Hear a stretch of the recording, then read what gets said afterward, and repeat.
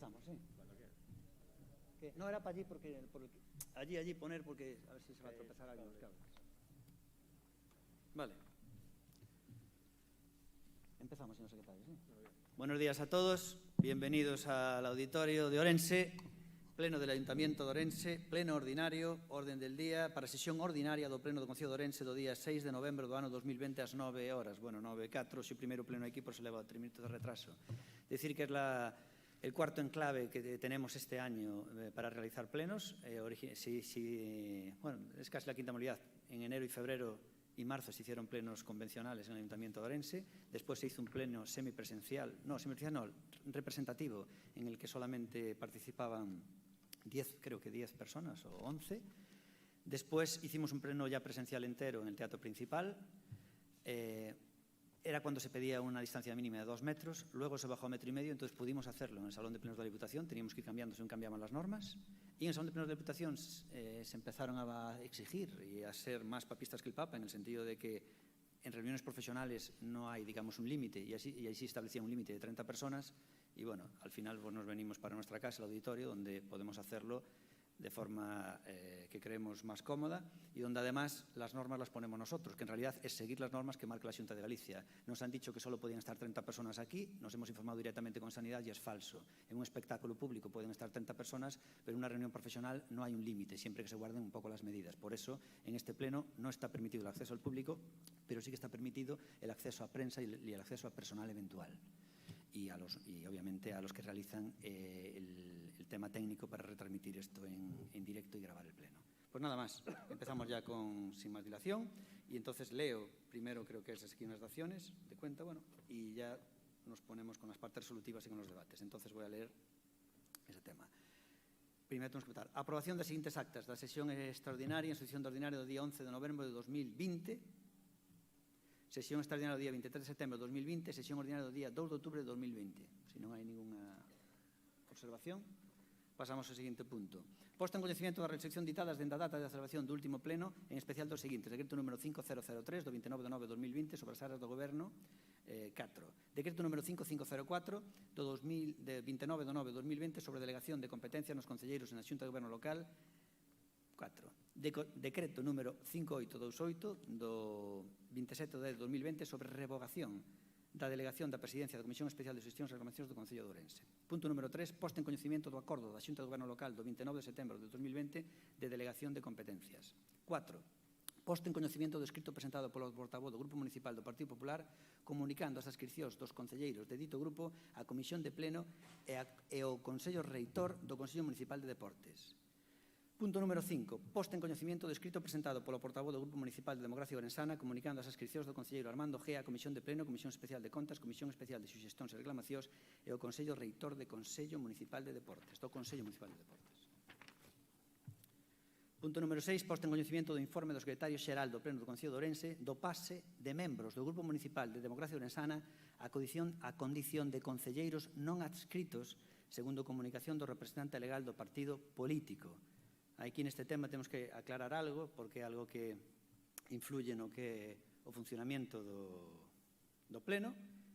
Como saben, hai 4 membros do Grupo Municipal de Democracia Ourensana que despois dos informes pertinentes pasan a ser non adscritos porque o partido declarou unos tránsfugas, co cual pasan a ser non adscritos. Entonces cambia o que se chama aquí claro, o tema de representatividade a hora de falar e a hora de ter presencia en certos, obviamente, puntos, obviamente, do Concello de Ourense. Entonces, no pleno do Concello de Ourense, ao final acordouse un pouco, é algo que a lei dice que non pode ter máis dereitos do que terían no seu lugar de orixe, pero ao mesmo tempo ten tamén de ter unha representatividade mínima, non? Entón, ao final, o que se acordou na Xunta de Portavoces é que nas intervencións podían intervir 2 minutos e 2 minutos, normalmente intervense 5 minutos e 4 minutos, eles poden intervir 2 minutos e 2 minutos, poden intervir de forma rotatoria, en caso non hai consenso, solamente un deles en cada punto, e poden presentar unha moción en cada pleno e poden acudir a unha comisión de pleno, a comisión tamén de suxerencias e de tema de contas.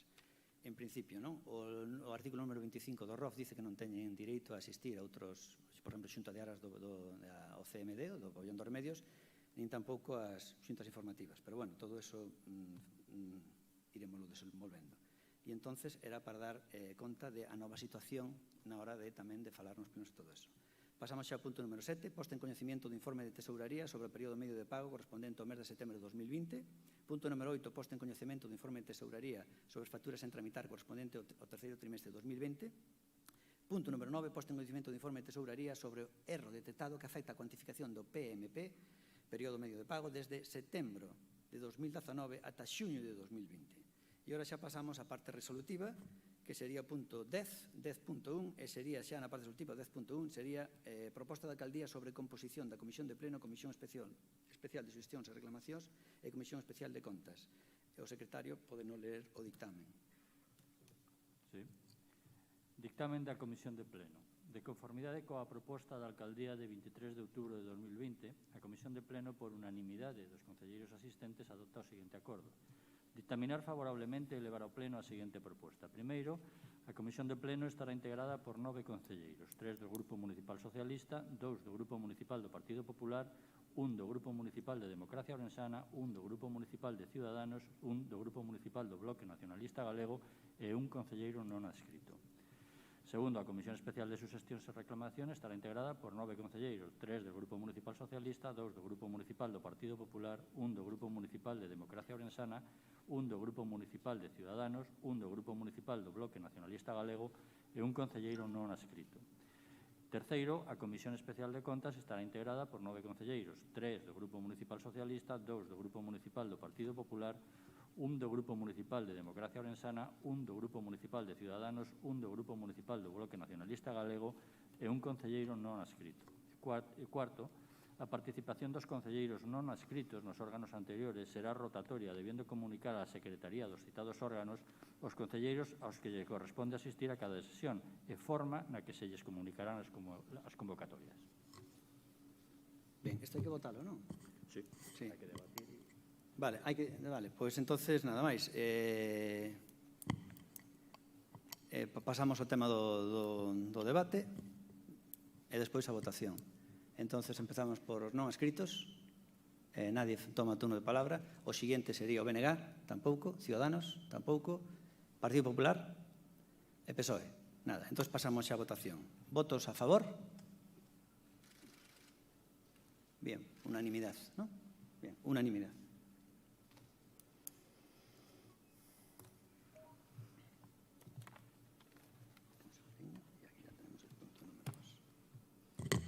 Pasamos agora ao punto, dentro do punto 10, o 10.2, expediente de recoñecimiento extrajudicial de créditos 2P/2020. De novo, o señor secretario, le do ditamen. Ditamen da Comisión de Pleno. De conformidade coa proposta do Concelleiro de Facenda de 27 de outubro de 2020, a Comisión de Pleno, por 8 votos a favor do Grupo Municipal de Democracia Ourensana, do Grupo Municipal do Partido Popular, do Grupo Municipal Socialista e do Grupo Municipal de Ciudadanos e unha abstención do Grupo Municipal do Bloque Nacionalista Galego, adopta o seguinte acordo. Dictaminar favorablemente e elevar a pleno a seguinte proposta. Primeiro, aprobar a seguinte relación de facturas, aprobación do gasto da súa disposición e de recoñecemento da obriga por un total de 1.008.203,59 euros, correspondentes a gastos realizados en exercicios anteriores que non puideron seguir a tramitación ordinaria para a súa aprobación nos respectivos exercicios a favor dos terceiros e con cargo aos créditos das aplicacións orzamentarias, retencións de créditos reflectidas para cada aplicación orzamentaria que en cada caso se indican e que figuran en el dictamen. Segundo, aprobar a seguinte relación de liquidacións maio a novembro de 2017 que acompaña as facturas relacionadas á aprobación do gasto, da súa disposición e de recoñecemento de obriga por un total de 227.376,32 euros que non pudieron seguir a tramitación ordinaria para a súa aprobación no exercicio 2017 a favor da concesionaria Valoriza Servicios a la Dependencia SL con cargo pues figura el reconocimiento de crédito y compensando estos importes con ingresos recadados por la concesionaria nos respectivos meses y que figuran también en el dictamen. Y, en tercer lugar, dar conta do presente acordo á Tesorería Municipal os efectos contables oportunos.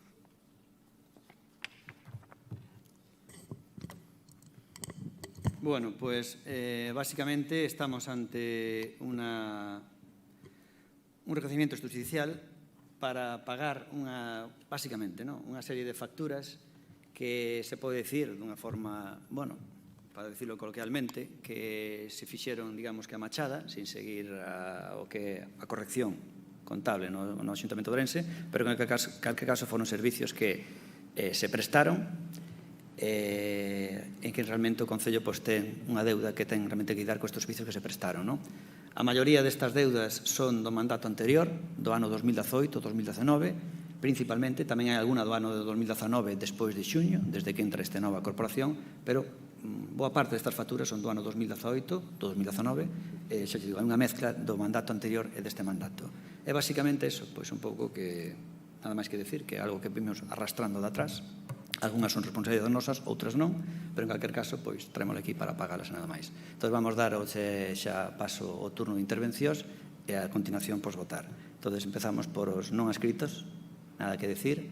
O seguinte sería o BNG, o señor Luis Seara do BNG, que sube ao palco.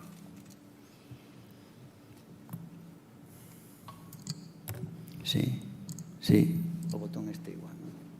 No se enciende, ¿verdad? Sí, sí, sí, el botón no influye.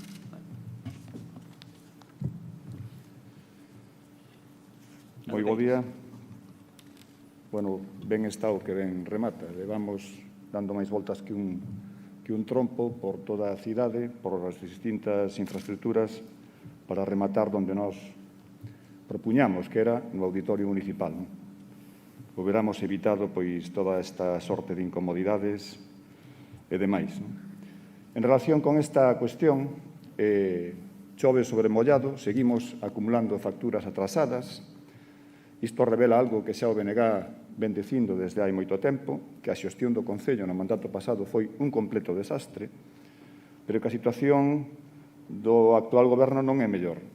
Nos últimos meses, acábase de dar conta ahora por parte da Alcaldía, a demora no pago de facturas non fai máis que medrar. O período medio de pago no mes de setembro situouse en 125,4 días, moi alonxado dos 30 días que establece a lei.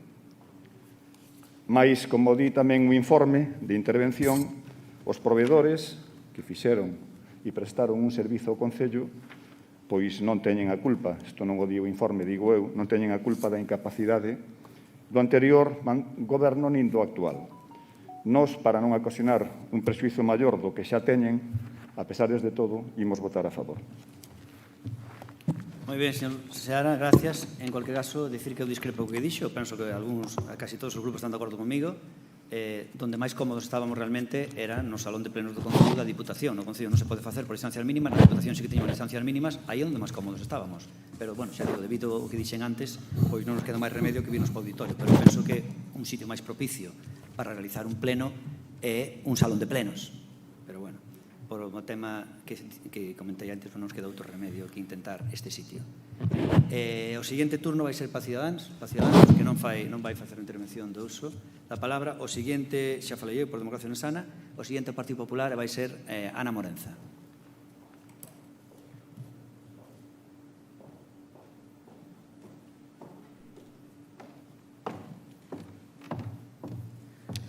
Buenos días a todos. En primer lugar, hacer una aclaración. En el momento en el que fueron contratados los servicios de estas facturas, sí existía consignación presupuestaria. Las facturas no se tramitaron en tiempo y forma, por lo que esa consignación presupuestaria desapareció. De ahí que este grupo quiera manifestar que está totalmente de acuerdo con lo establecido con el jefe de gestión económica en su informe relativo a este expediente, diciendo que es necesaria una auditoría. Es más, estaba a punto de realizarse cuando yo estaba como concejala de Hacienda. A pesar de que el otro técnico informante parece estar en contra de esa auditoría, nosotros desde aquí le pedimos que continúe, que se realice esa auditoría y que se compruebe dónde están los cuellos de botella, que son los que provocan que se pierdan consignaciones y que se paguen intereses de demora. Gracias. Por cierto, vamos a apoyarlo, por supuesto. Muy bien. Y por parte, gracias a Ana Morenza del Partido Popular, y ahora el último turno es del Partido Socialista. Sí, que va a intervenir, por favor, Juana Geitos, concelleira del Partido Socialista. Armando, en el amarillo es para resetear. Para resetear en el amarillo, para no tener que andar todo el rato.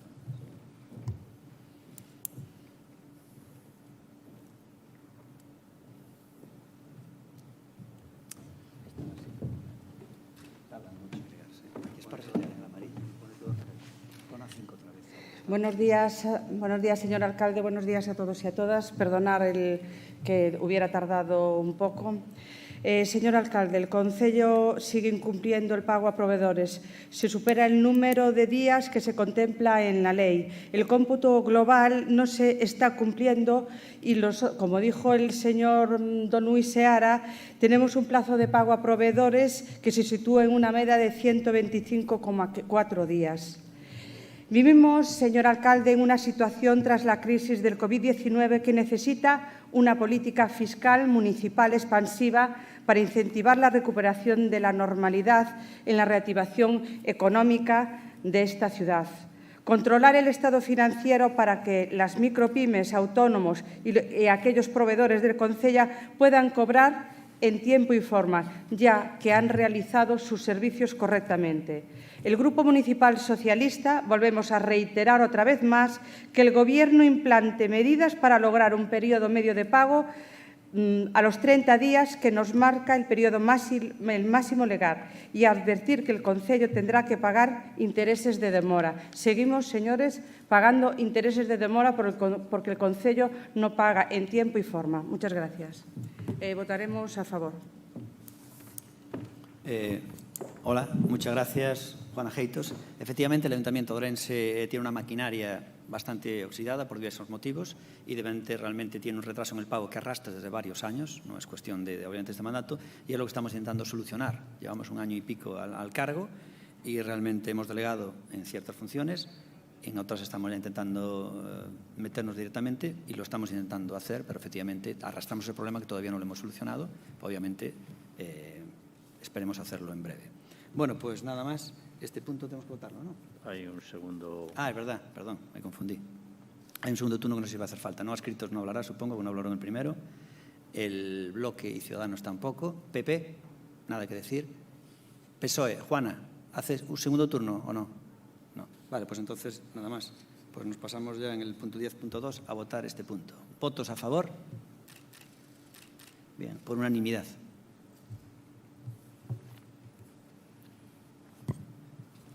Pasamos ahora al punto 10.3 y en el 10.3 es un punto que es proposta de alcaldía sobre régimen distributivo dos membros corporativos. Este tema tengo que aclararlo porque aquí torticeramente algún medio de comunicación y en las redes sociales se dijo que queríamos reajustar los salarios y subir el sueldo al alcalde, al teniente alcalde sobre todo, y porque se hacía una actualización de sueldos y realmente esto no es así. Esto es por ley. Todos los funcionarios tienen una actualización del IPC y a las que podemos estar de acuerdo o no, obviamente, y entonces es algo que no tiene nada que ver, obviamente, porque es algo que es la ley española, no tenemos nada que ver. ¿Qué ocurre? Que como se va a hacer un cambio en lo que son el número de personas que van a tener dedicaciones exclusivas por parte del Partido Popular, mientras esté en la oposición, pues obviamente tiene que tener sus dedicaciones exclusivas como tienen los demás partidos, hay que volver a llevar una propuesta que es la inicial de siempre y donde recoge la ley que marca esa actualización. Pero en ningún caso, por iniciativa nuestra, queremos un aumento de sueldos. Y esto es lo que se ha dicho en algún medio de comunicación que automáticamente rectificó. La región llegó a poner durante una hora en las redes sociales, en Internet, llegó a poner Jácome se sube el sueldo 1.500 euros y automáticamente rectificó al cabo de una hora. Y en las redes sociales, pues ciertas personas decían, mira que morros se suben el sueldo. Nosotros no nos subimos el sueldo para nada. Esto de aquí es un tema de la ley española y lo que sí se trae, porque hay que traer cada vez que se hace un cambio en lo que es el reparto de dedicaciones exclusivas, se hace un reparto en el que recogen esas normativas en las que se actualizan los sueldos, pero en que nosotros no tenemos nada que ver, ni exigimos, ni hemos pedido, ni hemos propuesto. No tiene nada que ver.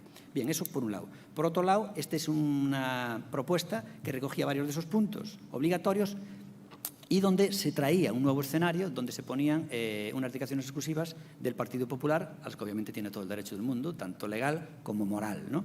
Este tema, como todavía hay algunos flecos y porque queremos intentar llevarlo por consenso con el resto de la corporación, todavía no hemos alcanzado ese punto de acuerdo, pues vamos a proponer su retirada del orden del día y para ello hay que votar esta retirada del orden del día. No vamos a votar la ratificación por vía de urgencia de inclusión porque vamos a votar ya la retirada directamente. Lo que sí tienen derecho es, antes de votar la retirada, hay derecho a debate si alguien quiere intervenir. Entonces, ¿alguien quiere intervenir antes de votar la retirada? No. Votamos directamente toda la retirada. Lo retiramos para, supongo, de traerlo próximamente al siguiente pleno que haya. Entonces, ¿votos a favor de la retirada? Muy bien, pues queda retirado el 10.3. El bloque no ha votado. Ah, perdona. ¿Votos en contra? Votos en contra y abstención. Nada. Entonces el bloque está en contra de que se retire. Vale. Muy bien.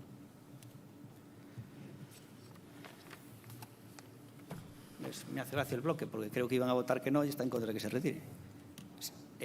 Es curioso porque ya habéis conseguido lo que queríais, que de momento no se aprobara. Entonces no entiendo por qué. Pero bueno, es igual. Votamos la retirada, pero vosotros habéis dicho que se iba a votar en contra en la comisión de pleno, creo. Por eso. Pero si lo que no es que no se apruebe, si ya se va a retirar, ya no se va a aprobar. Entonces, si vais a votar en contra, ya un poco habéis conseguido lo que se pretendía. No sé por qué estáis en contra de que se retire. Bueno, se retira algo de lo que no estáis a favor. Entonces, no entiendo por qué votáis en contra. Bueno, pues nada más. Vamos ya ahora con lo que son las mociones. Recordamos, mociones no vinculantes. Me da la sensación de que no va a ser tampoco, igual que el anterior pleno, el pleno más divertido del mundo. Muchas de estas mociones tienen un tinte de política nacional. Muchas no se meten en lo que es el Ayuntamiento de Ourense, tienen un tinte muy de debate nacional y bueno, por eso digo que quizás no sea el pleno que más nos incumba y el más divertido. En fin, empezamos ya con una moción que sería la moción primera de todas, que sería la 10.4, moción do Grupo Municipal do Partido Popular para instar ao Goberno a que ingrese as contías do IBI non liquidadas correspondente ao exercicio 2017 como consecuencia da implantación do suministro inmediato de información. En este empezará o Partido Popular e será Ana Morenza quen faga a defensa desta moción por espacio de 5 minutos. Ana Morenza do Partido Popular.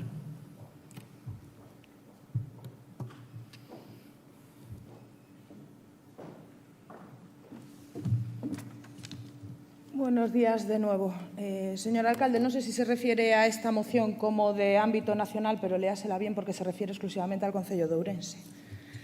En agosto de 2018, el presidente de la Xunta advirtió a la ministra de Hacienda del impacto que iba a tener en el sistema de financiación autonómico como consecuencia del cambio normativo de la gestión del IVA a través del suministro inmediato de información para reducir el fraude y facilitar el cumplimiento de las obligaciones tributarias. La implantación de este sistema implicó la no inclusión de la recaudación de un mes del año 2017 en el ejercicio, por lo que las comunidades recibieron la cantidad correspondiente a 11 meses de recaudación de este tributo y no a los 12 previstos en la ley.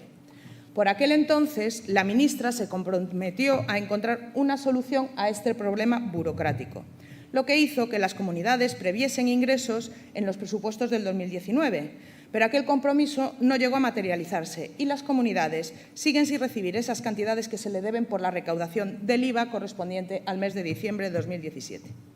Pero este cambio de sistema no afectó solo a las comunidades autónomas, sino que también afectó a las entidades locales, ya que su participación en los ingresos tributarios del Estado cayó de una forma significativa. La decisión tomada por el Ministerio de Hacienda provocó un desajuste contable que debió de ser compensado en el ejercicio de la liquidación. ¿Pero qué hizo el Ministerio de Hacienda? Pues todo lo contrario, obligar a las entidades locales a reintegrar al Estado unas cantidades en virtud de la liquidación viciada por el efecto del suministro inmediato de información.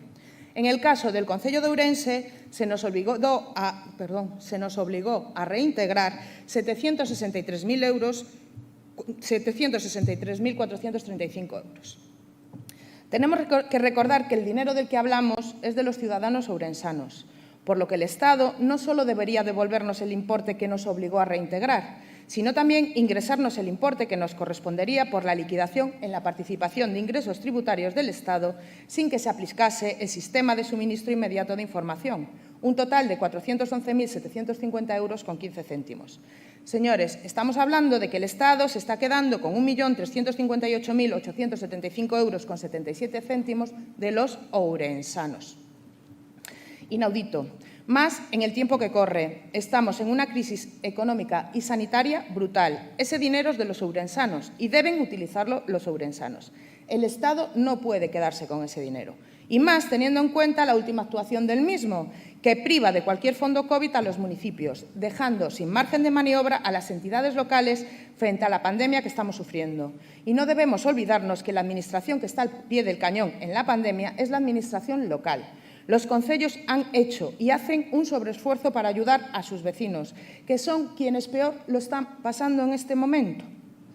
Si el Estado, además de quitarnos lo que nos corresponde, no aporta ningún tipo de ayuda económica que nos permita ayudar a los ciudadanos, lo único que hace es estrangularlos. Entiendo que nadie puede estar en contra de lo que reclamamos, porque lo que estamos reclamando es el dinero de los ourensanos. Gracias. Gracias, Ana, pero en cualquier caso, discrepando con las palabras que ha dicho Ana Morenza, porque ha dicho que es exclusivamente el Ayuntamiento de Ourense y no es así. Lo que ellos proponen desde aquí es realmente lo que dice prácticamente el Partido Popular, lo que está pidiendo lo siguiente: declarar o apoio deste Concello ás reivindicacións da FEGAN e da FEN para que o Goberno de España ingrese as entidades locais, a todas as entidades locais, as cuantías do imposto sobre o valor engadido non liquidadas correspondentes ao exercicio 2017 como consecuencia da implantación do suministro inmediato de información. E punto número 2, instar o Ministerio de Facenda que ingrese a este Concello 1.300.000 en concepto de cantidad non liquidada. O terceiro, dar traslado a estes acordos ao Ministerio de Facenda. Es decir, tiene un gran carácter nacional y luego habla obviamente de lo que nos afecta directamente a Ourense. Pero es verdad que todo lo que haga el Estado también influye en Ourense ciudad. Entonces, claro, cualquier moción nacional la podemos llevar al terreno municipal si queremos, porque claro, afecta a esto. Pero también si hacemos una moción de la NASA, seguramente nos va a afectar a los ourensanos, porque la NASA influye en todo el mundo, ¿no? Depende como podemos interpretarlo como queramos.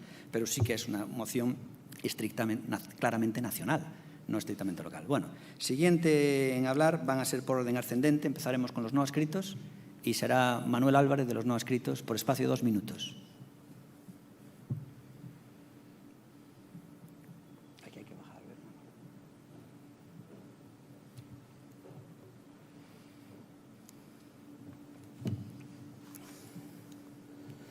Buenos días a todos. Eu vou ler un comunicado conjunto consensuado polo grupo do non escritos.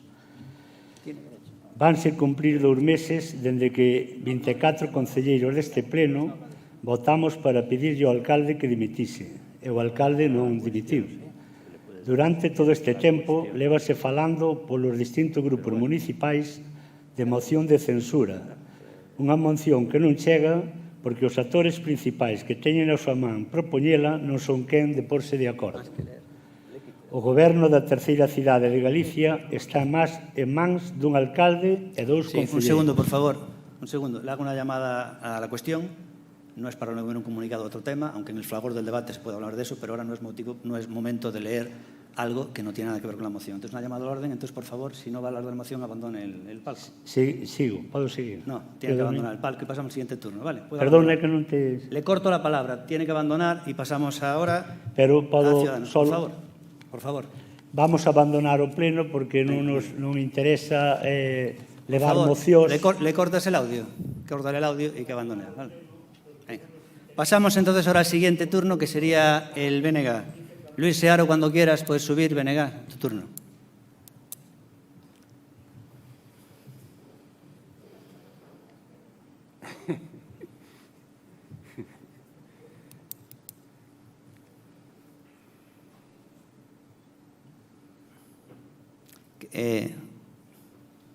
Abandonan el pleno los no adscritos, que fueron declarados tránsfugas, abandonan el pleno, pero van a cobrar igual, por su ausencia a pleno, 400 y pico euros brutos cada uno de ellos. Aunque lo abandonan a los 10 minutos, van a cobrar igual el importe entero del pleno. Bien, va ahora Luis Seara a hacer la réplica en esta moción del Partido Popular. Luis Seara, del BNG. Señor alcalde, a democracia hai que entendela en sentido amplo. E iso implica escoitar moitas veces cousas que non agradan. Sería desexable, eu aconsellolle, sería desexable que deixara falar, que deixara expresarse aos distintos concelleiros e concelleiras, aínda que non lle agrade o que lle poden decir. Xa lles adianto... Espérale para el tiempo. Señor Seara, a ver, una cosa es, en unas mociones que no son vinculantes, hablar de todo lo que se puede, y siempre lo hemos defendido, en las que no son vinculantes, y otra cosa es claramente una moción ya de un tema del Partido Popular sobre el IVA, sacar un papel y ponerse a leer ya otra historia. Tiene que ver, una cosa es en el fragor del debate hablar, y otra cosa es ya ponerse a leer ya un papel que no tiene nada que ver. Bueno, eu lembraríalle... Creo que ya fue demasiado descarado. O que ten feito vostede ao longo da súa carreira política neste Concello. En todo caso, xa lles adianto, señora Morenza, que imos votar a favor. Mais dito isto, vostedes, como acostuman a facer habitualmente, pretenden lavarse as mans cando foron os xeradores do problema. O O primeiro que hai que explicar, porque esta é unha cuestión bastante árida e complexa, é que é o suministro de información inmediata, o famoso SII. É un novo sistema mediante o cal se levan os libros de rexistro do IBE de maneira casi instantánea a través da web da Axencia Tributaria. En febreiro deste ano, o Ministerio de Facenda comunicoulle aos concellos que, igual que acontecía cas autonomías, non se lle trasladara directamente o IBE que deixaron de cobrar pola lea da posta en marcha dun novo sistema de información no ano 2017 que implicou que as liquidacións se efectuasen por 11 en lugar de por 12 mensualidades. As entidades locais sufriron as consecuencias da liquidación de un mes de 2017 no que o diñeiro que lles correspondía polo IBE non lles chegou. Primeiro, pola entrada en vigor dese novo sistema de información e despois pola ausencia de orzamentos xerais do Estado para 2019. Para comprender o enredo contable polo que deixou de pagarse a mensualidade do IBE correspondente a decembro de 2017, tanto as comunidades como os concellos debemos remontarnos á implementación ese ano, estou me referir a 2017, da chamada Suministración Inmediata de Información do IBE, o famoso SII. Entre outras cuestións, esta medida que adoptou Montoro implicou que o prazo de pago das autoliquidacións pasase do 20 ao 30 de cada mes. O pago do IBE mensual de decembro de 2017 entra en caixa en xaneiro de 2018, de maneira que en tales termos de caixa, en 2017 só se contabilizaron 11 meses de ingresos das autoliquidacións do IBE, sen que ningunha comunidade autónoma do Partido Popular, por certo, protestase por este cambio. En 2019 chegou a hora de liquidar o exercicio 2017, é dicir, ver se os anticipos ingresados polo Estado ás autonomías eran maiores ou menores do efectivamente recadado polo IBE e compensar as diferenzas. Esta operación sempre se fai cun decalaxe, cun desfase de 2 anos, e xa estaba destas María Jesús Montero a fronte do Ministerio. A solución que se ideou para resolver o problema foi articular un cambio normativo no IBE a través dos orzamentos do Estado de 2019, que supuña adiantar a autoliquidación que xa voa en decembro, do día 30 ao día 20, xerando así o efecto contrario que en 2017. Desa forma, en termos de caixa, no ano 19 contabilizaríanse os ingresos de 13 meses, compensando así os 11 meses de 2017. Mais esta solución non puido aplicarse xa que o proxecto de orzamentos foi rexeitado, entre outras cousas, porque o Partido Popular votou en contra. Cando se adopta este cambio de normativa nese ano 2017, deberían terse previstos os axustes necesarios para que este feito non afectara a participación nos ingresos do Estado das comunidades autónomas e das entidades locais. Como consecuencia desta medida, os ingresos tributarios do Estado, polo que se cuantifica a participación dos ingresos das entidades locais, vese afectado notablemente, de tal modo que, de ser unha liquidación do Plan de Infraestructuras Estatais sustancialmente positiva co sistema anterior, convértese, co efecto sí, en resultados negativos para o conxunto dos concellos e deputacións co obriga de teren que reintegrar contiosas cifras ao Estado. A propia FEM fala de 800 millóns de euros de débeda do totalidade das entidades locais do Estado. A Asamblea Xeral da FEGAM, na súa asamblea celebrada o 29 de novembro, no relatorio aprobado, exixe ao Goberno do Estado que de forma urxente adopte fórmulas para compensar as perdas na liquidación definitiva do Plan de Infraestructuras Estatais correspondente ao ano 17 e cuantifica, no caso das entidades galegas, en máis de 50 millóns de euros esa débeda que hai que compensar. Xa falaba antes a señora Morenza de que é algo máis de 1 millón de euros no caso de Ourense. Para aliviar a situación, o Goberno propuxo como medidas que non terán efecto a liquidación do IBE de 2017 a hora de avaliar o cumprimento do obxectivo da regla de gasto e de déficit para 2019, ademais de pôr en marcha un fondo extra de liquidación autonómico para que non se produzan atrasos nos pagos a provedores.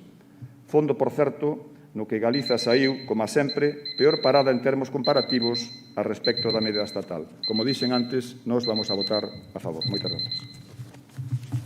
Muy bien, señor Seara. Bueno, son cosas del directo, que estamos con nuevos sistemas y suena la alarma, siempre somos flexibles en el tiempo. Y ahora suena ahí la alarma, ya no hace falta que diga que abuse yo tiempo. Nada más, vamos ya con el siguiente turno, que va a ser de Ciudadanos, y va a ser el señor Laureano Bermejo, consejero de Ciudadanos, quien va a responder a la moción que debatemos del Partido Popular sobre el IVA.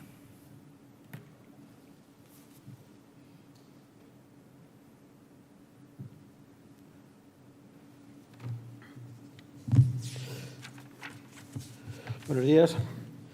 Seré breve porque yo creo que esta es una moción bastante técnica, es bastante monótona e incluso pesada, pero todo se resume en algo muy sencillo.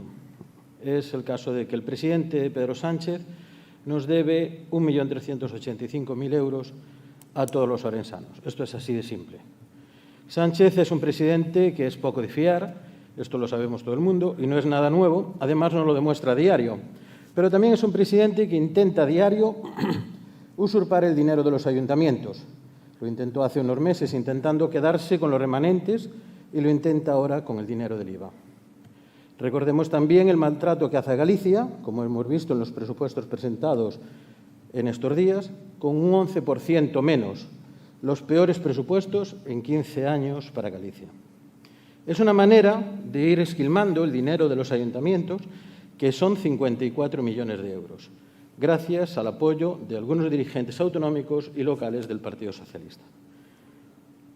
El pasado día 24 de este año de enero, la ministra de Hacienda manifestaba con relación a la devolución del IVA del año 2017 que era un tema que tenía que haberse resuelto en el año 2019, pero ya no era posible, dejando claro que el Gobierno no tenía intención alguna de devolver por ley el dinero que les correspondía a las comunidades y también a los ayuntamientos. Días más tarde presentaba una propuesta de compensación que consistía en elevar 1/10 del techo de gasto, propuesta que seguramente puede satisfacer a algunas comunidades locales que se encuentran en una situación de déficit, pero no en aquellas que se encuentran en un caso de superávit, como es el caso de Orense. Con el cambio normativo, con la ley del IVA que se introdujo en el año 2017, con la introducción del suministro inmediato de información, se produjo un desfase de tesorería que llevó a la cuenta del 2017 solamente los ingresos correspondientes a 11 meses de recaudación, situación que se vería recompensada en el momento de liquidación definitiva del ejercicio. El 2,3% aproximadamente de la recaudación que del Estado se cede a las capitales de provincia y comunidades autónomas y municipios con más de 75.000 habitantes, sin embargo, el Gobierno sigue sin entregar ese importe utilizando argumentos sin fundamento. En el ejercicio del 2019 decía que estaba en funciones y que no podía llevar a cabo estos pagos, y en el año 2020 el motivo era que el plazo ya se había pasado y que no era posible llevarlos a cabo. Esta situación, además de generar tensiones de tesorería al no contarse con esos recursos, al no contar con el dinero para determinados fines, hay que recordar que son recursos que nos corresponden a todos los orensanos por ley. Y recuerdo, son 1.385.000 euros que nos corresponde a nosotros. Muchas gracias. Muy bien, señor Laureano Bermejo.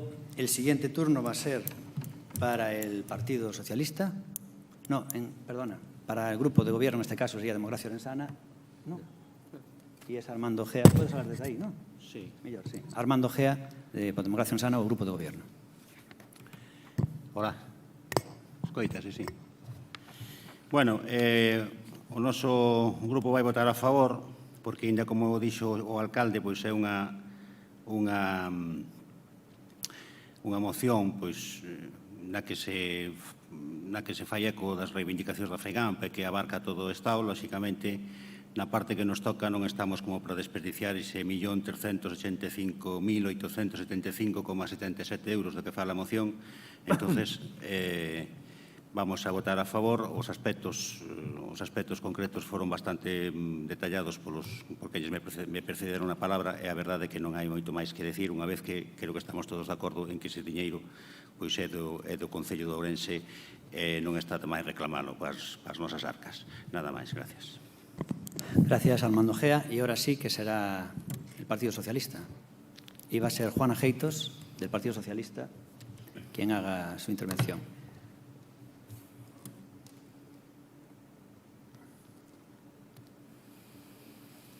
Sí que es verdad que se pierden 15 segundos entre intervención en principio por la atril. A lo mejor en el futuro, pues como nos vamos a quedar aquí yo creo que un año, a ver si lo podemos mejorar poniendo otro atril y micrófonos inalámbricos de mano también. Bueno, que ya los hay, pero bueno. Cuando quieras, Juana. Gracias, señor alcalde.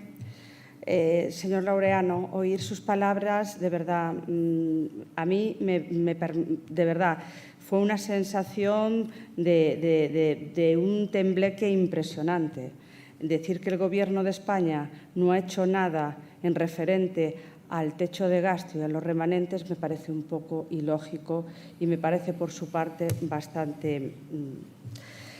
Bueno, me voy a centrar en la moción. Hoy el Partido Popular nos trae una moción cuyo problema lo han creado ustedes.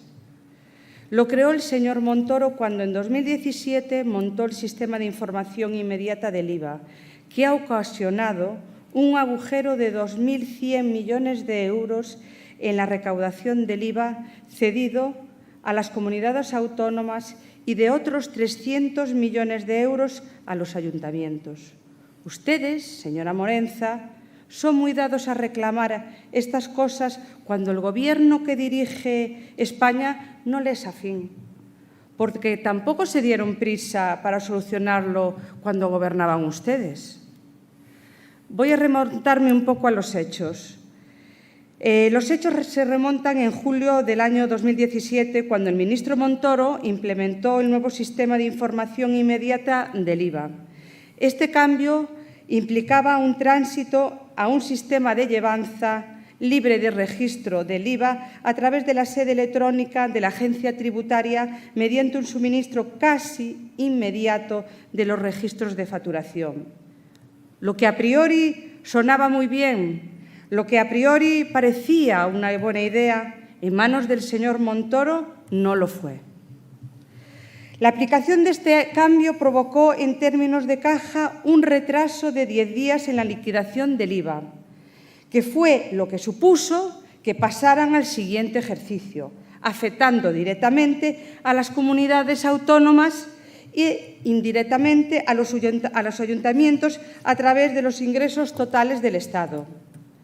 Aunque, señora Morenza, en la redacción de su demanda, de la presente moción, se olvida de comentar que el Ministerio de Hacienda sobre este tema ya se pronunció en el mes de febrero del año 2020. La ministra de Hacienda anunciaba que a los ayuntamientos se le compensaría la pérdida del IVA del 2017. Por lo que esta trayectoria lo que viene a demostrar, señores, es que tratándose de un problema generado por los cambios de la normativa del Partido Popular en el año 2017, que nos quede claro, cambios que no se solucionaron ni se complementaron en su momento, señores del Partido Popular. ¿Lo que hizo el Gobierno actual? Pues ver varias vías. ¿Y entre esas vías qué hay? Pues los nuevos presupuestos generales del Estado. Y deseamos que el Partido Popular, Ciudadanos y el Bloque Nacionalista deseamos que prosperen estos presupuestos por el bien de Galicia, por el bien de Ourense y por el bien de España. Se nos presenta una crisis como nunca, una crisis que exige un esfuerzo de todos para atender todas las demandas económicas y sociales, cada vez mayores, con recursos limitados y una previsible caída de ingresos. Demandas en las que la Xunta de Galicia, señores del Partido Popular, como viene siendo habitual, se lavan las manos y otorgan la callada por respuesta. Muchas gracias por mi primera intervención. Muy bien, pues finalizó el primer turno y ahora bajamos a 4 minutos en los que son las réplicas y Ana Morenza, por favor, que fue quien expone esta moción, tendrá esos 4 minutos en este segundo y último turno. Partido Popular, Ana Morenza.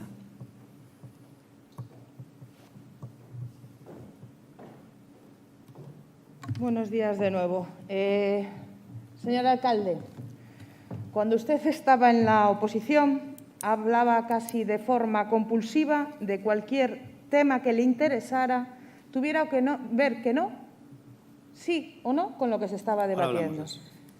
Ahora que usted es alcalde, impide a los demás... Ya he dicho por qué, hacer lo mismo que usted hacía. No, mentira. Estoy de acuerdo con el señor Luis Seara. Hay que entender la democracia en un sentido más amplio y no en un sentido publicitario. Doña Juana, la ministra dijo, pero no hizo. Así que, nasti de plasti.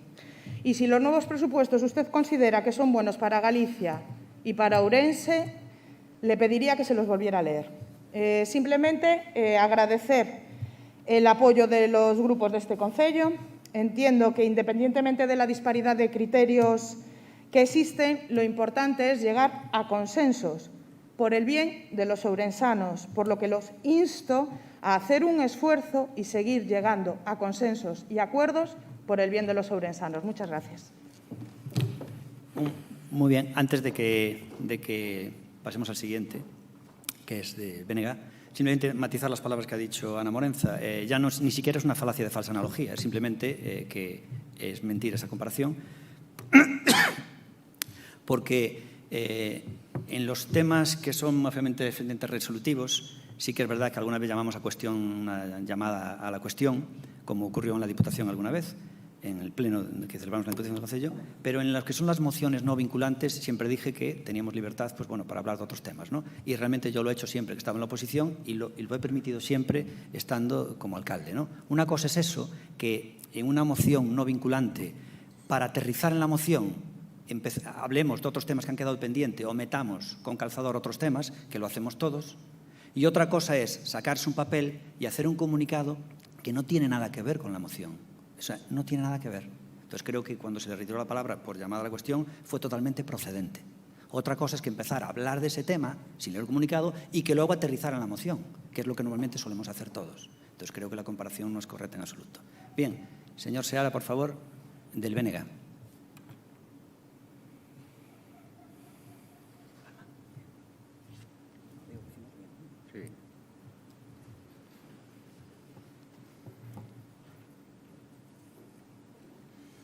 Bueno, non ia intervir nesta segunda quenda, porque creo que cando estamos todos de acordo sobran os debates, pero como fomos interpelados pola señora Ajeitos, non quería deixar pasar esta oportunidade para decir que nos asinamos un acordo de investidura co Partido Socialista, que agardamos que se cumpla en todos os seus extremos, que somos responsables, pero que miramos por os intereses deste país, pero sendo responsables non somos estúpidos. Nada máis.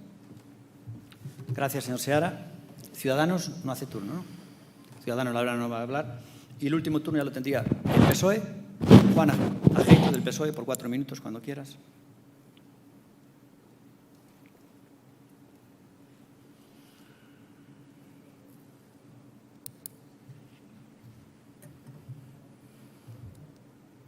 Yo creo que se pueden poner más atriles y la gente decide dónde quiera hablar.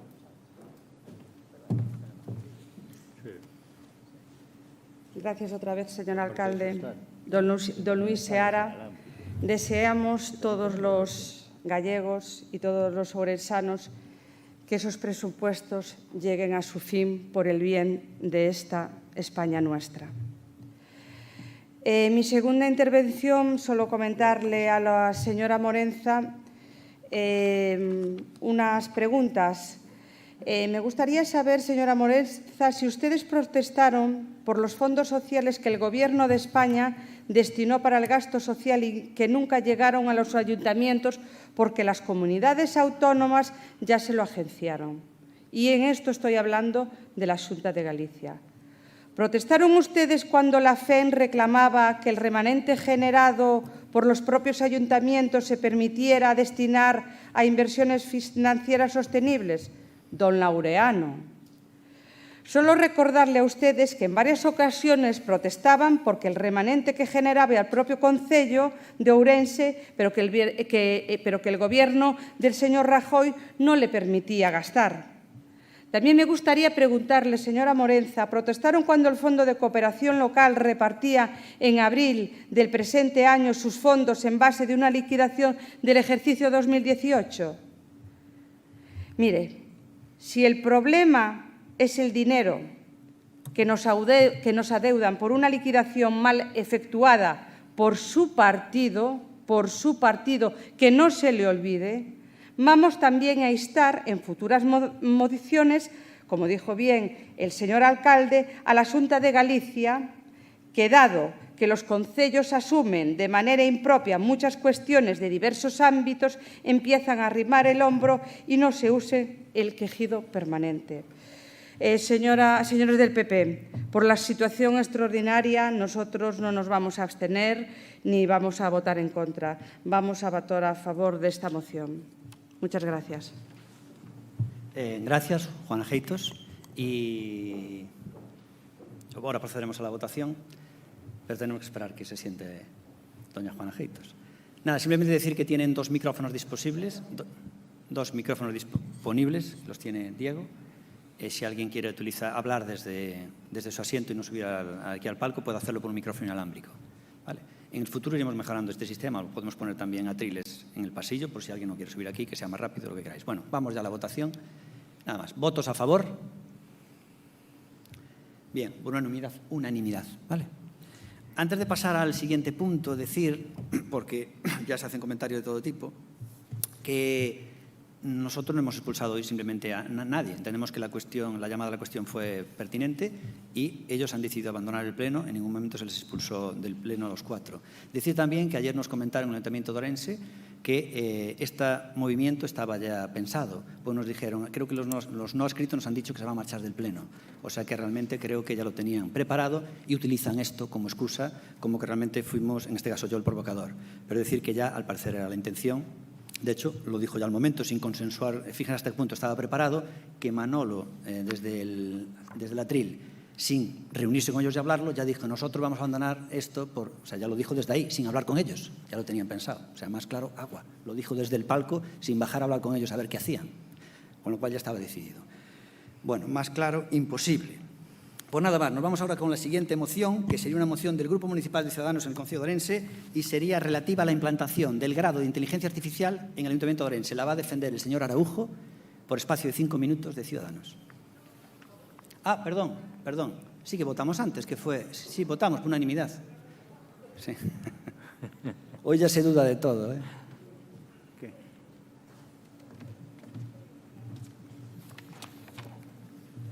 Cuando quieras, Araujo. Gracias, señor alcalde. Bo día a todos.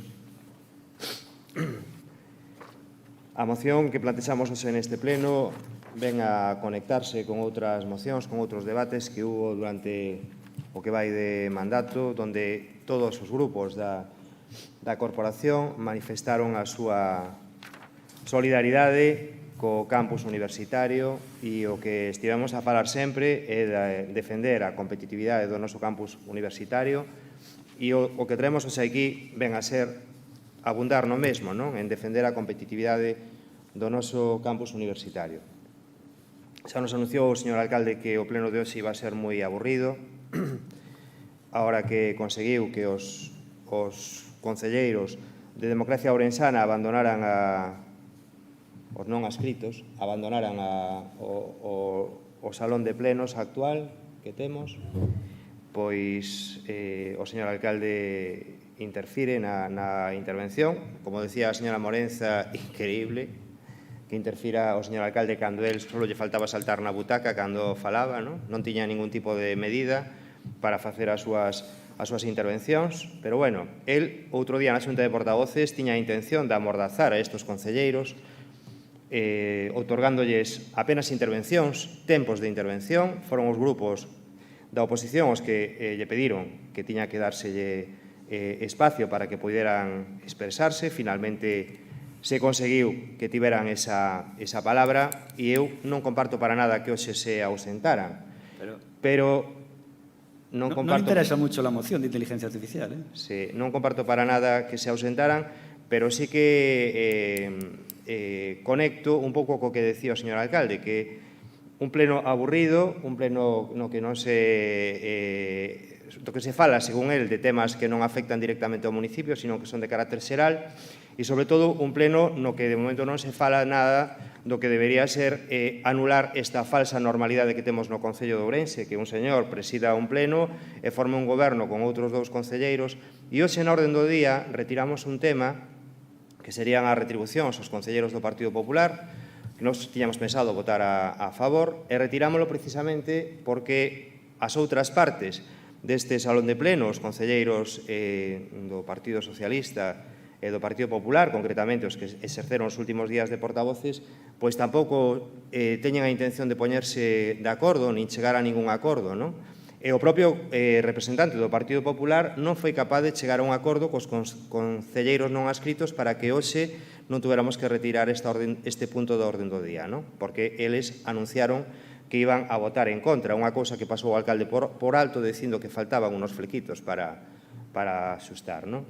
Isto quere decir que os que están a negociar ahora mesmo non están a negociar ben as cousas e froito de que non están a negociar ben as cousas seguimos tendo no sillón ao señor alcalde que non ten ningún interese en falar do campus universitario como non o tivo durante todo o mandato a pesares de que os grupos da oposición lle estiveron a decir durante estes últimos meses, máis de un ano, que o Concello de Ourense tiña que exercer un papel clave na defensa do campus universitario de Ourense. Un campus que se vía sistemáticamente pisoteado por outros campus, por outras cidades, por outras universidades que pretendían sempre levar hacia os seus campus o que eran os intereses de Ourense. Houbo moitos exemplos, aquí debatíronse, a plataforma Pro Campus pediunos encarecidamente que a corporación se sumara e así o fixo en moitas ocasións e o que hoxe traemos aquí é unha petición que parte da propia Facultade de Informática que no seu momento considera interesante para o campus de Ourense a implantación do grao en Inteligencia Artificial, que a Universidade de Vigo é a que lle frena ese avance no interés da facultade de que se instale no campus de Ourense o grado en Inteligencia Artificial e a xustificación é que está cerrado o mapa de titulacións por parte da Xunta de Galicia.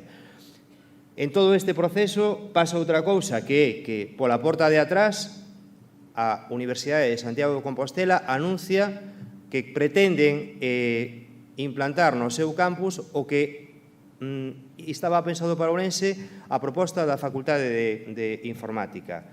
E parece que, como o día a Universidade de Santiago, o que antes estaba cerrado o mapa de titulacións para Ourense, por lo tanto a Universidade ni siquiera de Vigo, ni siquiera lle daba a oportunidade á Facultade de Informática de Ourense, parece que ahora para Santiago vale. E o que vimos a traer, o que traemos aquí é o apoio da corporación precisamente para que esa situación non se produza e pasemos á idea original.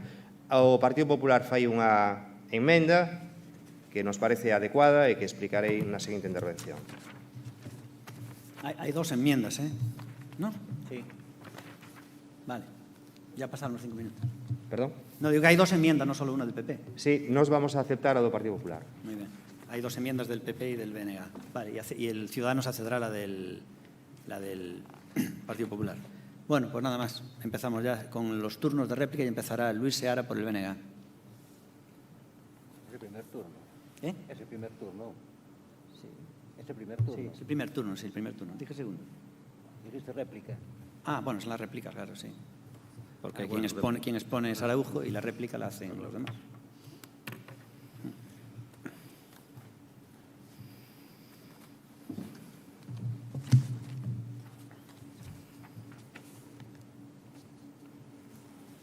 Pois un minuto dedicoulle, señor Araujo, a esta moción, que é certo que é verdadeiramente importante.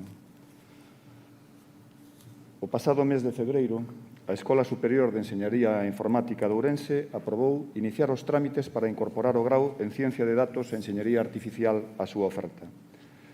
A declaración de interese presentouse en marzo diante do Consello de Goberno da Universidade de Vigo, pero non pasou de aí porque o reitorado esgrimiu que o mapa de titulacións estaba pechado para as 3 universidades e que debería planificarse cando este se abrise de novo.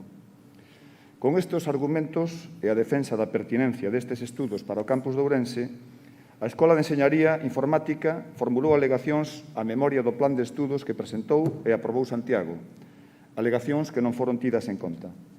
Nas alegacións formuladas, a Escola de Enseñaría defende que os estudos de inteligencia artificial aparecen como un dos perfís de futuro dentro do informe elaborado pola Función Empresa Universidade Galega, pola FEUGA, adicada a fomentar o desenvolvemento tecnolóxico, social e económico de Galiza.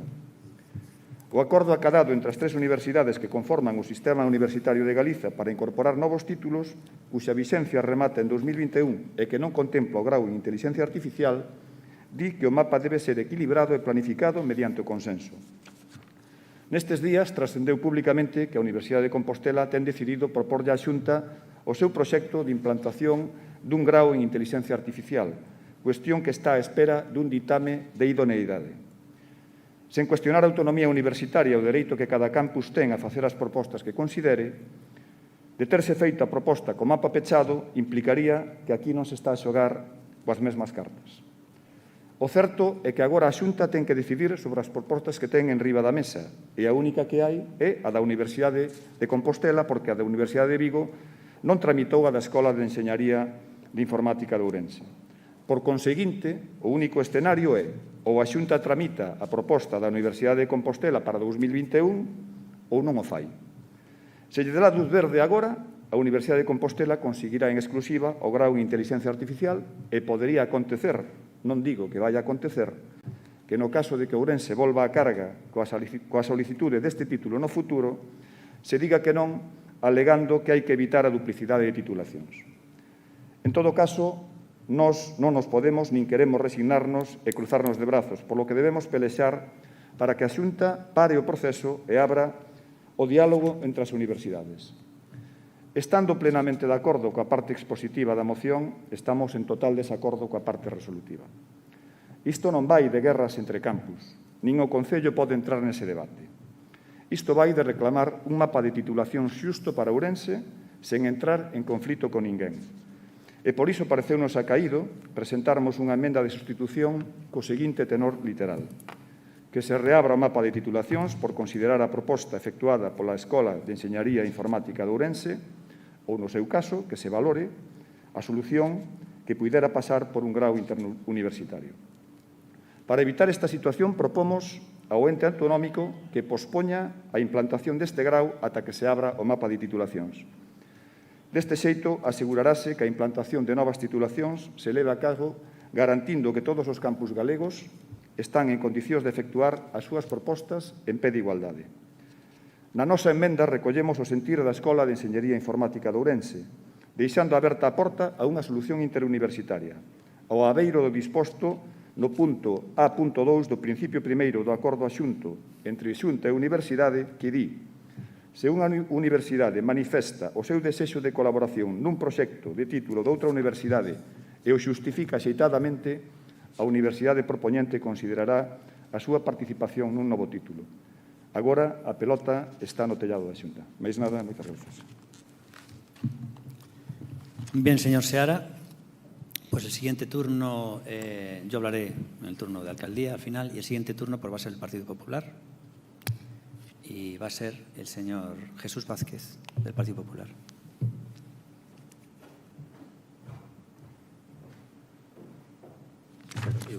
Moi bons días a todas e a todos.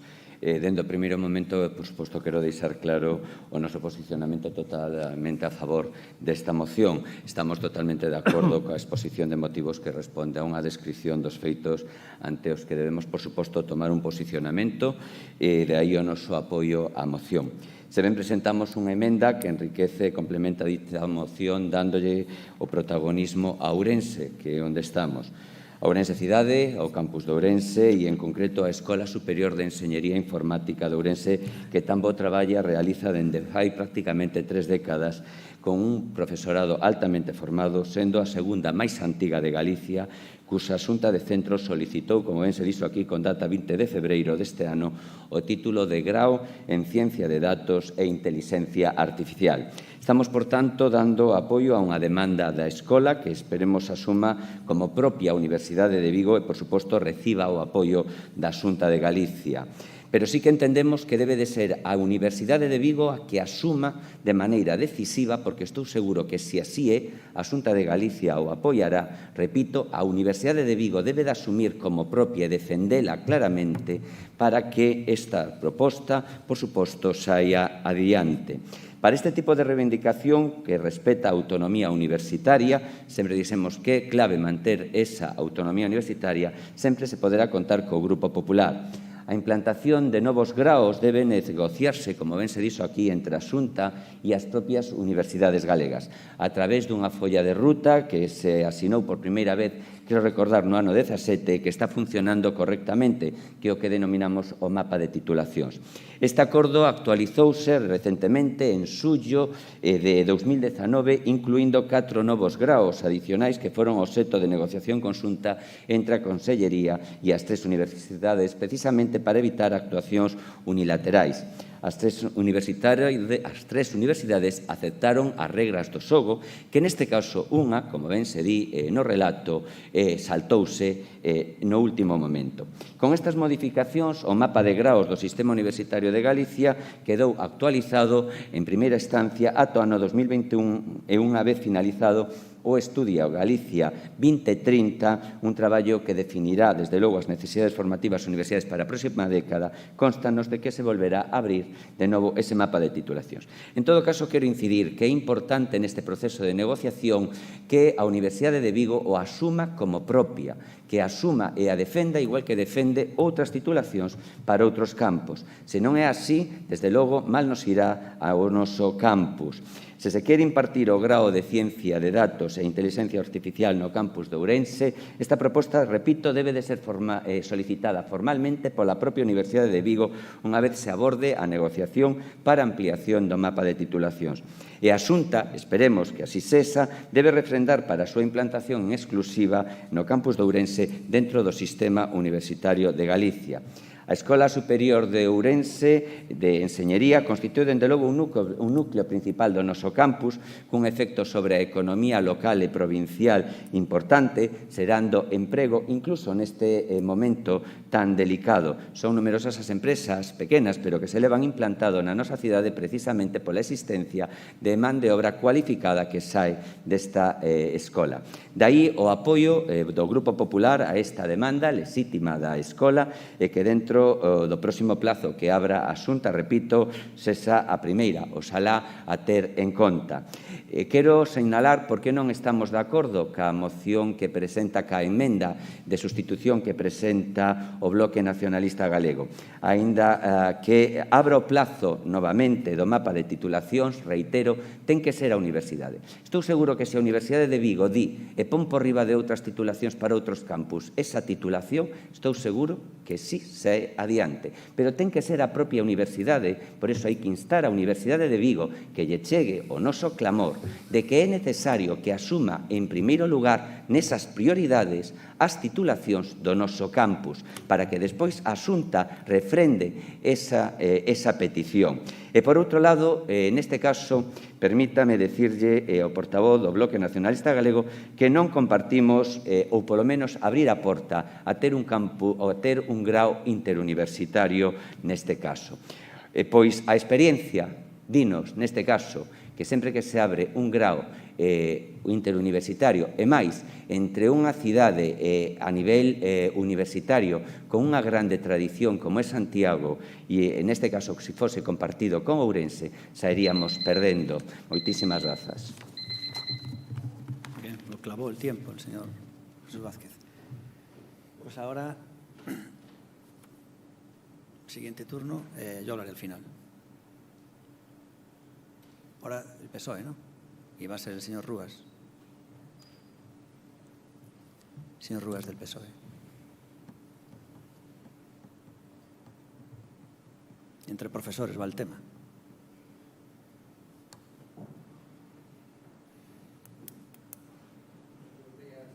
Moi bons días, moitas gracias. Efectivamente, si, entre profesores anda en juego.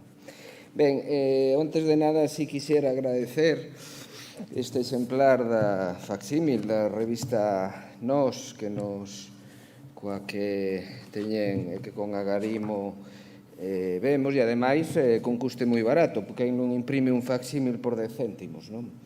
Isto, e logo tamén esta tablet coa que nos obsequiaron de madeira, comprelle algunha actualización, pero, bueno, dicían que hoxe iba a ser un pleno aburrido, confiemos que tamén que non e que o auditorio nos axude a leválo do mellor xeito posible. E digo tamén o auditorio porque teño que decir con ledicia que bueno, que é moi acaído e moi oportuno. Hoxe traemos tamén unha moción da que falaremos despois de posta en valor do do complexo do propio auditorio, e é, que decir, cando decía o señor Seara de que nós propuxemos, supoño que se refería a nós, o Partido Socialista, que propuxemos que se celebraran os plenos, o que di o señor alcalde, volvemos a casa, ainda non estamos en Nadal, pero estamos preto de ter o Nadal, non?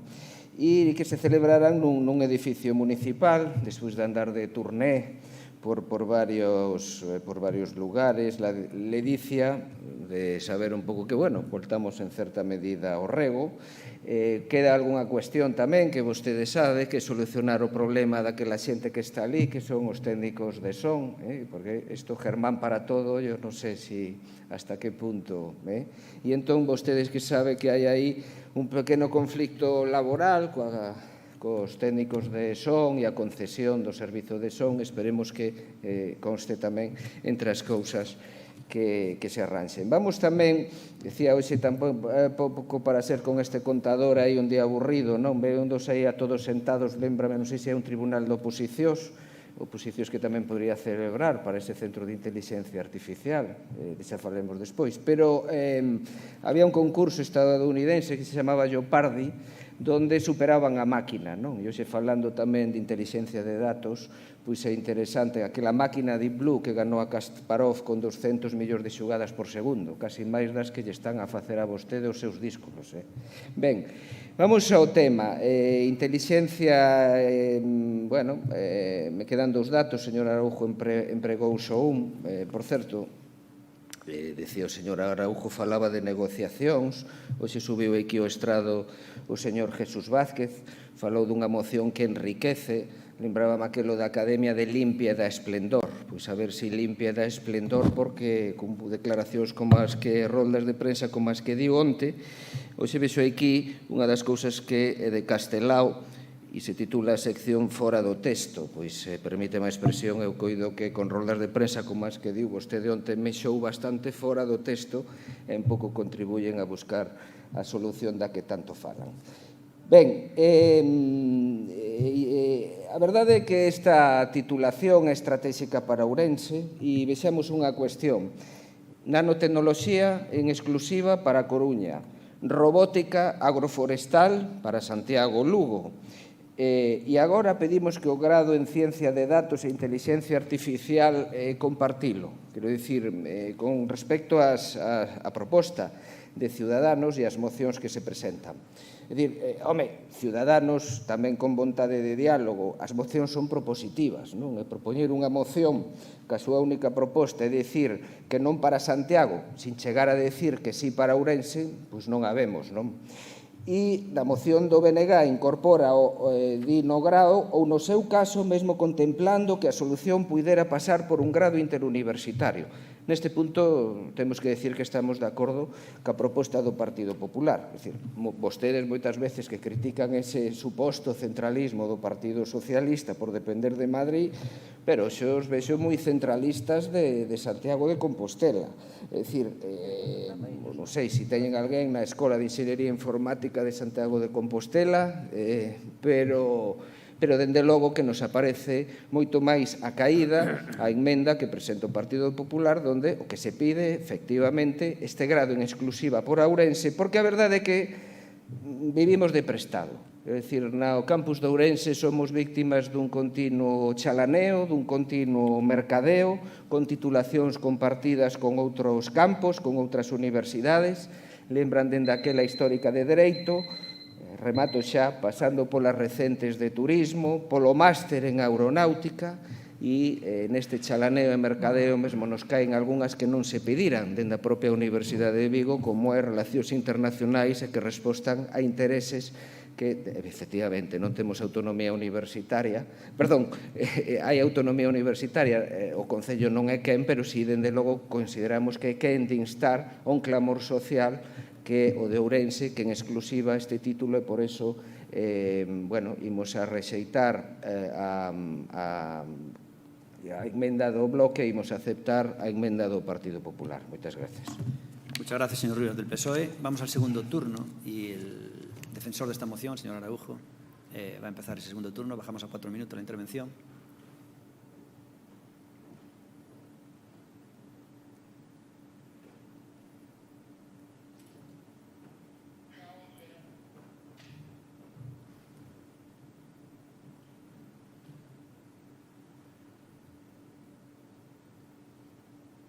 Señor alcalde, ben, señor Rúa, non se me despiste tanto e céntrese na moción, porque senón entre o inquisidor Jácome e o apuntador señor Seara podenlle rifar por non estar centrado. Eu coincido co discurso do señor Vázquez, portavoz do Partido Popular, hoxe con este tema. Teño clarísimo que esta é unha cuestión de pelear e que ten que pelear a Universidade de Vigo. Coincido totalmente, non? E non estaría de máis que o Concello de Ourense, neste caso o señor alcalde, por mandato da corporación, chamara ao reitor da Universidade de Vigo, como xa dixemos no pasado, e lle recorde que existe Ourense non só para irse a facer fotos, sino para outras moitas cousas, non? Porque coincido co que decía o señor Rúa que sempre estamos de prestado e que este campus, señor Seara, se non chega a ser porque pelea non conseguiría absolutamente nada. Isto de este plantexamento que fai vostede hoxe o bloque, parece, é certo, que ten vostede ou o seu partido algún interés en favorecer máis a Santiago que favorecer a Ourense. Non entendo para nada como pode vostede decir que esta cuestión se negocia non desde a guerra, sino desde o diálogo e demais. Cando no diálogo o campus de Ourense sae sempre perxudicado. Sempre perxudicado. Sempre pretenden maltratalo. E mire que se leva falando de inteligencia artificial. E, sin embargo, o señor alcalde só fala do seu proxecto da Molinera, que, por certo, a min, como o meu compañeiro, como grupo municipal, houberanos gustado que en algún momento, tanto cando o señor alcalde tiña un goberno de maioría suficiente co Partido Popular como agora que sigue dando noticias sobre ese tema, nos houbera gustado que celebrara unha xunta de portavoces ou chamara a cada un dos grupos e nos contara cal é o proxecto que ten pensado para Ourense de inteligencia artificial, porque é increíble que os membros da corporación, eu non sei vostedes, pero desde logo o noso grupo nunca recibiu absolutamente ningunha información que provocara que desde o noso grupo municipal poderamos inclinar a balanza ou estar a favor de un proxecto desas características. Entón, o alcalde leva isto herméticamente, agora xa sei que ningunea tamén a Diputación e ningunea a Xunta de Galicia, non os invita ás presentacións, polo tanto, a financiación vendralle do seu planeta imaginario, pero, en todo caso, me parece increíble que se siga engañando así os veciños de Ourense. Sin embargo, cando falamos do campus universitario, o señor alcalde nunca presta a menor atención e nunca fai, mire que o temos debatido ben veces neste pleno, nunca tivo a deferencia ou o atrevemento de enfrentarse ao reitor da Universidade de Vigo e chamalo ao seu despacho e dicirlle, oiga, que pasa co campus de Ourense? Haberá que defender os intereses de Ourense por enriba dos de outros lugares, non? Me parece increíble cando ademais tendría o respaldo da corporación o completo para facer ese plantexamento. Eu alégrome de que a moción prospere, a redacción, pois, evidentemente, traballando aquí con profesores universitarios que coñecen o campus mellor que a min, pois entendo que a redacción encaixe mellor a proposta do Partido Popular, ningún complexo en ese sentido. O que sí me parece que hai que facerse mirar, señor Rúa, é que desta exposición de motivos vostede non interprete que o que defendemos é o proxecto para Ourense. Eso sí que me parece que hai que facer sober. En todo caso, sigamos con esta normalidade tan X. Moitas gracias.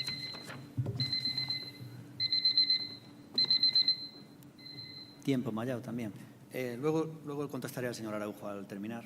Y vamos, señor Seara, por favor, ¿no? Luis Seara, siguiente turno, 4 minutos.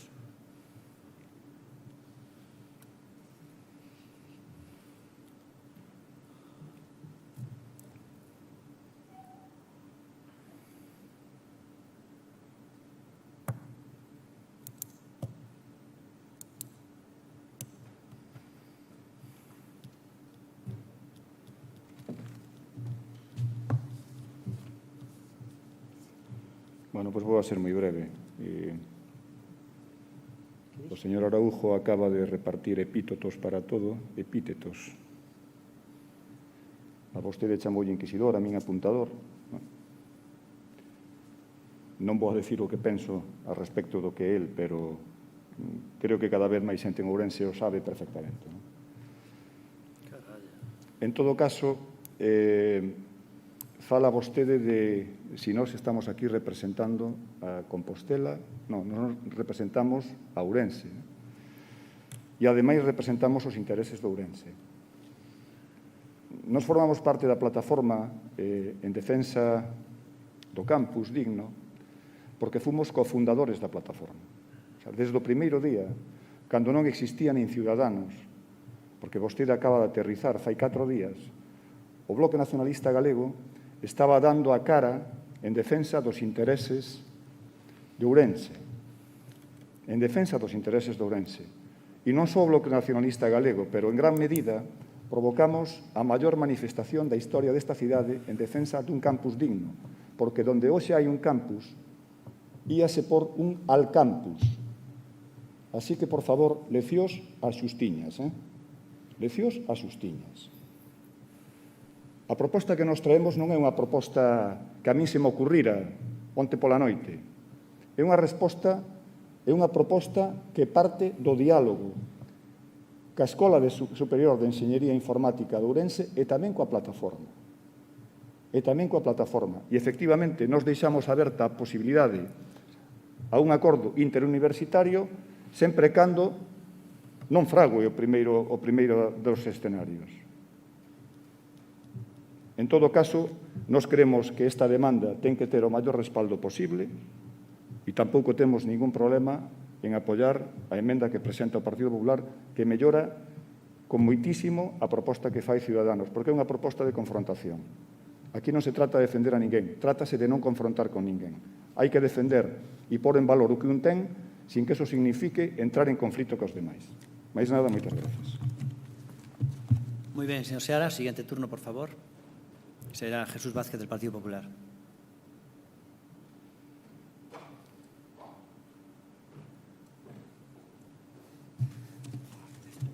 Vou a ser moi breve. O campus universitario é unha fonte de riqueza e é algo que temos que defender entre todos e loitar. Sabemos as limitacións desta cidade, limitacións en canto a tamaño e, por tanto, moitas veces o feito de non ter aquí os centros de decisión tamén son significativos. Por iso, apelo a esa unidade, apelo a que fagamos Ourense e lle poño en riba da mesa esta alcaldía, digo alcaldía, aos 27 membros da corporación, unha opción. Dende o ano 2012 que se creou o Campus Auga, levas invertido nese Campus Auga máis de 7,2 millóns. Que Ourense necesita o fortalecemento do campus é necesario. E todos sabemos que esta cidade ten remanentes e ten fondos. Lle pido, neste caso, repito, á corporación que falemos ca Universidade de Vigo, que poñamos en riba da mesa recursos e que fagamos deste campo o motor de toda a provincia, deixando outro tipo de inventos que sabemos que están chamados a non ter éxito. Por iso, neste momento, cando hai necesidades de infraestructura, cando hai necesidades económicas nos nosos alumnos, é importante poder asinar un convenio, un macro convenio, ca Universidade de Vigo, que tamén lle faga saber á Universidade de Vigo que Ourense conta a cambio de traer titulacións, traer infraestructuras, traer I+D para aquí e focalizar tamén centros de decisión na nosa cidade. Aí queda esta proposta que busca a unión de todos. Moitísimas grazas. Gracias, señor Jesús Vázquez. Señor Rúas, del Partido Socialista.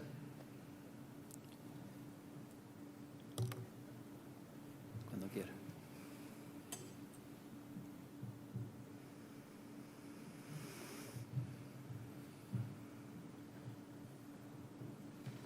Bueno, moitas gracias, señor alcalde. Señor Jesús Vázquez, benvido o consenso e o diálogo dentro do Partido Socialista. Levamos máis dun ano de legislatura promovendo algo tan fundamental que nos parece como é vencellar as titulacións do campus ao territorio. Plantexamos cuestións que é unha gran demanda social en moitas comarcas da provincia, como é o tema do viño e da enoloxía. Plantexamos cuestións sobre moda. E teño que darlle a razón nunha cousa. Efectivamente, a Universidade de Vigo consideramos, e os que somos docentes nela, que ten que defender con máis forza os intereses de Ourense. Recentemente acabamos de ver como lle deu para diante unha titulación de moda en Pontevedra, cando nós reclamábamos tamén unha cuestión vital e fundamental estratégica para Ourense. Coido que ainda todavía se pode chegar a algún consenso e algún acordo nese sentido, porque se non vencellamos o noso sector productivo, as titulacións, entón, bueno, se isto sirve para apoiar e recibir ese apoio por parte do Goberno autonómico, benvido sexa, e agradecer tamén que o propio Bloque Nacionalista Galego considere que todos consideramos este consenso e que en realidade, efectivamente, a propia emenda do Partido Popular de reclamar este título en exclusiva para Ourense. Ben, e logo, bueno, decía antes o do facsímil da revista Nós, ten truco, que vai así saiu barato, porque de feito se lle puxeron xusto a pegatina do que fixo o actual goberno, pero se levantamos a pegatina un pouquiño, está estratégicamente posta a pegatina, pon edición facsímil da publicación do número 1 da revista Nós e a data de publicación foi 30 de outubro de 2010, durante o goberno bipartito no que gobernaba o Bloque Nacionalista Galego apoiando tamén o Partido Socialista. Por lo tanto, hoxe que estamos aquí nun auditorio podemos facer algún pequeno truco de maxia, invitos a todos a levantar esta pegatina e ver cando foi editado este facsímil. Espero que tamén cheguemos a consensos pola educación e pola cultura e o fomento da cultura nesta cidade. Unha cuestión máis, efectivamente, decía o señor Araújo, os mapas ou se abren ou se pechan, isto é de Barrio Sésamo, ou aberto ou pechado, pero non se poden abrir a según lle interese a unha universidade como é a de Santiago de Compostela. Nesto temos unha expresión moi galega e que ven ao caso, cando se a Universidade de Santiago de Compostela pide algo, date por puntos suspensivos. Quer decir, é complicado, sobre todo cando ali está o goberno central, o goberno autonómico, por iso tamén é bo alegrarnos do apoio ese do Partido Popular para que, polo menos, facer forte a Escola de Enxeñería Informática, que é do que se trate, de que poda poñer en riba da mesa da Universidade, da propia Universidade de Vigo e do goberno autonómico unha reivindicación por unanimidade deste Concello de que esta titulación sexa en exclusiva para Ourense e o propio goberno que sostén nestes momentos a Xunta de Galicia que así se poda pedir. Falaríamos tamén, metidos no consenso, de como artellar o tema da inteligencia artificial no Concello de Ourense, incluso empezando con declaracións bastante desafortunadas, aquela declaración que fixera o propio alcalde sobre os porcos na pocilga de Puskin, tampouco é moi a caída, porque sobre todo cando un ao día seguinte ve a fotografía dos que están, lembrábamos o porco de pé de risco, dicindo, entonces isto vale. Entón, é simplemente unha cuestión máis, porque, comprenderá que estando xa no mes de novembro, cerca do San Martiño, o mínimo, falando desto eu sei que vostede se move moi ben no esterco dialéctico, pero aquelo de a cada porquiño lle chega o seu San Martiño. Nada máis e moitas gracias. Bueno, pues ahora hablaré yo por espacio de, tanto de alcaldía como de democracia en Sana. Muy rápido. Simplemente decir que ya se ha hecho pública la nota que tenían pensado hacer los no adscritos y ya decían en ese comunicado que ya se ha hecho público que tenían pensado abandonar el pleno. O sea, que ya tenían pensado abandonarlo. ¿Qué? No entiendo. Sí, es que... el alcalde puede hablar de lo que considere. Y lo que no se puede hacer en una moción es leer un comunicado, nada más. El alcalde puede hablar de lo que considere, del mismo modo que hablaba también Jesús Vázquez cuando era alcalde de lo que consideraba, Y supongo que el señor Vilariño en Amoiro, cuando era alcalde. Bueno, simplemente decir que en ese comunicado decía que se iban del pleno, o sea que no tuvo nada que ver con que no se le dejara leer ese comunicado. Ya tenían pensado abandonar el pleno con anterioridad y lo tenían escrito.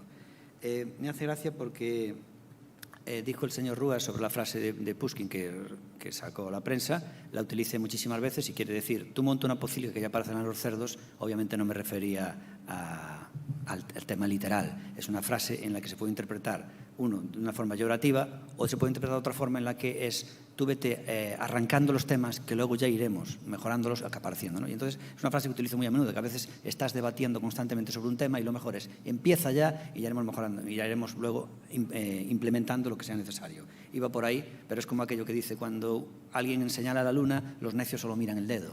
Pues yo creo que también quien se fija en esa frase, en ese término, pues creo que está equivocado. Respecto a lo que decía Araujo, tiene toda la razón del mundo, y ahí sí que entono el mea culpa y pido perdón, es que es verdad que ya está tardando una reunión de los portavoces o de quienes representan los grupos con el director del Centro de Inteligencia Artificial, el señor Olivieri, y conmigo para enseñarles ese pleno y que obviamente les comunique él personalmente cuál es la intención, porque a lo mejor sí también les hace cambiar de parecer, pues le estaría dando información de primera mano. Tiene toda la razón del mundo en que realmente a los portavoces se le tenía que haber ya enseñado el Centro de Inteligencia Artificial lo que están haciendo y hablar una entrevista con el señor Olivieri, así que le pido disculpas, tiene toda la razón y lo haremos próximamente sin lugar a dudas. Y respecto también, es verdad que teníamos que haberles invitados a que vinieran a esa reunión. Realmente al Partido Popular y la universidad, la UNED se le invitó, la Universidad del Campus Orense también se le invitó y realmente la Xunta de Galicia, pues los contactos los mensajes que se me han mandado, pues no hemos recibido contestación y lo mismo con la Diputación. Por eso no vinieron a esa invitación, porque se desligaron, parece que se desligaban de facto de lo que es el embrión del Centro de Inteligencia Artificial que debería tener un apoyo supramunicipal. Y digo que se desligaron porque se habló después con la Diputación de Orense y dice que debido a la pandemia, pues que los fondos estaban ya tremendamente escasos y que no podían apostar lo que en un principio dijeron que iban a apostar por ello. Por eso entendimos que ya estaban fuera del tema y no se les llamó a esa prestación porque ya no formaban parte. Pero bueno, no tenemos ningún problema en retomar el tema. Me hace gracia porque nosotros fuimos los primeros en el año 2016 en proponer ese Centro de Inteligencia Artificial.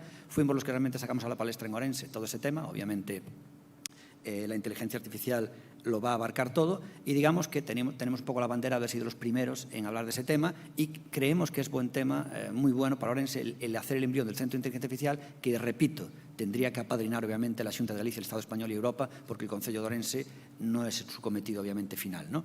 Y me hace gracia porque el señor Araujo, en vez de esto ser una alabanza, lo convierte en una crítica. Dice, él solo habla del Centro de Inteligencia Artificial, cuando realmente tenía que ser una balanza, porque fuimos los que trajimos aquí a la palestra. Respecto al tema de lo que ha dicho el señor Jesús Vázquez, dijo que nosotros tenemos muchos recursos y que es hora de sentarnos con el campus, con los responsables de la universidad y hablar ya de cómo podemos apoyar a mejorar todo esto. Hombre, yo creo que los recursos del Ayuntamiento de Orense se tienen que utilizar para el Ayuntamiento de Orense y, sinceramente, todo aquello que tenga que ver con la universidad, la Xunta de Galicia, que siempre ha discriminado a Orense, no solo este gobierno, sino siempre de cualquier color se ha discriminado a Orense, quien tiene que poner los recursos es la Xunta de Galicia del Estado español. Ya sería el colmo que la Xunta de Galicia invirtiera en la universidad en todas las ciudades gallegas y en Orense tuviéramos nosotros que apoquinar. Entonces creo que ahí que no. Y respecto al tema este de la enmienda, nosotros vamos a apoyar la enmienda del Partido Popular, que acepta también el Ciudadanos. Antes tendremos que votar la enmienda del BNG y simplemente decir que obviamente nosotros cuando en el año 2011 entramos por primera vez en esta corporación, pues ya hicimos varias mociones reivindicando físicas para Orense, que no desapareciera físicas. Luchamos, entendemos que el campus de Orense, al igual que la ciudad, está tremendamente discriminada. Esta semana nos entrevistábamos con los constructores de Orense y nos decían que dentro de una semana se hará público lo que invierte la Xunta de Galicia en las distintas ciudades y Orense es la cenicienta. No es solo el campus universitario, las cosas no son no aparecen porque sí. Las cosas tienen un porqué y Orense es la cenicienta de Galicia, mucho más que Lugo, tanto en construcción de obra pública como en lo que es el campus universitario. Nuestro campus universitario está tremendamente discriminado y obviamente lo que pide aquí, lo que reivindica Ciudadanos, que se implante aquí el grado de Centro de Inteligencia Artificial, es totalmente, vamos, lo apoyamos al 100% y es totalmente coherente. Y nada más que somos los eternos discriminados y uno de los motivos por qué Orense va hacia abajo, el otro día lo estaba hablando sobre este tema todo de la crisis municipal que arrastramos, el gran problema de Orense, la alcaldía tiene su influencia, la Diputación tiene su influencia en la alcaldía de Orense, pero realmente, por mucho que la alcaldía y la Diputación vayan en una dirección o en otro, quien realmente marca el devenir de esta ciudad son las inversiones de la Xunta de Galicia y del Estado español, que han sido mínimas en los últimos años y eso hace que nosotros seamos una ciudad cada vez más pobre y no hay más que ir a Santiago de Compostela y ver cómo está Santiago, todas las infraestructuras públicas que tiene. Santiago parece Kuwait. O sea, yo creo que no hay ninguna ciudad, pocas ciudades en el mundo hay de 100.000 habitantes, como Santiago, pocas ciudades que tengan las infraestructuras de Santiago. Las inversiones públicas de Santiago, muy poquitas en el mundo. O sea, es algo impresionante, tanto estatales como de la Xunta de Galicia. Bueno, pues nada más, vamos a votar primero la enmienda, ¿no? Entonces, primeramente, votamos la enmienda del BNG. ¿Votos a favor? ¿Votos en contra? Y abstenciones ninguna, con lo cual solamente el BNG vota a favor y todos los demás en contra. Y ahora vamos a montar la moción de Ciudadanos con la enmienda del Partido Popular, que entendemos que es de sustitución. Entonces, votos a favor y aquí ya sí por unanimidad.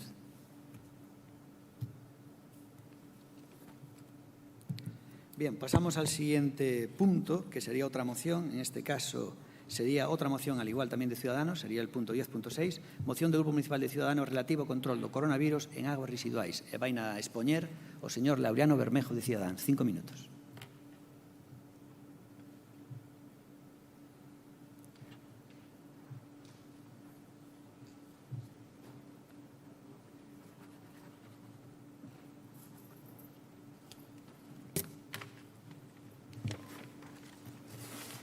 Muchas gracias de nuevo. Como no puede ser de otra forma, y en los tiempos que vivimos, esta propuesta que está relacionada con la pandemia que padecemos, es la que presentamos ahora. Como bien explicamos en nuestra moción, el control epidemiológico de la pandemia tiene muchos aspectos y, sin duda, que las administraciones públicas tienen un papel relevante y protagonista.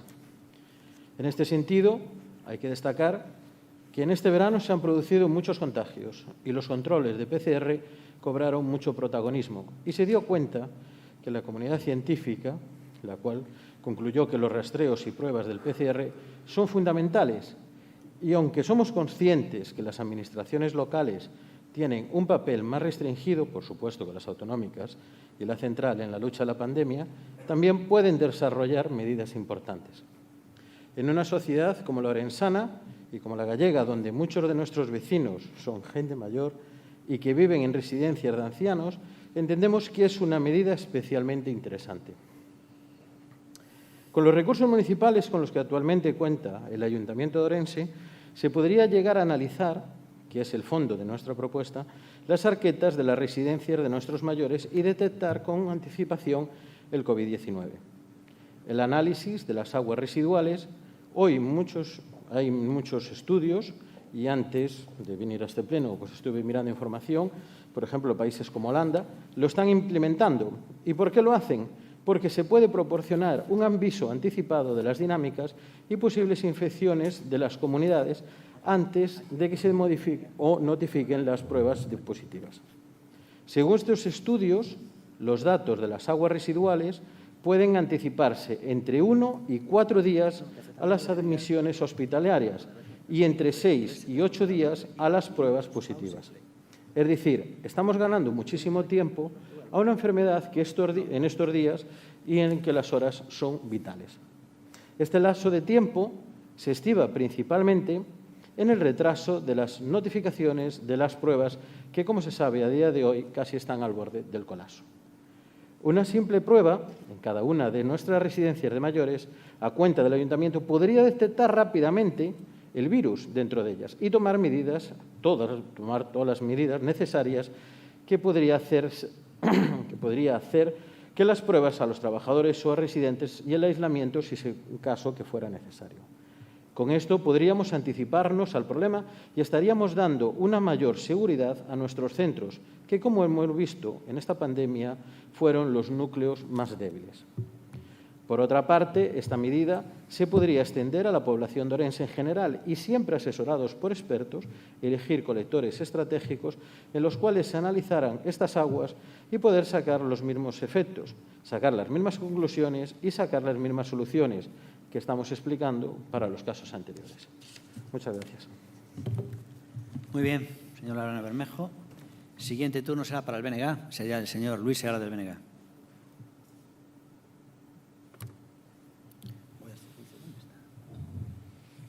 ¿Sales por ahí? Sí. Por aquí, por aquí. Tienes unas... Voy a servicio. Voy a servicio. Voy a servicio. Te lo pago en cuanto tarde, te lo paso.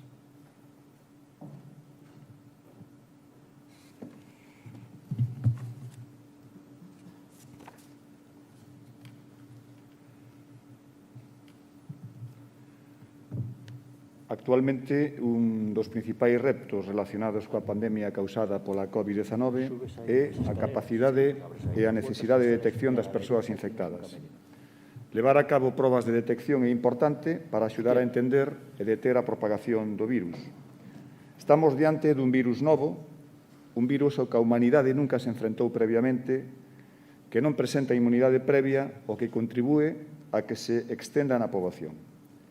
O feito de que a maioría da poboación sexa asintomática ou sintomática leve converte nun problema seguir a pista do virus, rastrexar a súa epidemioloxía para poder identificar a proporción da poboación que está infectada e exposta ao virus. Pero cada día que pasa tamén coñecemos máis cousas do virus. Unha das dificultades que presenta a actual crise sanitaria do coronavirus é a detección do total das persoas infectadas. O coronavirus deixa un rastro xenético que se mantén no corpo dos infectados durante 20 días. Posteriormente, expúlsano mediante feces e outros métodos de secreción. Isto xa foi estudado por un grupo de científicos holandeses ao atoparen rastro do coronavirus nas augas residuais dunha cidade dos Países Baixos, antes de que se informara dos casos de COVID-19. Esta situación amosa un posible método de detección temperal. Cantas máis persoas se infectan nunha cidade, nunha vila, nunha aldea, máis virus ingresan aos colectores a través das feces. Nesta loita global contra o coronavirus é importante recopilar a información a través de distintas fontes, e as augas fecais son unha fonte de enorme relevancia, porque as medicións nas augas residuais poden aportar información adicional acerca da circulación do virus na poboación. A raíz do descubrimento do grupo de científicos holandeses, desde as distintas administracións estánse a impulsar estudos sobre a presenza do coronavirus nas augas residuais e nos lodos xerados polas depuradoras. O Ministerio de Fomento escolleu Ourense como concello piloto para realizar estas probas. Tamén desde a Xunta, a través do organismo Augas de Galiza, estánse a facer en colaboración coa Universidade de Compostela e coas empresas que están a xestionar 8 depuradoras galegas estudos co fin de establecer un sistema de alerta temperá sobre a evolución da pandemia. Tamén desde a Xunta se está a traballar nun proxecto piloto que permite detectar brotes en residencias, concretamente na Coruña, a través das augas residuais. Nestes centros, especialmente cando se trata de centros cunha gran cantidade de usuarios, a falla de protocolo ou a insuficiencia dos mesmos fai que se incremente exponencialmente o número de casos e, en consecuencia, de mortandade. Na moción, así como na emenda, pídese que o Concello contrate unha empresa para que faga este traballo, que entendemos lle debería de corresponder a un órgano macro. Nós creemos que a Xunta de Galiza, que poida recoller, analizar e interpretar os datos, que iso é fundamental, pero o máis importante é a toma de medidas sanitarias e políticas que correspondan. Pedirlle aos concellos que fagan isto é como pedirlle ás comunidades de veciños e veciñas que contraten unha empresa para que analicen as augas residuais do seu edificio. O problema non é analizar, o problema é como se xestionan eses datos. En moitos concellos do Estado, é certo, os concellos están a facer as analíticas ben a través das empresas concesionarias, ben a través de convenios con organismos autonómicos ou, como no caso de Valencia Capital, a través dunha comisión mixta Concello-Consellaría. Capítulo aparte merecen as residencias, pero referirei-me a elas na miña segunda quenda. Muchas gracias, señor Seara. Por favor, el siguiente turno será el Partido Popular y va a ser el señor Jorge Pumar, del Partido Popular.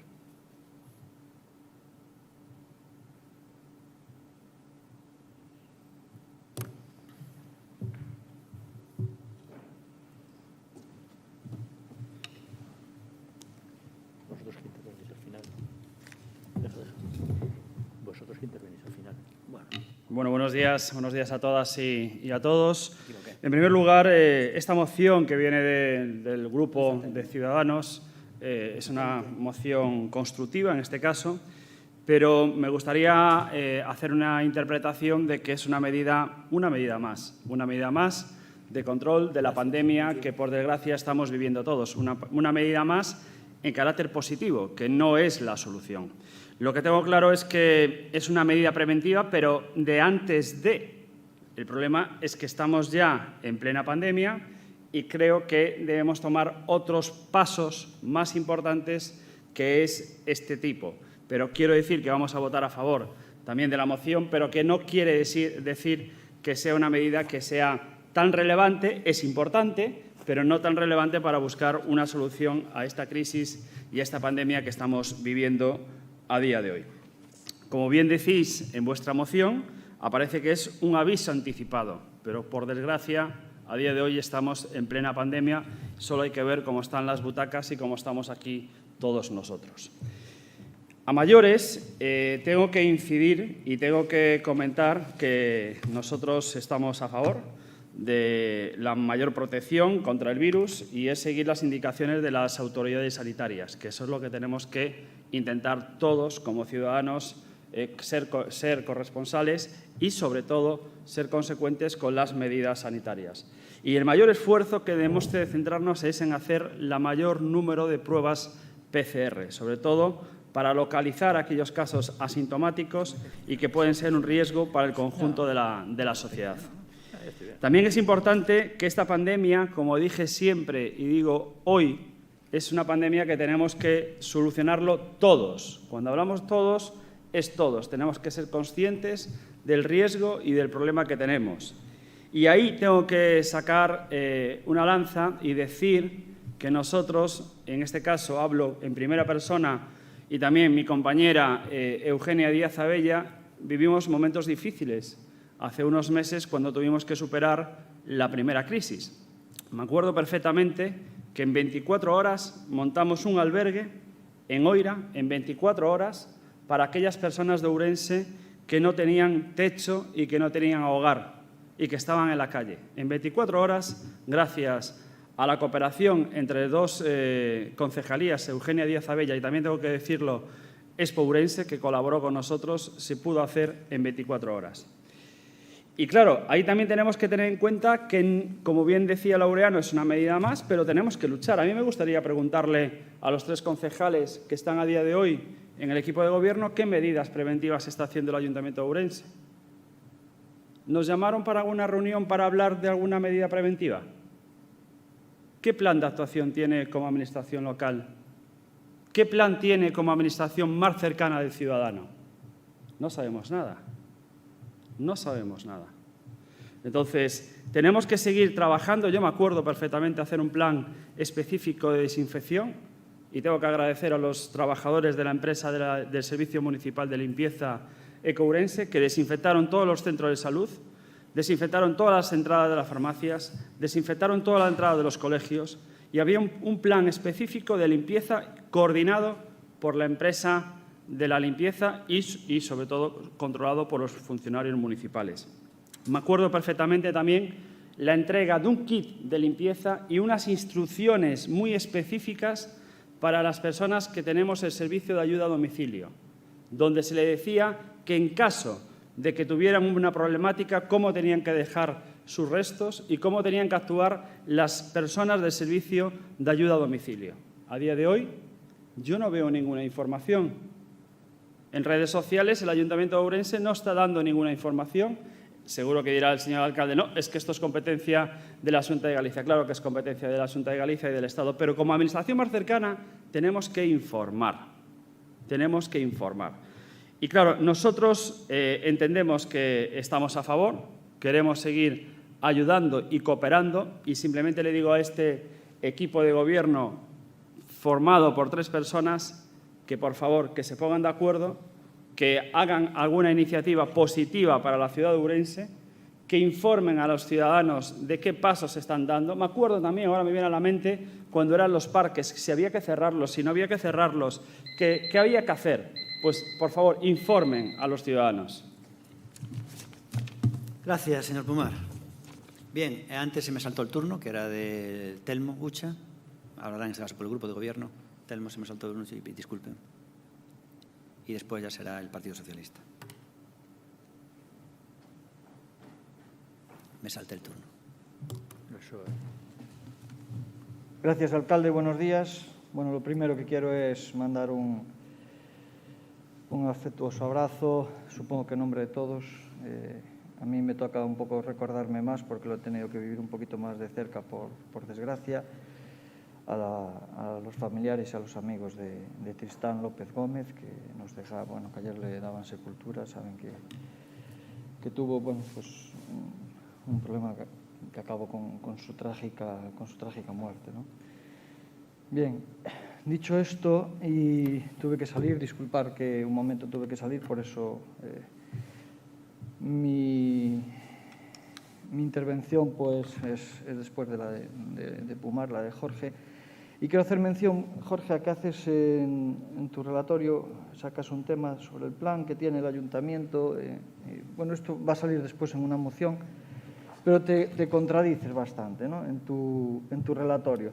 Dices, ¿qué plan tiene el ayuntamiento? Y después dices, bueno, que nosotros cuando nosotros gobernábamos teníamos todo muy bien coordinado por los funcionarios. Pues es lo mismo que está haciendo ahora, es lo mismo exactamente que están haciendo ahora los funcionarios. Pero bueno, eso lo vamos a hablar en la moción que corresponde. Y aquí efectivamente vemos una moción, como decía antes el alcalde, de calado autonómico, bueno, sí, que afecta evidentemente a Ourense, pero es una moción moi generalista, ¿no? De hecho, lo reconocéis, en la moción ya pone que, aínda que as administracións locais teñen un papel moito máis restringido que os das autonómicas. Bien, Laureano, tú que sabes desto bastante, debes de saber que non se debe fomentar lo que es la duplicidad en las obligaciones en materias tan delicadas como la salud o la seguridad, ¿no? Eso, normalmente los expertos en estas materias luchan o fuerzan lo que son acuerdos globalistas, ¿eh? Y entonces lo que se busca es siempre que se centralice todo y no que una administración realice unas funciones, otra realice otras funciones, que eso realmente queda para nada. La moción en sí, pues sí, claro que hay que hacer este tipo de controles, seguramente ya se están realizando y si no, pues habrá que ver por qué, porque realmente la comunidad médica los aconseja. Hace aquí afirmaciones en la moción un poco extrañas. Podríamos anticiparnos a calquera problema. Esto de científico no tiene nada, es una afirmación que no tiene ninguna base que lo sujete. A medida, podríamos extender as analíticas cuantitativas en colectores no municipio, claro, y a muchos más lugares la podríamos extender. Bueno, en la propuesta de aprobación, para ceñirnos exactamente a lo que solicitan, en el punto 1 dice que o Concello informe a quen, non dice nin a quen, supoño que será as autoridades sanitarias, pero bueno, é que o Concello considero que non é a autoridade sanitaria que ten que facer ou que debería facer estas analíticas, non? Despois dice, vamos a ver,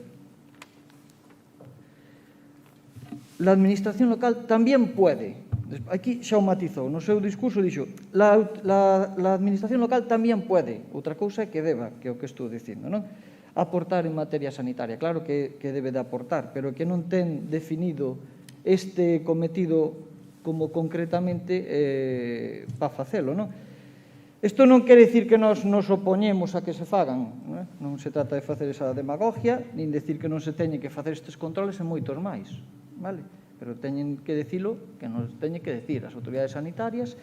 Eu entendo que en política, repito, sanitaria, materia de seguridade, canto menos se sexa e se faga política localista, pois moito mellor, non? Que se centralice todo. Por eso, a emenda de engádega que fai o PSOE nos parece, pois, realmente mellor, pero nos parece moito mellor a do BNG, porque insta a Xunta a que se faga cargo das analíticas para a detención da COVID-19, de todas, xa non di dunhas en concreto, en todos os centros educativos, nas residencias de maiores, en centros de día, así como naqueles colectores escollidos estratégicamente ao obxecto de coñecer a evolución da pandemia no Concello de Ourense. Xa saben, a nosa opinión é o que imos a votar. Ahora, no segundo turno, pois, aclárenno nada máis. Tenemos inteligencia artificial con la alarma esta que suena cuando pasa el tiempo. Bueno, pues nada, empezamos entonces. Ahora es el Partido Socialista, es el último turno del Partido Socialista. Y Rosa hará la exposición en la réplica del Partido Socialista.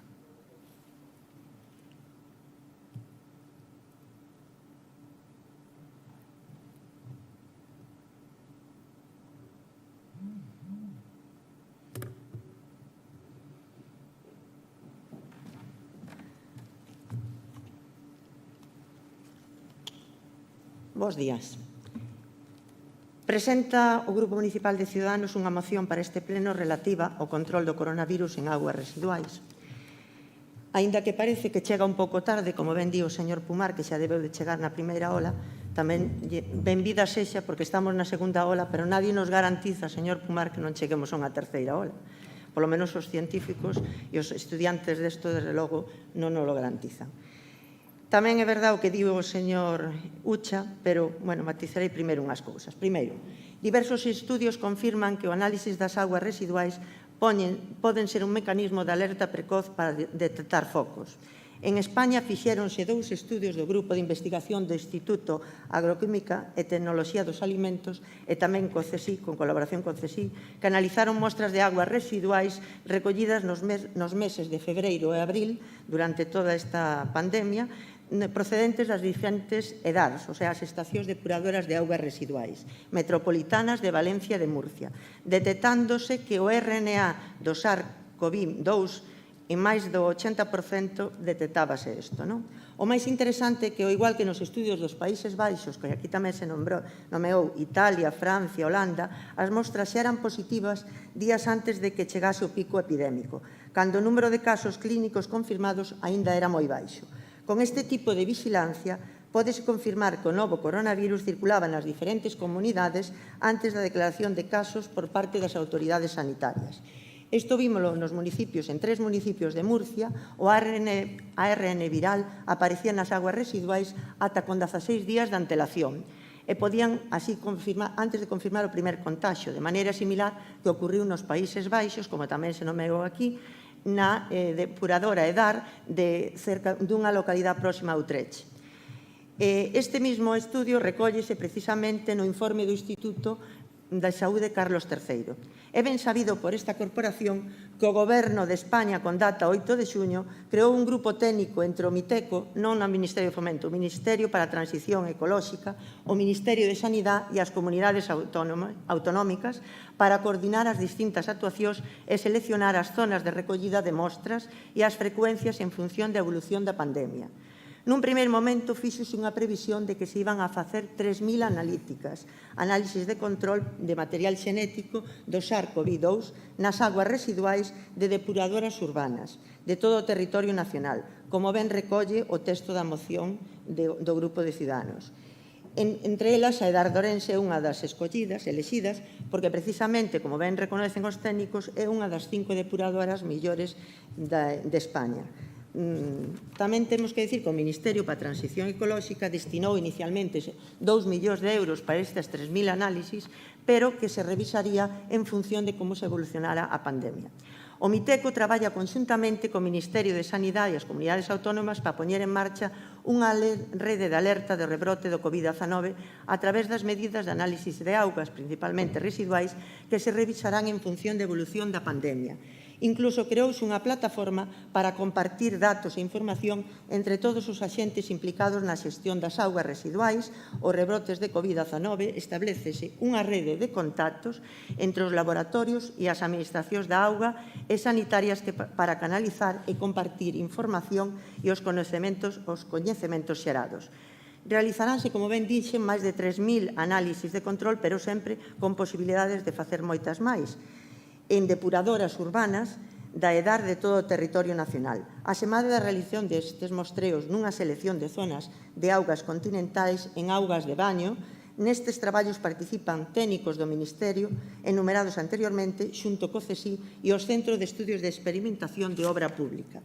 Nestes días na prensa podemos ver noticias neste senso, no que nos falan que dende a Consellería de Política Social da Xunta de Galicia están a facer un proxecto, impulsar un proxecto pioneiro con un equipo de investigadores, de microbiólogos, para analizar as aguas residuais de varias residencias da zona de Coruña, sobre todo a cidade e a área metropolitana, co obxecto de crear con colaboración dos matemáticos e enxeneiros informáticos que permitan unha detención temperá do SARS-CoV-2 nas residencias de maiores e poder así adiantarse os posibles aparicións de gromos. Aínda que non podemos só mirar as persoas maiores, sendo moi importantes para nós porque sufriron a pandemia, sobre todo e fundamentalmente, tamén e sobre todo a xente máis nova. Vimos que hasta o mes de outubro as estadísticas decíanos que baixaba moito, estou rematando, baixaba moito a idade. Entón, tamén, por iso, fixemos unha emenda de adición poñendo os centros escolares que nos estábamos a referir, centros de tanto institutos, centros de primaria, centro de formación profesional e universidades. Xa desadianto que votaremos a favor da moción do Grupo Municipal de Ciudadanos e aclararei algunha cousa máis na segunda intervención. Gracias. Bien, gracias, Rosa. Rosa Martínez, del Partido Socialista. Vamos ya con el segundo turno y los ponentes de esta moción, en este caso el señor Labrano Bermejo de Ciudadanos, empezará este segundo turno por 4 minutos.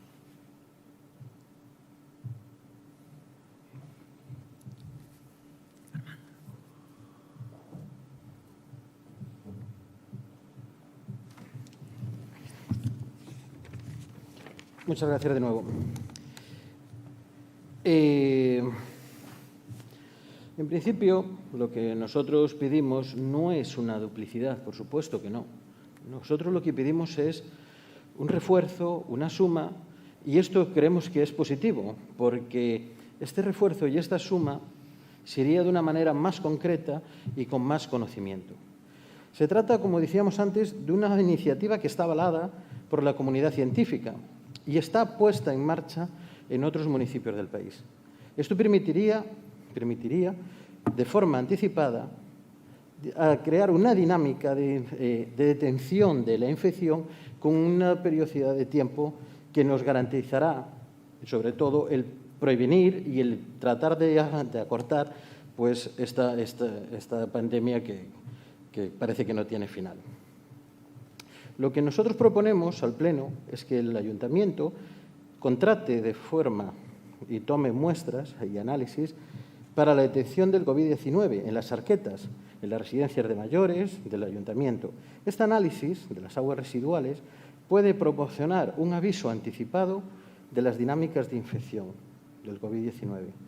Las comunidades que antes se notifiquen las pruebas positivas y ante el avance de una segunda ola, es necesario que la Administración local ponga en marcha todos los mecanismos de protección que estén dentro del ámbito de nuestras competencias. Y repito, dentro del ámbito de nuestras competencias. Se trata de una iniciativa que está avalada por la comunidad científica, que se está llevando a cabo en otras partes. Cuenta con el aval de la comunidad científica a través de una publicación técnica en la revista Nature Biometeorology. El estudio indica que los datos de las aguas residuales anticipa entre 4 días antes las admisiones hospitalarias y entre 6 y 8 días las pruebas positivas, como comenté antes. Es necesario anticiparnos a cualquier problema y aportar mayor seguridad de estos centros, cuyos residentes son personas de especial vulnerabilidad frente al virus. Una simple prueba analítica en cada una de las muestras en nuestras residencias de mayores podría detectar rápidamente que el virus está en esa situación y tomar las medidas oportunas para realizar las pruebas a todos los residentes, que no solo son los residentes, sino incluso la gente que trabaja allí. Nuestra intención es que esta medida se haga extensiva también a los colectores de todo el municipio. Y estos colectores tienen que ser elegidos estratégicamente por personal que conozca la materia. Entendemos en parte que la Xunta tiene unas competencias y lo tenemos muy claro, pero la Xunta debe dedicarse a otras cosas distintas a estos análisis más específicos que nosotros son los que estamos proponiendo que haga el Ayuntamiento. Hemos visto también que hay enmiendas del Partido Socialista, que por nuestra parte sí las vamos a aceptar, pero la enmienda del Bloque Nacionalista Gallego, pues no, en principio no. Nada más, gracias.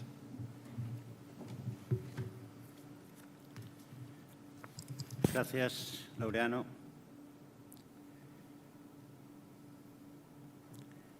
Sería ahora turno para o Bloque Nacionalista Galego.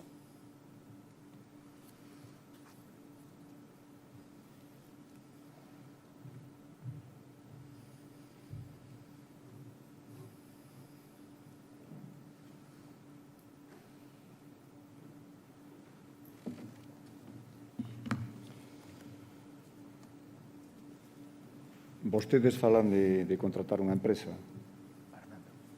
Como sería? Sería, sairía un concurso, contrataríase unha empresa que acreditara unha certa calidade na prestación dos servizos. Os resultados das analíticas, a onde se volcarían, que xestión se faría deses resultados. Bueno, a mí me parece que este tipo de cuestións son cando menos delicadas, non? En todo caso, podería facer a empresa que xestiona o ciclo hidráulico de Ourense ao mellor esas analíticas, non o sei. Podería facerse a través dun convenio do Concello con outras entidades supralocais, podería ser. Creo que non queda suficientemente claro e aquí o que se trata é pois de non facer cousas por facer, non? Tendo en conta, ademais, que o espírito e o obxectivo é plausible. Nós neso estamos profundamente de acordo. Non? Decía antes o señor Pumar que non se informaba desde o Concello, é certo. Bueno, informa o alcalde a través das redes sociais do seu partido. Xa algo é algo, non? Xa, polo menos, algo sabemos, non? Nós, desde logo, le vamos reclamando unha, dúas, tres e creo que algunha ocasión máis que haxa unha reunión da Xunta de Portavoces para abordar en exclusiva a situación da pandemia en Ourense. Acalada por resposta. Dicía antes que lle iba a dedicar un pequeno tempo ao tema das residencias, porque colateralmente se enumeran aí e se nomean na moción. Efectivamente, as residencias da terceira idade, as residencias e centros de persoas con discapacidade son as que se están amosando como un importante foco de contagio da pandemia, dada a tipoloxía dos usuarios destes espazos. Na maioría dos casos estamos falando de persoas pluripatolóxicas e aí resulta evidente que a perigosidade provocada pola COVID se incrementa especialmente e exponencialmente nestes centros. En boa medida, isto está acontecendo en centros de titularidade privada. Hai que dicir que tan só o 15% das residencias en Galiza teñen xestión pública, con todo, o 1 e pouco por cento dos afectados pola COVID son residentes en centros públicos frente ao 15% que son en residencias privadas. Isto, desde logo, non é casual. Estaría ben que, ademais de reclamarlle ao Concello información, que, por suposto, hai que reclamar e nós demandamos desde hai moito tempo, tamén se lle exixe á Xunta de Galiza a publicar de maneira transparente e accesible para o conxunto da poboación os datos referidos á incidencia do COVID nas residencias de maiores, desde o inicio da pandemia.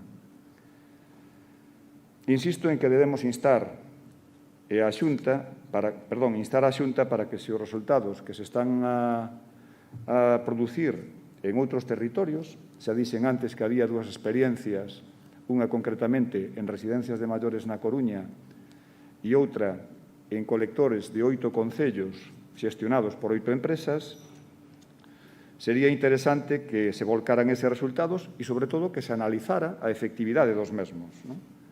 Porque, se iso é así, realmente estamos diante de resultados que son útiles para prever e para detectar con antelación o COVID, desde logo, nos estamos absolutamente de acordo e non teríamos ningún problema. Non? O que non semella moi operativo é que o Concello se poña a facer experimentos na loita contra a COVID sin ter en conta a experiencia xa levada a cabo por as administracións competentes e para nós iso é un tema e un dato fundamental. E, en todo caso, a resposta que deixo agora no aire é a quen se contrataría e para que e con que obxectivo.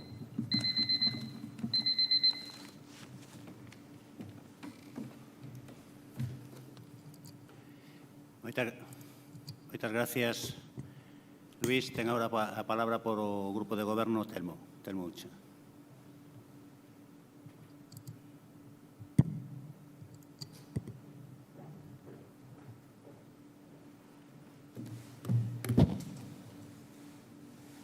Bueno, pois, nada, decir que, en efecto, se ara, ademais, acabannos de informar de outra nova que vou dar ahora, o respecto da información, pero, en efecto, na concesionaria hai un acordo de realizar unha serie de analíticas de saneamento que simplemente sería mover de sitio o que é a toma de mostras e incluílas, incluir esa serie de parámetros que están a solicitarnos nesta moción.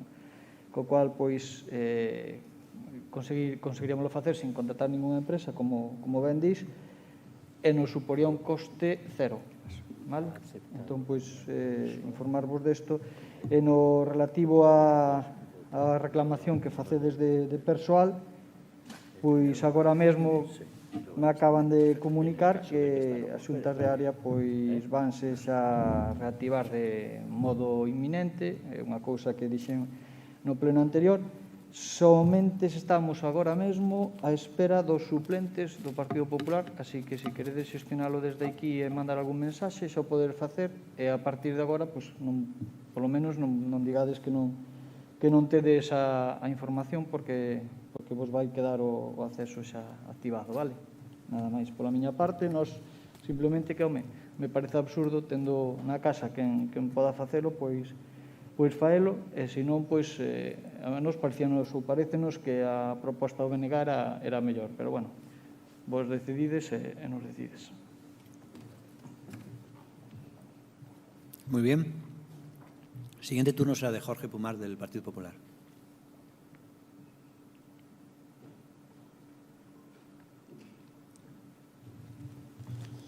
Bueno, Telmo, me vienes aquí ahora de Salvador diciendo que llevamos 2 meses sin comisiones y que ahora falta un papeliño de unos suplentes. Pero, por favor, ¿a qué estamos? Ahora vienes aquí de bueno a decir que este ayuntamiento no tiene fiscalización de información, la oposición no tenemos manera de saber lo que está haciendo el equipo de gobierno y ahora que falta un papeliño. Pero, por favor, ahora no vengas de bueno en este sentido, ¿eh? Vale. Tema importante. Yo antes, en la primera intervención, hablé que esto era una medida más. Y dije que carecíamos de información este ayuntamiento precisa de lo que tiene que hacer una gran ciudad como es el Ayuntamiento de Ourense. Telmo viene y dice, no, esto no es nuestro. Nosotros estamos aquí de paso, lo que nos digan hacemos, entonces, ¿para qué estáis? ¿Para qué estás? ¿Para qué estás? Hay que tomar iniciativas. Hay que informar a los ciudadanos. Aunque tengas que informar una vez que se haga el DOGA con las informaciones, pero los ciudadanos quieren saber si los parques se desinfectan, si en la zona termal se puede pasear por la derecha o por la izquierda, si pueden andar bicicletas o no pueden andar bicicletas, si los niños cuando van al colegio están desinfectados las zonas públicas o no. Esa es la información que quieren los ciudadanos. No la tienen, ¿no? Pues no la tienen. Entonces, lo que tengo que decir es que, por favor, que las 3 personas que estáis en el equipo de gobierno, microgobierno, informéis. Y como bien decía Luis Seara, por favor, una junta de portavoces, estamos hablando de una plena pandemia, e informar a los miembros corporativos de esta administración qué es lo que estáis haciendo, qué plan tenéis. ¿Hay EPIs en el ayuntamiento? ¿Qué stock hay? ¿Qué plan de desinfección vamos a hacer? ¿Qué pretendemos hacer? No, es que a mí lo que me digan. Entonces, ¿para qué estáis? Entonces, esto es lo que quiero manifestar en mi segunda intervención y quiero decir también que vamos a votar a favor la moción del Partido Socialista porque entiendo que es un poco más ir a más allá de las labores que quieren hacer de pruebas, pero también discrepo que la concesionaria del servicio de aguas no consta en el contrato que esté obligada a hacer estas analíticas. Esto se está haciendo en la edad de Reza, porque Ourense fue una de las ciudades con el Ministerio y con Aguas de Galicia que decidieron hacer eso, pero no van a ir a los colegios, ni van a ir a las residencias de tercera edad. Eso hay que pagarlo, ¿eh? Eso hay que pagarlo. La empresa concesionaria no te va a aceptar eso, ¿eh? Entonces, por favor, infórmate bien, porque es muy fácil llegar aquí y decir, no me cuesta nada, eso tiene un coste, y yo digo, y votamos en contra de la enmienda del Bloque Nacionalista Gallego, porque entiendo que una gran administración en un momento de pandemia no tiene que mirar de quién tiene que pagar ni deja de pagar. Hay que actuar. hay que actuar. Y estamos hablando de hacer temas preventivos. Si yo ahora tengo que esperar a firmar un convenio con la Xunta de Galicia, fiscalizar la Xunta de Galicia, fiscalizar el Ayuntamiento de Ourense, pasó la pandemia. Y ojalá que pase. Y ojalá que pase. Pero, por favor, actuemos, informemos y, por favor, gobernemos. Muchas gracias. Gracias, señor Jorge Pumar. A continuación es Rosa Martínez y ya concluirá el debate porque después votaremos. Rosa Martínez, del Partido Socialista.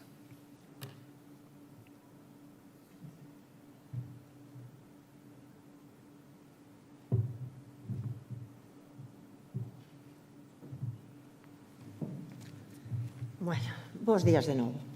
Nesta segunda parte vou seguir comentando co equipo de investigadores de microbioloxía que están a facer os estudios deste proxecto pioneiro impulsado pola Consellería de Política Social, colócanos na vanguarda da loita contra o coronavirus.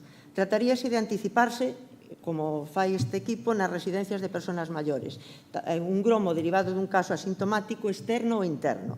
A base científica é que cando o virus entra, por exemplo, por a nariz, pasa ao intestino e de aí os excrementos o corpo sigue excretando durante un mes e medio. Isto está comprobado por os microbiólogos, incluso dando negativo os PCR. Isto que quere dicir que no momento de infección a persona excreta o virus por medio dos seus excrementos aínda sendo asintomática. Trátase entonces con esta técnica de protexer os nosos maiores fundamentalmente. Non se trata de creer que en esta segunda ola non é menos virulento o virus, simplemente que mudou o perfil epidemiolóxico. Aínda que non podemos só mirar as persoas maiores, como comentei anteriormente na miña primeira intervención, sendo moi importantes para nós porque foron precisamente os que máis sufriron a pandemia, tamén, sobre todo, nos meses, como dixen, hasta outubro, novembro, que se teñen datos, a media de idade había baixado moito, co cual nós pensábamos incrementar a moción do noso propoñente de Ciudadanos, por iso ya añadimos os centros educativos e os centros de día onde tamén as persoas maiores pasaban moitas horas do seu tempo. No que atinxe o noso término municipal, en que as administracións locais teñen moita menos competencia, como ben reconoce o propoñente da moción, sí que é verdad que se pode xogar un papel moi importante. Por iso, nos incrementamos ou adicionamos o dos centros de día, centros educativos, etc., para, digamos, que ampliar a moción que presentaba Ciudadanos. Unha vez que tivemos coñecemento da emenda da adición que presentou o Bloque, tampouco nos parece mal, pero vamos a deixalo que nos lo diga o propoñente da moción si quere aceptar a emenda da adición do Bloque. Sei que dos problemas que o Servicio de Augas do Concello ten.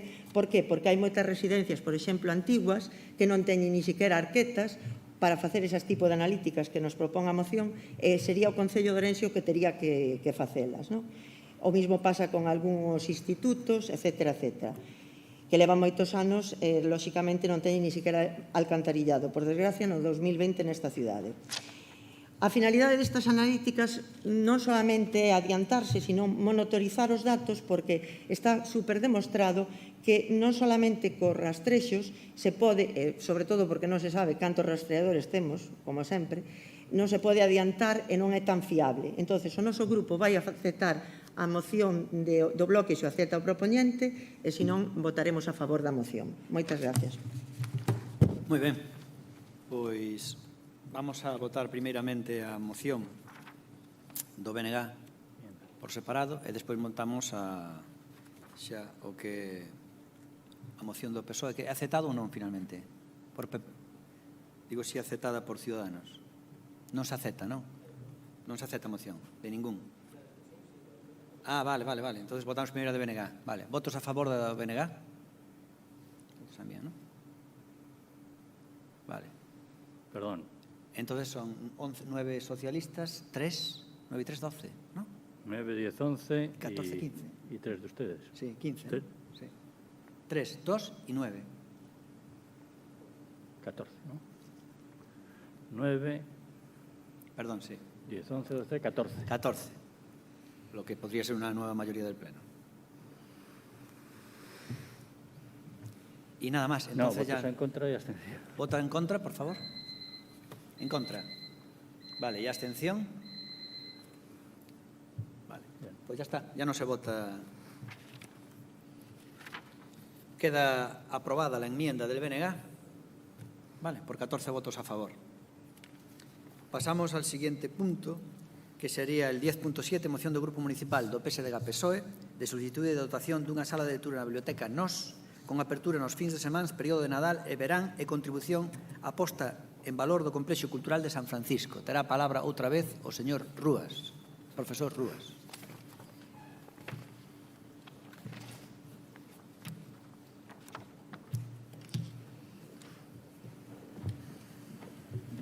Bueno, moitas gracias. Novamente vou rescatar o bolígrafo que deixei aquí. Está saindo algún xente do pleno. Antes de que se vayan todos, avisar, por favor, saquen os seus coches antes das 3 da tarde do parking, porque senón van a ter problemas. Isto axúdame para iniciar un pouco a moción da que imos a falar hoxe. A moción da que falamos hoxe de solicitude de dotación dunha sala de lectura que non estudo, técnicamente, na Biblioteca NOS con apertura aos fins de semana, períodos de Nadal e de verán, unha bella reivindicación social, sobre todo por parte de opositores e estudiantes, que son moitos nesta cidade, e de contribución e posta en valor do Complexo Cultural de San Francisco. E aquí entra o da posta en valor do Complexo Cultural de San Francisco. Unha das cuestións que solicitamos, por iso digo que a verdade é que ao final volver a, como ese anuncio que había de Leite, volve a orixe, é dicir, volver hoxe aquí a celebrar os plenos aquí neste auditorio, pois é unha moción moi acaída, polo que tende é moi oportuna, polo espazo que nos atopamos e polo espazo que ademais precisan moitos veciños e veciñas de Ourense, pola falta de espazo, concretamente, que precisan moitos estudantes e moitos opositores que dispoñen de aquí dunha gran sala, dunha biblioteca pública que en tempos, digamos, normais, non da nova normalidade, pero senón da normalidade normal que tiñamos antes, ofrecía preto de 500 postos de lectura e que, ademais, polo que nos falamos, con eles estarían dispostos a ofrecer este servizo que logo explicarei.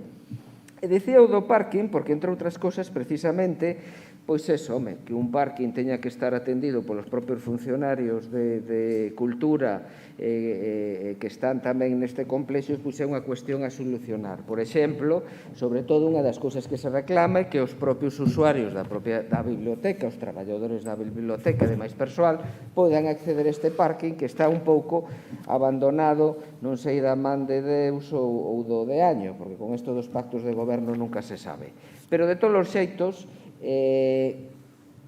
require, en principio, pois como mínimo un sistema de videovigilancia ou un sistema de interfono que permita o control e a xestión do parking. Eu non sei se este é un tema que leva Armando Ojea ou Telmo, como son tantos no goberno, pois un xa non sabe ás veces a quen dirixirse, non?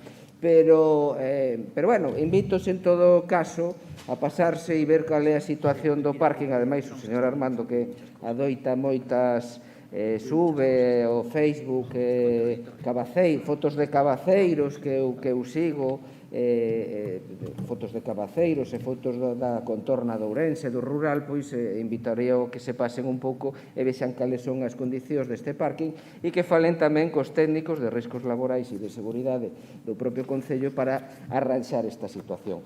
E quen di o parking di, pois, a entrada, que daquela levaba o señor Caride, claro, ahora xa tampouco sabemos quen o vai a levar, a ver coas novas xuntas de área, pero a entrada que hai enfrente ao claustro de San Francisco, no que tamén pedimos un arranxo. Por lo tanto, estamos ante unha serie de cuestións básicas.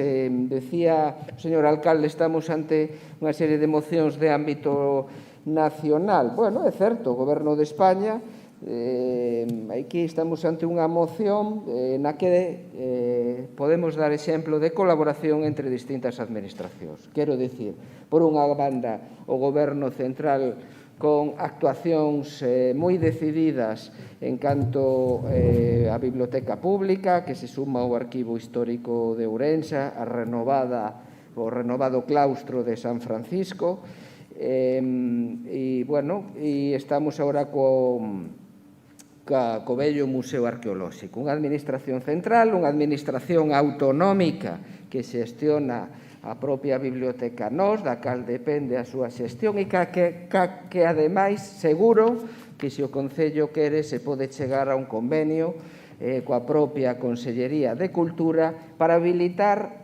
esta sala de lectura que, tal e como hai noutros concellos, e que resposta a unha bella demanda. Polo tanto, aí vemos tamén, distintas cuestións. Instar ao Concello de Ourense a iniciar as conversas coa Consellería de Cultura para actualizar, para utilizar estas instalacións da Biblioteca Nós como sala de estudio e lectura, cuestión que me consta que hai moi boa receptividade por parte da Biblioteca Pública que se poda asinar este convenio e logo, deixo para o segundo turno todas as cuestións relacionadas con infraestructuras viarias. Moitas gracias. Gracias, señor Rúa. Vai intervir un segundiño Armando Gea para aclarar un tema que dixo. Sí, gracias. Hola, mira, antes de empezar o pleno falei co personal do auditorio porque creo que foi Rosa que me preguntou que se aclara iso e o personal do auditorio díxome que non había ningún problema, que estarían hasta o final do pleno pendientes e que non había ningún problema co aparcamiento, o sea que estarán sendo ainda máis un acto do propio Concello. Nos agradecemos que non sea só... Pasarán despois as horas a personal ou o que sea, pero que non había problema. Que non sea só para nós, digo, os que formamos a corporación, senón, pois, moi... aproveito a oportunidade que sea como un servizo cidadán nas debidas condicións. Moitas gracias. Gracias. Moi ben, pois empezamos todos co turno de réplica, entonces empezará o BNG e será, en este caso, Ruth Reza do BNG quen fai a primeira réplica.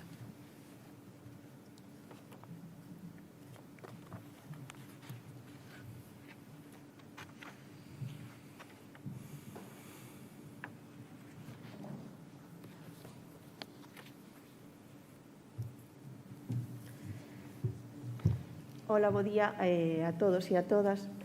Decir que o compromiso do Bloque Nacionalista Galego co Complexo Cultural de San Francisco ven de lonxe, é unha das condicións que o Bloque Nacionalista Galego puxo para o apoio dos orzamentos xerais do Estado no ano 2009 e aledámonos de que este servizo este o dispor de toda a veciñanza do Concello de Ourense. Mais o que non entendemos ou o que non pode ser é que uns equipamentos destas características cunha inversión tan alta pois non vayan acompañados do que sería unha xestión eficiente cunha demanda unha xestión eficiente que cubra a demanda e as necesidades existentes, non? De nada vale ter unha dotación millonaria se despois non se cubren as necesidades dos potenciais usuarios e usuarias. Está pechada en horarios en que habería demanda para ser empregada como sala de estudio, refiro a Biblioteca Nós. Xa no ano 2019, concretamente no mes de decembro, se debateu este tema no pleno a través dunha moción impulsada polo Partido Socialista.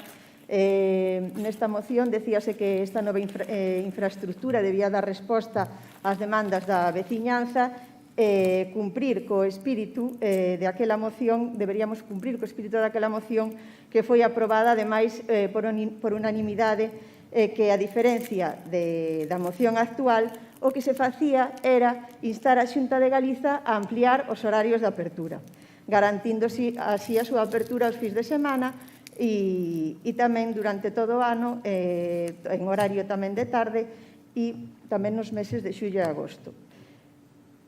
O que non entendemos é por que o que se pedía no ano 2019 e que todas as concelleiras e concelleiros que estábamos presentes naquel pleno pois estivemos de acordo, no que nos puxemos de acordo, pois o que non entendemos é que nos pareceba caído é que agora e pedíamos que fora a Xunta de Galiza encargada de xestionar a ampliación de horarios, o que non entendemos é porque agora o que se pide é que sexa nun convenio co Concello e que sexa o Concello o que se faga cargo da xestión durante a ampliación de horarios e que asuma todos os custes o Concello. Eso é que non entendemos. Mira, as instalacións están xestionadas pola Xunta da Galiza, o Concello ten unhas necesidades, hai unha demanda, o que non parece lóxico é que sexa o Concello o que asuma estes custes,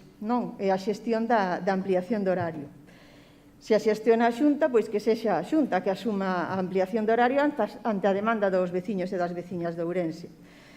En resumo, que o punto 1 e o punto 2 desta moción, pois é como decirlle a Xunta, pois como vostedes non se fan cargo e non asumen as súas responsabilidades e non cubren a demanda que existe entre a veciñanza de Ourense, pois imos facer cargo nós. En todo caso, pois que nos aclaren dende o grupo propoñente da moción pois este cambio de parecer, se é porque a Xunta non se fixo caso ou non deu resposta a esta demanda, se esta decisión do agora de que sexa o Concello que, mire, como vostedes non fan, imos a facer nós, pois agradeceríamolo, non?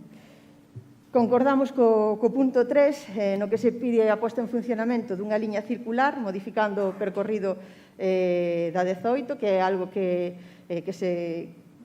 propuxo o Goberno municipal, e decir neste punto que tanto os horarios como os percorridos dos autobuses urbanos de Ourense pois están totalmente desfasados, e non só co complexo cultural de San Francisco, sino tamén con outras infraestructuras que non teñen cobertura de transporte público urbano, e tamén con outros barrios, non? Os que tampouco chega. Entonces, isto é porque hai unha concesión que do ano 2005, unha concesión que caducou no ano 2015 e que levamos 5 anos totalmente en precario, con os autobuses precarios, unhas liñas precarias, unhos horarios precarios. Por favor, que se active canto antes a solucionar este problema ou a nova contratación. E nada máis. Gracias. Gracias, Ruth Reza. El siguiente turno sería para Ciudadanos y será Pepe Araujo de Ciudadanos.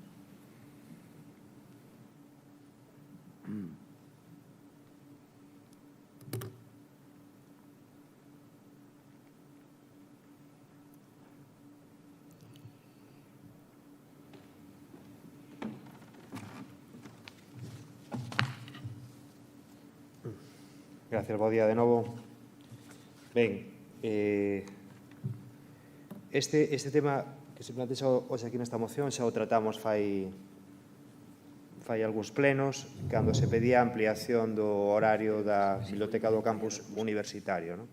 E o que plantexan hoxe aquí parece, en todo caso, unha serie de medidas lóxicas e, por lo tanto, votaremos a favor da súa moción. Sí que é certo que coincido coa portavoz do BNG no sentido de que o que deberíamos é pedir á Xunta de Galicia que dote de máis servicios á cidade de Ourense, pois ampliando os horarios e asumindo deles, por suposto, na súa instalación os custes necesarios para esa ampliación, porque o contrario é como non decir nada. Estou convencido de que se nos poñemos a traballar nun convenio para facer isto, van a pasar este mandato e o seguinte, o convenio non vai a chegar. Así que me parece pouco práctico.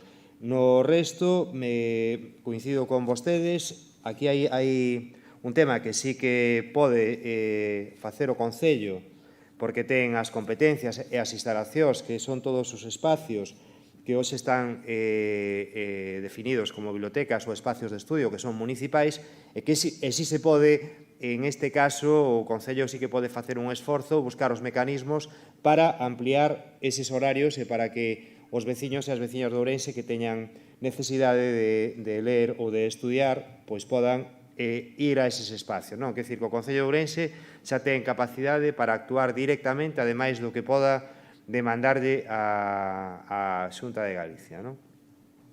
Faime gracia na intervención da portavoz do BNG, que aproveitou para decir que gracias a eles introduciu a cuña dos presupostos xerales do Estado. E eu, que estes días coincidiume que tiven que participar en algunha tertulia, comprobei que o representante do BNG facía o mesmo en esa tertulia. Se ve que lle diron unha instrucción de que debían decir en todos os lugares donde foran que gracias ao BNG os presupostos do Estado eran maravillosos. Fíxese vostede, doña Ruth, se son maravillosos para Ourense, que hasta o propio portavoz do Partido Socialista outro día nunha entrevista que lle facían na radio disculpaba os presupostos xerales do Estado o malos que eran para Ourense en base á situación económica e sanitaria na que nos atopábamos en este momento, que dificultaba que Ourense tivera os presupostos os que tiña dereito.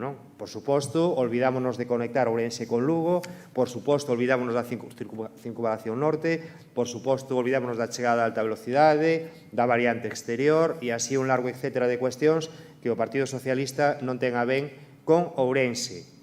Eso sí, quenes saen beneficiados son aqueles que os teñen ben apretados e esos que son Cataluña sí que se ve o incremento de presuposto cara a eses lugares ou cara a outros onde Pedro Sánchez está a negociar presupostos, pero non cara a Ourense, precisamente. Así que casi vostedes teñen un diputado que eu entendo que querrano explotar o máximo e querrano lucir o máximo, pero desde logo, que decir que non lle estou botando a culpa, pero que tampouco teñan vostedes a desfachatez de decir que gracias ao seu diputado Ourense vai estar de maravilla, porque a verdade é que nunca tan mal estivo en materia presupostaria. Nos, desde logo, faremos, por suposto, as aportacións necesarias para que melloren dentro do que a nosa organización, pero, en todo caso, vir aquí presumindo de presupostos xerales do Estado gracias ao Bloque me parece que non procede.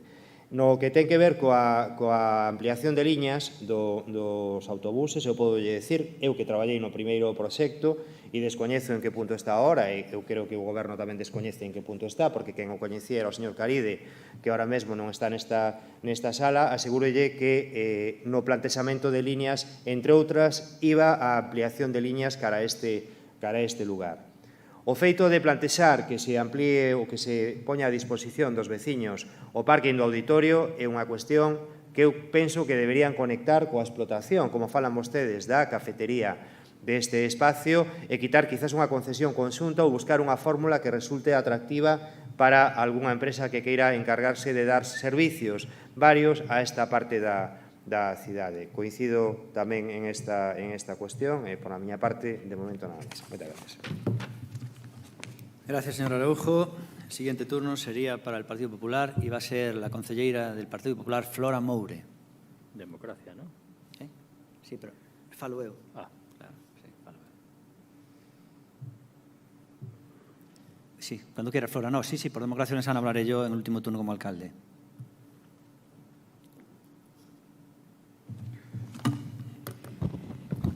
Bueno, buenos días a todos. Desde el Partido Popular entendemos que la moción que nos traen aquí es un totum revolutum, más bien un conjunto inconexo de peticiones más que una moción. Nada más empezar su lectura, uno piensa que frágil es la memoria cuando les interesa, pero no se preocupe que para eso están las hemerotecas y en absoluto me importa arrojar luz ante tantas sombras de las que ustedes hacen gala. Pero en lo que a la biblioteca y al archivo se refiere, no se pueden atribuir ustedes méritos que no le pertenecen. Efectivamente, hace un año se inauguró la biblioteca por un ministro socialista, pero hasta él tuvo la decencia de reconocer que esa obra fue el fruto de un esfuerzo conjunto de varios gobiernos y de varios ministros, así como de un gobierno municipal liderado por un alcalde, Jesús Vázquez, que pidió insistentemente que se reanudaran esas obras que en época de gobierno socialista quedaron paradas sine die y sin visos de solución. Aquellas peticiones tuvieron su fruto gracias a un interlocutor sensible y atento con las necesidades culturales de la ciudad, el secretario de Estado de Cultura, Fernando Benzo, quien visitó estas obras el 14 de septiembre del 2017 y aquí mismo, aquí al lado, se comprometió a finalizarlas y a reactivar las obras del Museo Arqueológico y cumplió reactivando los 40 millones en materia cultural que reclamaba esta ciudad. Y al hilo de lo que acaba de comentar el señor Araujo, y no era mi intención sacar aquí el tema de presupuestos, porque entendía que no era el debate que nos venía a la cabeza, pero sí que veo que tanto a la representante del bloque nacionalista que ha defendido, que ha hecho la réplica de esta moción, no se le ha venido a la cabeza que ellos no deben saber muy bien a quién tener que pedir las cosas, porque al final, si tiene que ser la Xunta quien hay que pedirle, pues pidámosle a la Xunta que haga todo. Pero no sé por qué ustedes no le piden al Gobierno del señor Sánchez que licite la variante norte, por qué no exigen al Gobierno de Sánchez que cumpla sus compromisos con Ourense firmados en un convenio marco del 2016 para construir la parte que le toca de la estación intermodal, por qué no reclaman lo que es de justicia para los vecinos de Tarascón y la calle Ramón Puga y piden que el Gobierno de Sánchez arregle el puente que se cae a trozos y un túnel que es un peligro constante para los peatones. Creo que de eso no se olvidan, pero de exigir a la Xunta de algo que no tiene que hacer en principio en la ciudad y que es una responsabilidad municipal, de eso seguramente tiene siempre la culpa la Xunta de Galicia, según ustedes, señores del bloque. Pero mire, entrando ya en las peticiones y ordenando un poco el conglomerado de temas que tiene esta moción, vamos a hablar en primer lugar de la biblioteca. Y como bien decía el señor Araujo, a finales del año 2018 ya se presentó una moción del Partido Socialista para pedir la ampliación de la apertura de la biblioteca universitaria, aprovechar ya para pedir una ampliación de la apertura, del horario de apertura de la biblioteca gestionada por la Xunta, de la Biblioteca NOS, y también una mejora de la red de los centros cívicos de la ciudad y las bibliotecas municipales. En aquella moción se acordó por unanimidad instar a la Universidad de Vigo, a la Xunta de Galicia y al propio Gobierno municipal. Pero tanto la representante del bloque, en aquella ocasión también, doña Ruth Reza, como el portavoz de Ciudadanos, el señor Araujo, por increíble que parezca, coincidían en la dificultad de que fueran otras administraciones las que pudieran dar respuesta a una necesidad de la ciudad de Ourense. Y como apuntó en aquel momento la que era concelleira en aquel momento de Educación, doña Maite Rodríguez, decir que la función de las bibliotecas tiene que ir mucho más allá de unas meras salas de estudio, porque en un lugar de transmisión de la cultura, una simple sala de estudio o lectura no es su función fundamental. Efectivamente, la Biblioteca Municipal cuenta con 2 amplias salas abiertas disponibles en su horario de apertura habitual. Pero ante la dificultad que generaría conjugar el personal necesario para la apertura fuera de ese horario habitual, junto con la limpieza durante esos horarios excepcionales, entendemos que a priori, y así lo entendimos también todos porque aparece en el acta en el año 2008, que esa necesidad, esa demanda de la que se habla de los opositores y estudiantes de la ciudad de Ourense, era responsabilidad del Concello habilitar espacios para esa demanda. Y como decíamos, le decía en diciembre del año pasado, tenemos 3 bibliotecas públicas en 3 barrios diferenciados de la ciudad, A Ponte, A Carballeira y San Francisco, y una red de centros cívicos, As Termas, A Cuña, A Ponte y Seixalbo y en la calle Colón. Se permitiría dar cobertura a necesidades en diferentes puntos de la ciudad sin necesidad ni siquiera de desplazamientos. Como ya nos señaló en aquel momento concelleira de Educación, se estaba intentando dotar estos espacios de ordenadores, de Internet y de habilitar espacios para el estudio, tanto individual como conjunto. Esperemos que el actual concelleiro de Educación o de Cultura, que ya no sabemos a quién compete esta competencia en las múltiples que llevan los 3 concejales que componen nuestro microgobierno, nos pueda dar respuesta en qué situación se encuentran estas demandas. El señor portavoz de Ciudadanos también lo acaba de recordar aquí, ya en su momento dijo que era muy importante que se habilitaran espacios municipales que dieran cobertura a esa demanda, pero no solamente para universitarios y opositores, sino para, independientemente de la edad, para todos los alumnos, para todo el que quiera utilizarlo.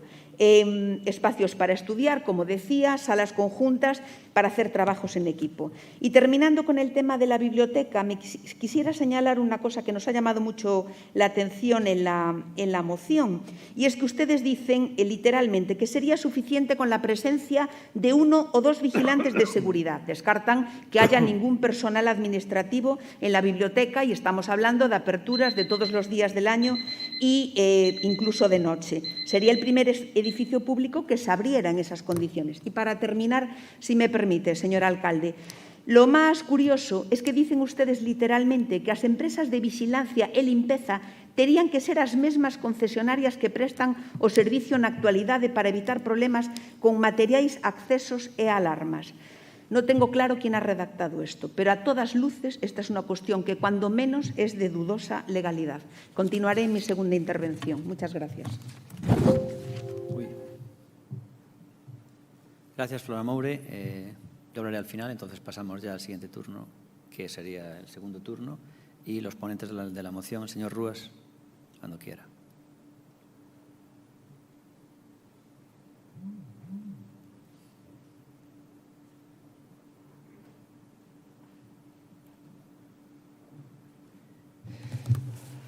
Moi ben, moitas gracias. Imos a ver. Señora Flora Moure, vostede é unha francotiradora, non vou a decir que dialéctica, porque todo o que dio trae escrito e da igual o que lle digan porque no segundo turno seguirá co seu carrete. Imos a ver. Personal administrativo. Póñolle un exemplo de dúas bibliotecas que están xestionadas deste xeito. Tome nota. Juan Compañel en Vigo e a propia Biblioteca de Gaiás, vale, en Santiago de Compostela, a que moitos estudantes se van os fins de semana a estudar durante o fin de semana. Os fins de semana se van moitos estudantes ata Santiago a estudiar a Biblioteca de Gaiás. Vamos a ver, lea ben a moción, pon sala de lectura e estudio. Está a dicir o Partido Popular da cidade que as bibliotecas da cidade as bibliotecas xestionadas pola Xunta de Galicia non poden ser utilizadas como sala de lectura. Non sabía eu esta nova política cultural da Xunta de Galicia, que as bibliotecas non poden ser utilizadas como sala de lectura. Está ben? Tomo nota. Ten bemoles que me diga vostede que circunvalamos aquí, porque empeza a falar unha moción de Ourense, e venme falar que si la variante norte. Deixe de circunvalar a moción e centrémonos, como dicía tamén o señor Araujo, que vexo que está aí intentando centrar a presentación dunha moción de censura. Centrémonos no tema. O sea, imos a ver, temos unha biblioteca con capacidade casi de 500 postos e balones fuera, que se encarguen las bibliotecas municipales. Pero a ver, usted ve todo isto cheo de X. Usted entende que para despexar a X compre unha Y e unha Z? Pois a Y e a Z é o propio Concello e a propia delegación, a propia Consellería da Xunta de Galicia, ca cal si fixeron convenio outras bibliotecas municipais. Entérese ben e prepare un pouco as cousas por enriba dese fervor de francotiradora coa que vostede exhibe moitas veces. Vale? Ben, Ruth, explico claramente o tema. Efectivamente, houve unha moción onde se instou a Xunta de Galicia hai un par de anos a esta cuestión. Nos consultamos e nos dixeron que, claro, o problema é que isto entra no consorcio de bibliotecas para toda Galicia e que calquer cambio nunha biblioteca suporía negociar un cambio e un novo convenio colectivo para toda Galicia. Me parece ben. Quero dicir, coido que efectivamente é o que se debería facer, non? Buscar esta cuestión. De feito, eu ya chegarei ao grupo de goberno o presuposto, que diga que non. Pois claro que ten que ser porque ten unha concesión por varios anos, ou a limpeza ten unha concesión por varios anos a seguridade. Que quere rescindir ya para abrir os fins de semana? De feito, lles achego ao grupo de goberno e que o presuposto que en realidade o que consistiría. Quero dicir, isto suporía para as arcas municipales pois en torno polo tema de vigilante de seguridade máis a limpeza sae en 140 euros ao mes.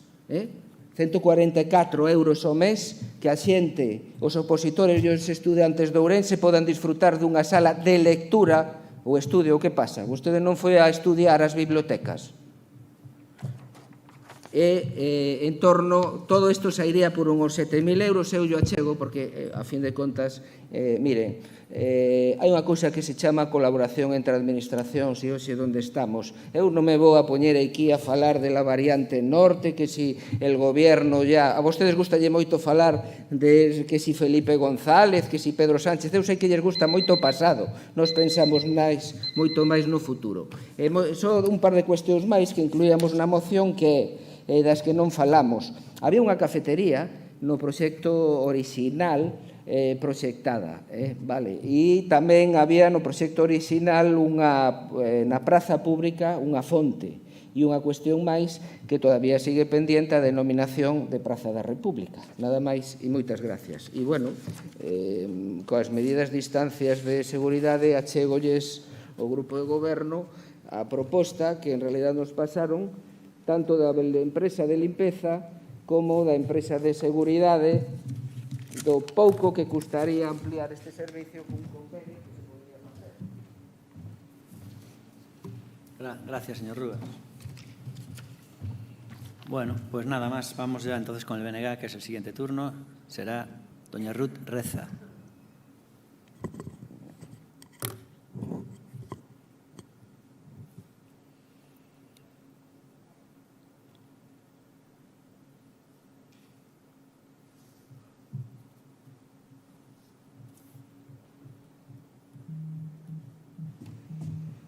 Bo día de novo a todas e a todas. Simplemente reiterar o compromiso do BNG con o Complexo Cultural de San Francisco sin quitarlle méritos a ninguén. Simplemente eso. E respecto aos orzamentos, falei do 2009, ni siquiera falei dos actuais orzamentos. E, dende logo, que para o BNG os actuais orzamentos do Estado non son suficientes. E seguiremos loitando e seguiremos propoñendo que eses orzamentos sexan dignos para Ourense e que haxa máis inversións en Ourense. Non nos imos esquecer tampouco de Tarascón, nin de Ramón Puga, nin da variante norte. Grazas pola aclaración con respecto a biblioteca nos, non? A por que ese cambio de parecer neste momento. Nós imos apoiar a moción e entendemos que sí que é necesario que, se hai unha infraestructura que custou tantos cartos, que estea infrautilizada, cando hai unha demanda entre a veciñanza de Ourense que necesita un espazo e unhas salas de estudio para estudiar.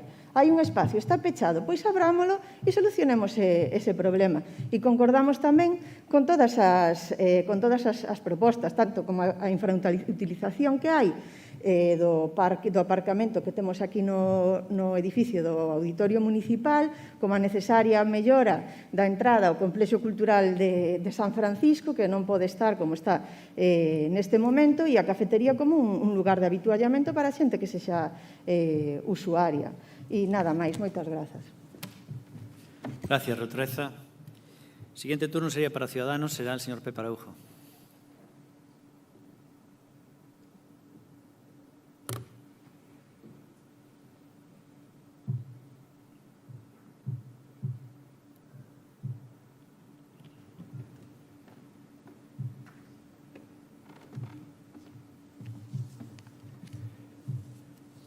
Ben, gracias por as aclaracións, doña Ruth.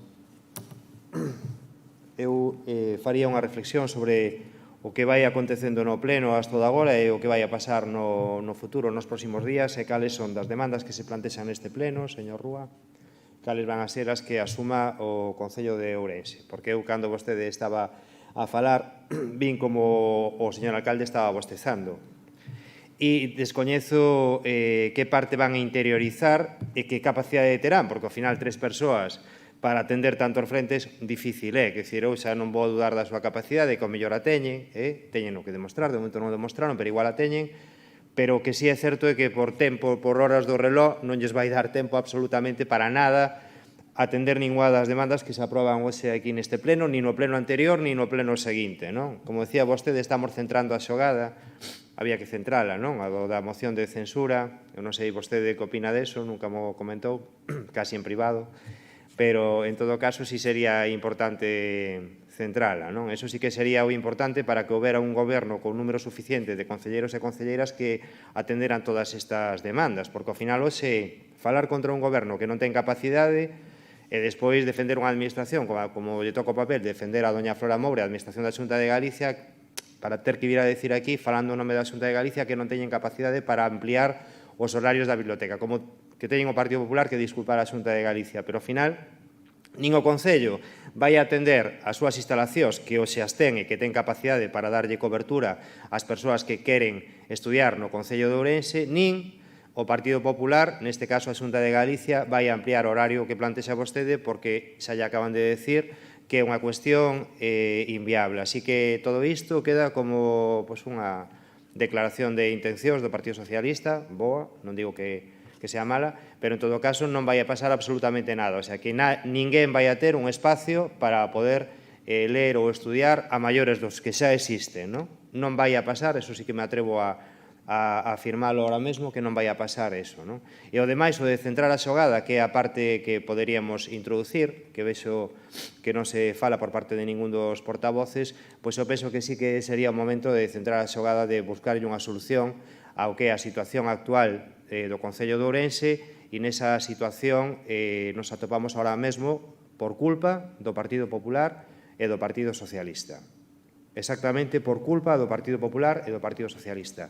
Houve momentos en que tiñan a culpa uns máis que outros, pero ahora mesmo a culpa está no tellado das dúas organizacións e, desde logo, hai que buscarlle unha solución que non ten nada que ver, por o que se ve, nin co que plantexa o Partido Popular, nin o que plantexou o Partido Socialista coa firma desa moción na notaría, non? Ese box que se marcaron vostedes, non? Así que, a partir do luns, esperemos que se poda centrar esa xogada. Desde logo, o alcalde debe estar encantado da vida con esta situación, porque ve que non se poñen vostedes de acordo e cada vez que hai unhas declaracións, pois o home poderá seguir bostezando, non? Moitas gracias. Señor Araujo, ¿sabe usted que se puede bostezar por aburrimiento o por sueño? Y que yo sepa, usted no sabe lo que he hecho yo esta noche. Bien, vamos entonces ya con el segundo turno, segunda réplica, perdón, y en este caso será el Partido Popular, y volverá a ser Flora Moure quien vuelva al escenario.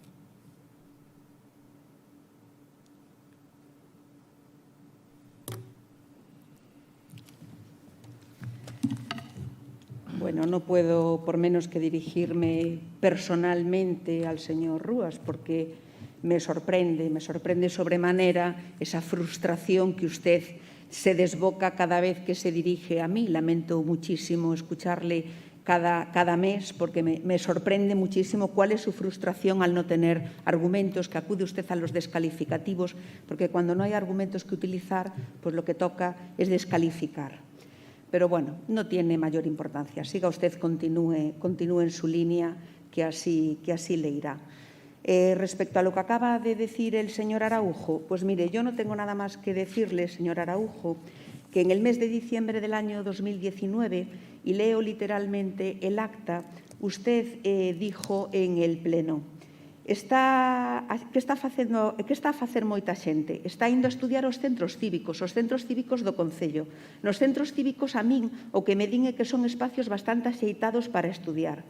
Que pode facer o Concello? Pois o Concello, eu insisto, sempre que nós que podemos desde aquí, pois o que poda facer outras administraciones faránno ou non, pero o que podemos facer nós, pois o que podemos facer é habilitar algún espacio municipal que sexa sala de estudios para xente de Ourense, independientemente de que sean maiores ou menores de idade. Por lo tanto, non cambio o discurso agora, señor Araujo, porque claro, cando se está a falar da Xunta de Galicia, arde o cu por querer decir o que non é.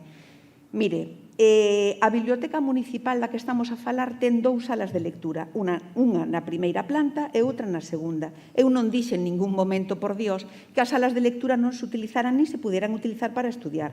Lo que dije literalmente es que están abiertas para uso y disfrute de todo el que quiera utilizarlo en su horario de apertura habitual, que como ustedes saben incluye desde las 9 de la mañana a las 9 de la noche, que por temas de COVID ahora se han tenido que restringir 2 horas a mediodía por tema de limpieza, y está abierta de lunes a sábado a mediodía.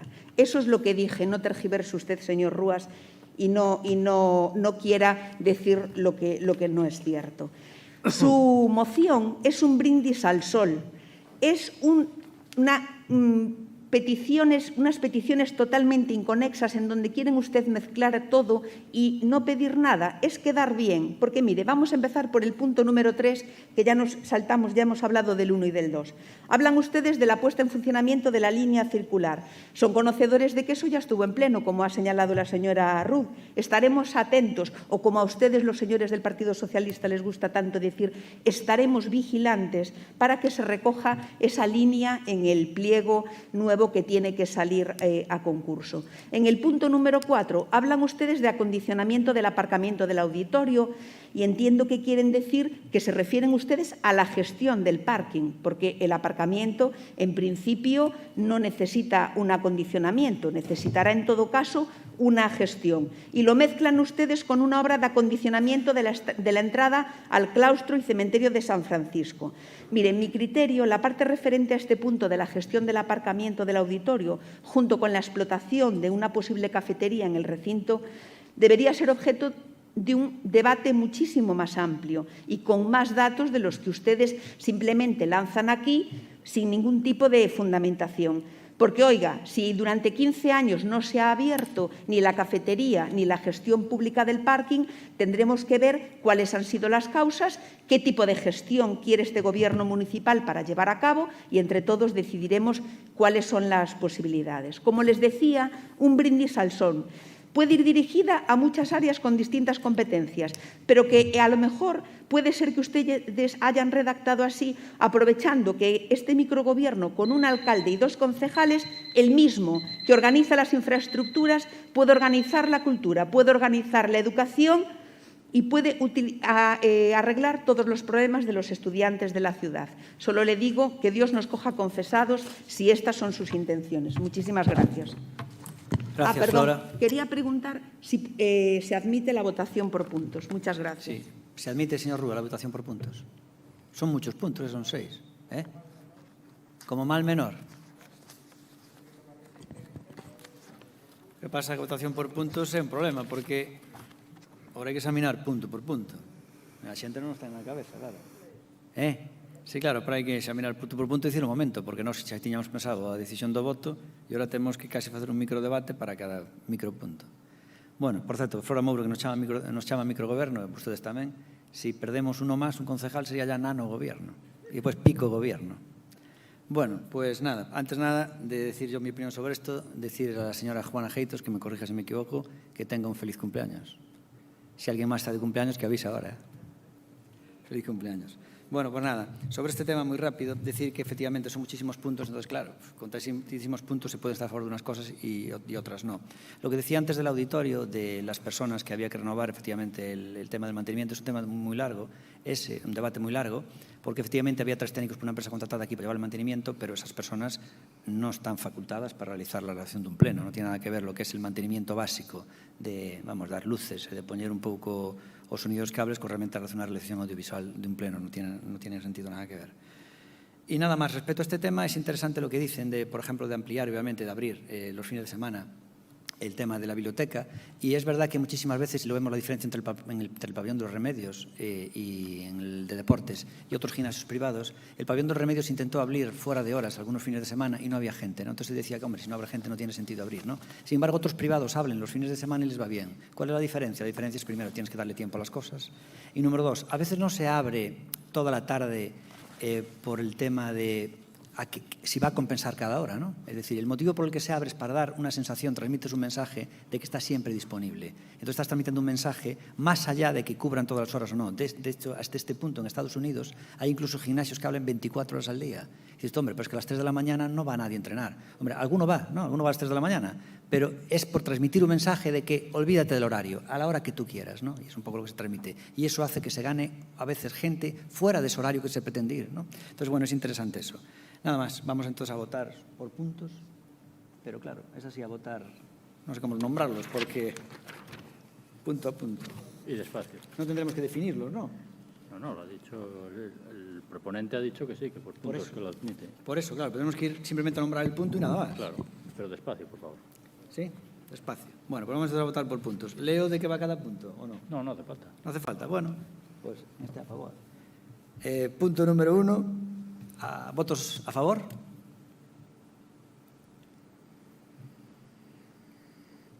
bloque, Ciudadanos, Grupo de Gobierno y PSOE. 16, ¿no? Sí, 16. ¿Votos en contra? 7 votos en contra.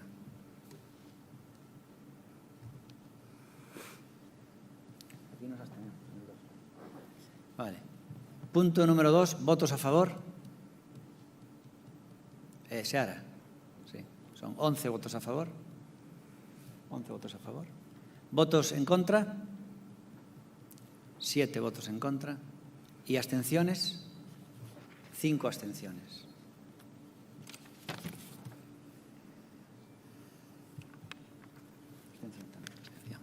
Punto número 3, votos a favor. En este caso, 21 votos a favor. No, 20, perdón. Votan todos menos el Grupo de Gobierno. 20, ¿no? ¿No? 20. Votos en contra y abstención.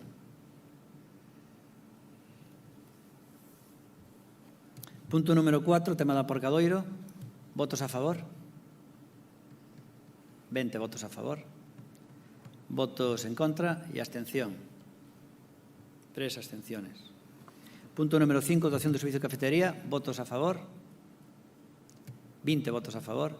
En contra, ningún. E abstención. 3 abstencións. E agora, punto número 6, oficiación para o concedor de instrucción. Votos a favor. 20 votos. No, 20 non. 18 votos a favor. Abstención. 5 abstencións de Bloque e Grupo de Gobierno. Bien.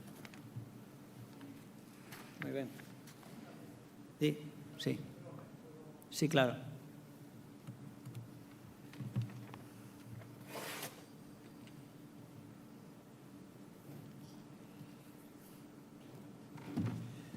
Perdón, simplemente es una cuestión de orden que estaba hablando antes con mi compañero Laureano y no quise interrumpir la moción esta que estaba debatiéndose. Es en relación a la votación de la moción anterior del control de coronavirus en las aguas residuales. ¿Vale? En el momento de la votación se votó solo lo que es la enmienda del Bloque Nacionalista Gallego y para que quede claro que lo que es la votación está aprobada esa enmienda del Bloque Nacionalista Gallego, pero también está aprobado el punto 1 de la moción original de Ciudadanos. Es decir, quedaría el acuerdo, si no que rectifique el señor secretario, con la moción del punto 1 de Ciudadanos y la enmienda del Bloque Nacionalista Gallego. Porque la enmienda del Bloque Nacionalista Gallego suprimía el punto 2 y el punto 3, pero el punto 1 queda como estaba la moción original. Entiendo que es así, para que quede claro y que quede constancia en el acta. A mí me quedó clarísimo. Perfecto. Lo tiene claro, señor secretario. Hizo usted ahí una aclaración, pero creo que ya... Perfecto, porque en la votación solo se habló de la enmienda del Bloque Nacionalista Gallego. Muchas gracias. Sí. Antes de seguir con el pleno, simplemente para dar unos datos. Hace unos meses estos plenos suscitaban una gran audiencia, debió ser por la situación que se vivía, y ahora por las audiencias de Internet pues vuelven un poco a la normalidad, ¿no? Ya han bajado en comparación de antes, que llegamos a tener unos 400 seguidores entre todos los Internet, y ahora estamos en torno a 100 y pico. Bueno, ha bajado. Decir también que, por aclarar algo, que supongo que los siguientes plenos los haremos aquí ya definitivamente, supongo que esto llevará un año. Vuelvo a repetir lo mismo, la empresa Google comunicó a sus trabajadores que no volverían al trabajo presencial, a la gran mayoría de ellos, hasta agosto del 2021 como mínimo, con lo cual todo indica, Google tiene más información que nadie, todo indica que esta situación se va a prolongar mucho y estaremos aquí por lo menos un año en este auditorio, así que pónganse cómodos. Lo que quiero decir con esto es que cualquier sugerencia que quieran hacer lo intentaremos mejorar. Hay unos atriles sólidos, de pie, que se pueden poner donde están los pasillos, si les es mucho más cómodo que tener las clavillas, se pueden poner atriles, se pueden poner más atriles de soporte de papel, se pueden poner más micrófonos, si no quieren venir aquí, es decir, cualquier sugerencia que hagan. Y si los plenos duran mucho, este es el primero que hacemos, si duran mucho podemos planear también hacer un receso, y ahora que además está la hostelería cerrada, pues tendremos que entre nosotros organizarnos y hacer un receso para si hay que tomar un tentempié o lo que sea, pagado por nosotros, lo que sea. Bueno, lo podemos habilitar aquí que hay sitio. Nada más. Vamos ya con la siguiente moción, que es el 10.7. El punto 10.7 es moción del Grupo Municipal PSDG-PSOE de solicitud de dotación dunha sala de lectura... Ah, no, perdón, este xa foi o 17.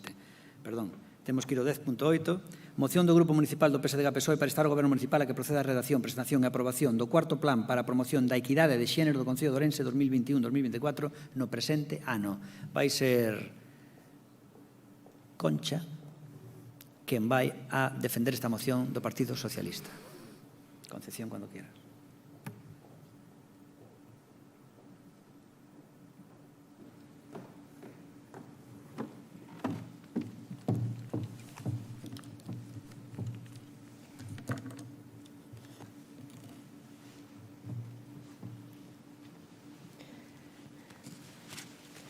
Alcalde, concelleiros, concelleiras, bos días a todas e a todos. Promulgar la igualdad como un derecho fundamental e instar a los poderes públicos a que eliminen todas esas barreras que dificultan que esa igualdad sea real y efectiva, no solo es un derecho, sino que además es nuestra responsabilidad como políticos. Y para eso tenemos una herramienta que disponemos en el ámbito municipal, que es el Plan para a Promoción da Equidade de Xénero do Concello de Ourense. Plan que entendemos se debe de articular en torno al desarrollo y al cumplimiento de los objetivos, previsiones y compromisos de mandato determinados en dicho plan. Y este enfoque es el que debe permitir obtener una visión estratégica común y coherente que facilite incorporar en todas las políticas municipales el objetivo básico de eliminar las desigualdades y promover la igualdad entre hombres y mujeres, comprometiendo la actuación en todas las áreas municipales. En definitiva, permitir, incorporar y desarrollar en el ámbito local la estrategia básica de mainstreaming de género. En este caso, de lo que estamos hablando es del tercer Plan para a Promoción da Equidade de Xénero do Concello de Ourense. Ese que entró en vigor en el 2017 y que tiene su periodo de vigencia hasta diciembre de este año. Y en el que entendemos que ese proceso de trabajo debería de servir para dar lugar a una continuidad en el cuarto Plan para a Promoción de Equidade de Xénero 2021-2024. Pero para que eso sea así, en primer lugar, deberíamos conocer si se ha comenzado a realizar el proceso de evaluación del tercer Plan de Equidade, ese tan necesario para identificar tanto los principales logros del mismo como las áreas de intervención y priorización que requieren un mayor desarrollo en el futuro cuarto plan. Por lo tanto, nos serviría para mejorarlo.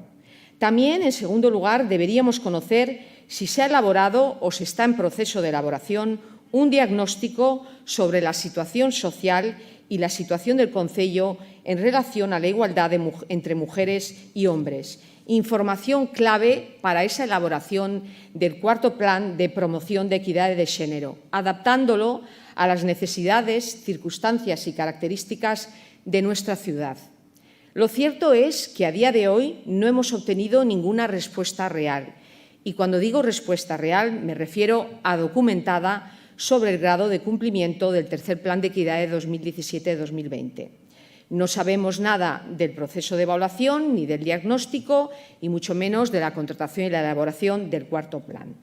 Dicho esto, para el Grupo Municipal Socialista es de vital importancia que hagamos un esfuerzo a nivel institucional para apostar y desarrollar por políticas de igualdad reales y comprometidas.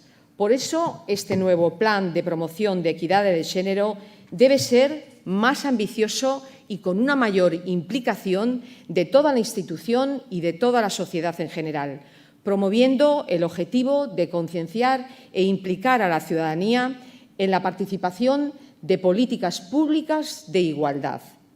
¿Y esto cómo se debe hacer? Pues fomentando esa participación, realizando un proceso de contraste y de recogida de aportaciones que serían analizadas y valoradas para después incluir las más interesantes en ese cuarto plan y, por supuesto, involucrando tanto al Consello Municipal de Igualdade como a todos los movimientos feministas y asociativos de mujeres.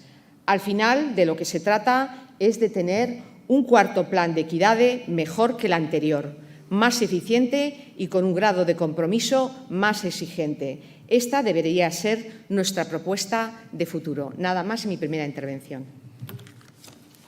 Gracias, Concha. El siguiente turno será para el BNG y será Ruth Reza del BNG.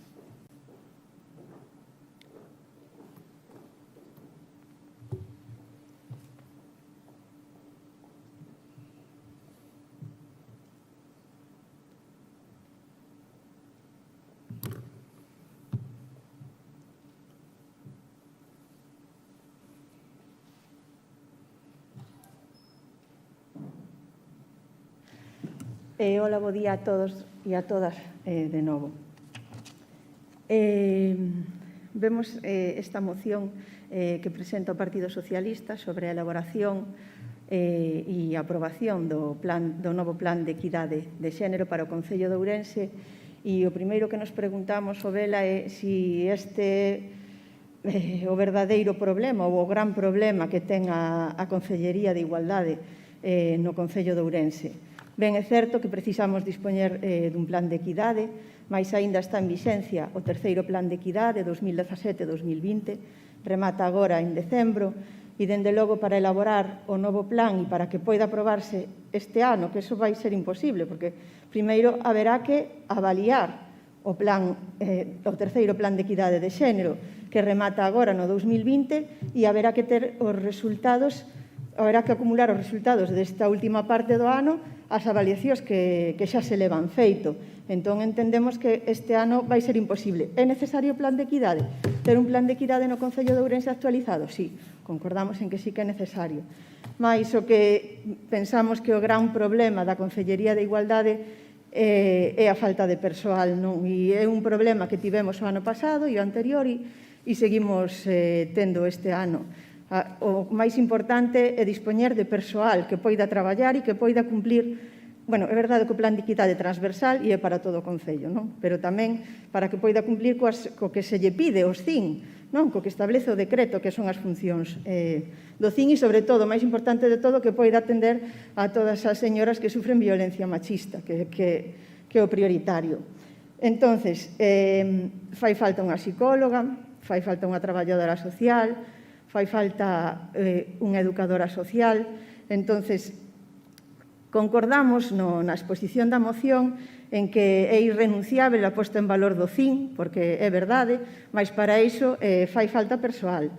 Concordamos tamén no reforzo dos programas de conciliación e tamén na formación en materia de equidade e violencia machista, mas para isto tamén fai falta persoal.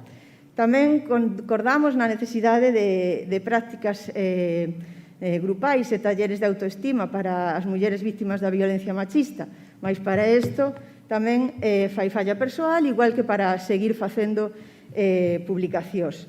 Hai 4 anos e medio, xubilouse unha educadora social, pasaron 4 anos e medio e seguimos sin educadora social.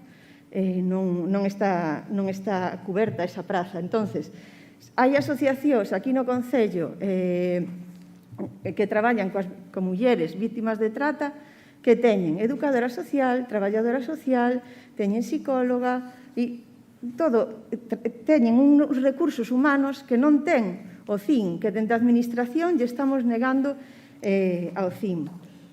Decir que, segundo o decreto que rixe o funcionamento dos CIN, os CIN teñen que ter unha intervención global, non teñen que ter eso, di o propio decreto, asesoramento xurídico, atención psicolóxica, orientación profesional e sociolaboral, así como calquera outra información encamiñada á consecución da igualdade efectiva entre homes e mulleres. Como se fai todo isto? Como podes facer todo isto se non tes persoal? É imposible. O que máis surxe, o prioritario do CIN é o persoal. É moi, moi necesario. Ademais, neste decreto clarifícase que a actividade principal e prioritaria do CIN ten que ser a atención ás mulleres vítimas da violencia machista e ás mulleres en situación de vulnerabilidade e tamén as súas crianzas ou as que teñan dependentes delas, non? Entonces, os recursos, cos poucos recursos que hai, terán que optimizarse para isto. E se queremos facer todo o que ten que facer o CIN por lei, pois terá que haber máis persoal. Senón é un pouco difícil facer todo isto. Ou sobreexplotamos a alguén, a unha muller, casualmente, que é a que está ali traballando, senón non sei como imos facer. Iso non pode seguir así. Ademais, o decreto do ano 2016 de funcionamento dos CIM multiplica por 3 o traballo que teñen que facer nos CIM, porque teñen que atender tamén as menores e inclúe a formación de LGTBI. Entonces, multiplica por 3 todo o traballo a realizar nos CIM e non ten ningún achega de persoal. E non é só que non haxa unha achega de persoal ou de persoal específico para atender eses colectivos, senón que aquí no Concello de Ourense aínda teñen menos persoal, porque como se xubilou unha educadora social, teñen menos persoal. Entonces, pensamos que imos apoiar a moción, porque sí que é necesario un plan de equidade, mas o fundamental é ter máis persoal na Concellería. Gracias. Gracias, Ruth Reza. Siguiente turno, por favor, es Laureano Bermejo, ¿no?, de Ciudadanos.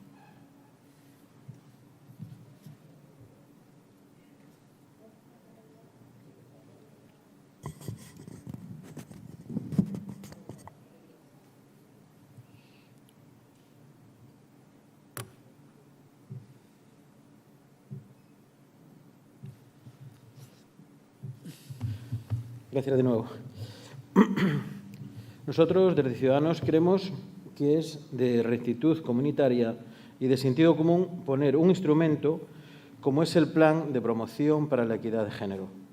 Debemos procurar ser mucho más ambiciosos y nuestras miras han de sobrepasar lo que es la igualdad en este plan. Debemos buscar lo que es la equidad, buscar el equilibrio entre las relaciones entre los trabajadores y trabajadoras con todos los ciudadanos. No debemos también olvidarnos del colectivo LGTBIQ. Y este plan ha de ser algo para poder utilizar. En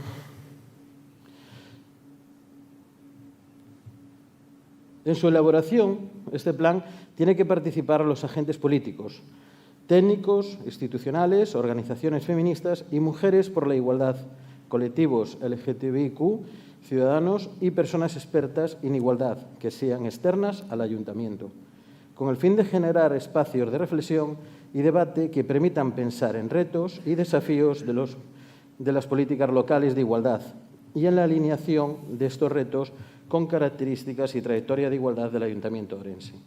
Trabajar en líneas de estrategia y programación tales como la igualdad en el modelo del gobierno municipal, lo que es la economía feminista de los ciudadanos, empoderamiento feminista y ciudad libre de violencia machista.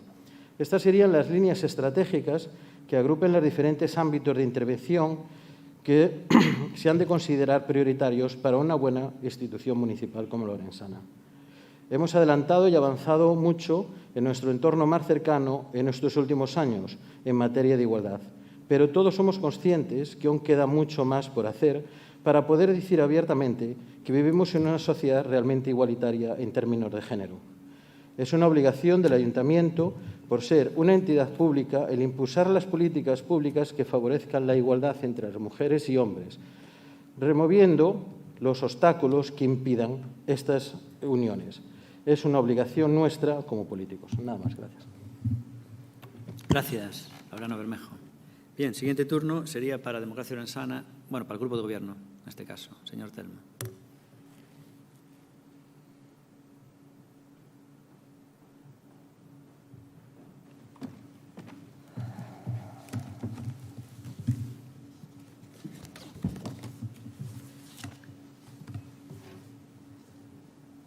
Bien, gracias, alcalde, nuevamente.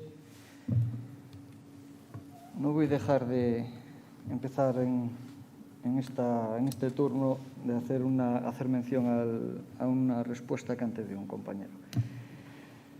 Yo vengo aquí como me da la gana, Jorge, ¿vale? Ni tú ni nadie me va a decir aquí cómo tengo que venir yo, ni si vengo de bueno ni si vengo de malo.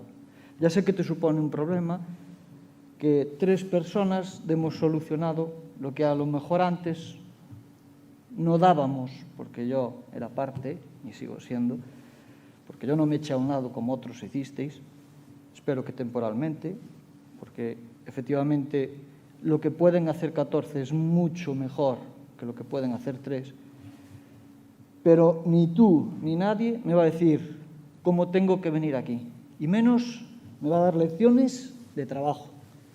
Yo ayer salí del Concello a las 7 de la tarde y me fui a preparar con mis compañeros de gobierno el pleno de hoy. Lo traeré mejor o peor, ¿vale? Pero si no tenéis información, no es porque yo no os la dé, ni porque el gobierno no os la dé. Y la gente no es imbécil. La gente sabe perfectamente que si un parque está precintado no lo puede usar. Otra cosa es que lo quiera hacer. Así que no hagas a la gente imbécil. Referente a este plan,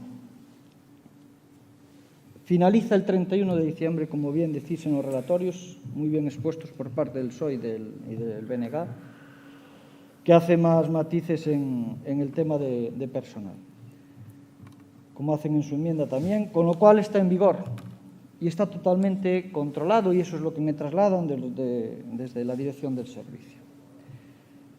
Y esto es para mí, cuando llevé esta moción a que me explicasen un poquito por dónde iba el tema, porque evidentemente no tengo el conocimiento en esta materia que en un mes, o tengo el que en un mes he podido tener, me trasladan que esto es como decir que se realice, que se solicite hacer un estudio de consumo de un motor, ¿vale? Pero te emplazamos a que lo hagas cuando se finalice el combustible del motor, ¿vale? Es decir, la consultora, que además es, me dijeron, Sánchez Albornoz, fue la que redactó el tercer plan, que hace su trabajo, que mantiene las reuniones y que asesora a las distintas concejalías y que alcanzan que están en cifras, bueno, que ahora mismo, por lo que están viendo, alcanzan las cifras de los objetivos que tenían planteados. Pero es que además en este seguimiento se realiza sistemáticamente desde que se elaboró dicho plan y el anterior, que se le encargó a la misma consultora. Conclusión, que agradezco que nos hagan este recordatorio, agradezco su preocupación para que nos insten ustedes a que sigamos haciendo pues lo que estamos haciendo, que no es otra cosa que estando en tiempo, en lo referente a los plazos, realicemos la evaluación final que, como bien dicen y como bien decíamos, estamos en plazo para ello, ¿vale? Y respecto a la moción, a la enmienda que hace el BNG, efectivamente, el BNG hace un inciso en que nos comprometamos a reforzar, pero non la podemos aprobar porque dice que o Concello de Ourense e a Xunta de Galicia nos podemos comprometernos ao que nos podemos comprometer. O problema non é orzamentario en sí, ainda que, claro, canto máis orzamento haxa, pois moito mellor, pero sí de persoal, vale? Este é un tema que estes días estamos tratando Armando e eu, precisamente, xa estamos nelo tamén, pese que a mellor lle parezca mal tamén a parte de vostedes que pois hasta agora pois non o fixeron. Vale? Moitas gracias. Gracias, Telmucha. Siguiente turno es del Partido Popular. Eugenia Bellas.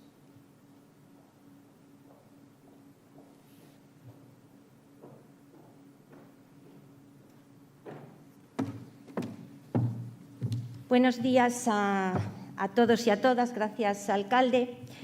Bueno, voy a intentar ser breve y concisa y también didáctica en este tema del plan de igualdad. Como bien dice el Partido Socialista, y Conchi aquí muy bien lo ha explicado, en el Concello de Ourense contamos con un plan de igualdad desde el año 2003 y es un elemento, un instrumento indiscutible e incuestionable y es una necesidad que tenemos en el Concello de Ourense. El tercer plan de equidade que está vigente, que se presentó en el año 2017 y que finaliza a 31 de diciembre del 2020, está vigente. Pero es que además en el documento del plan de igualdad aparece recogido que seguirá prorrogado hasta que no esté aprobado y preparado el cuarto plan de igualdad.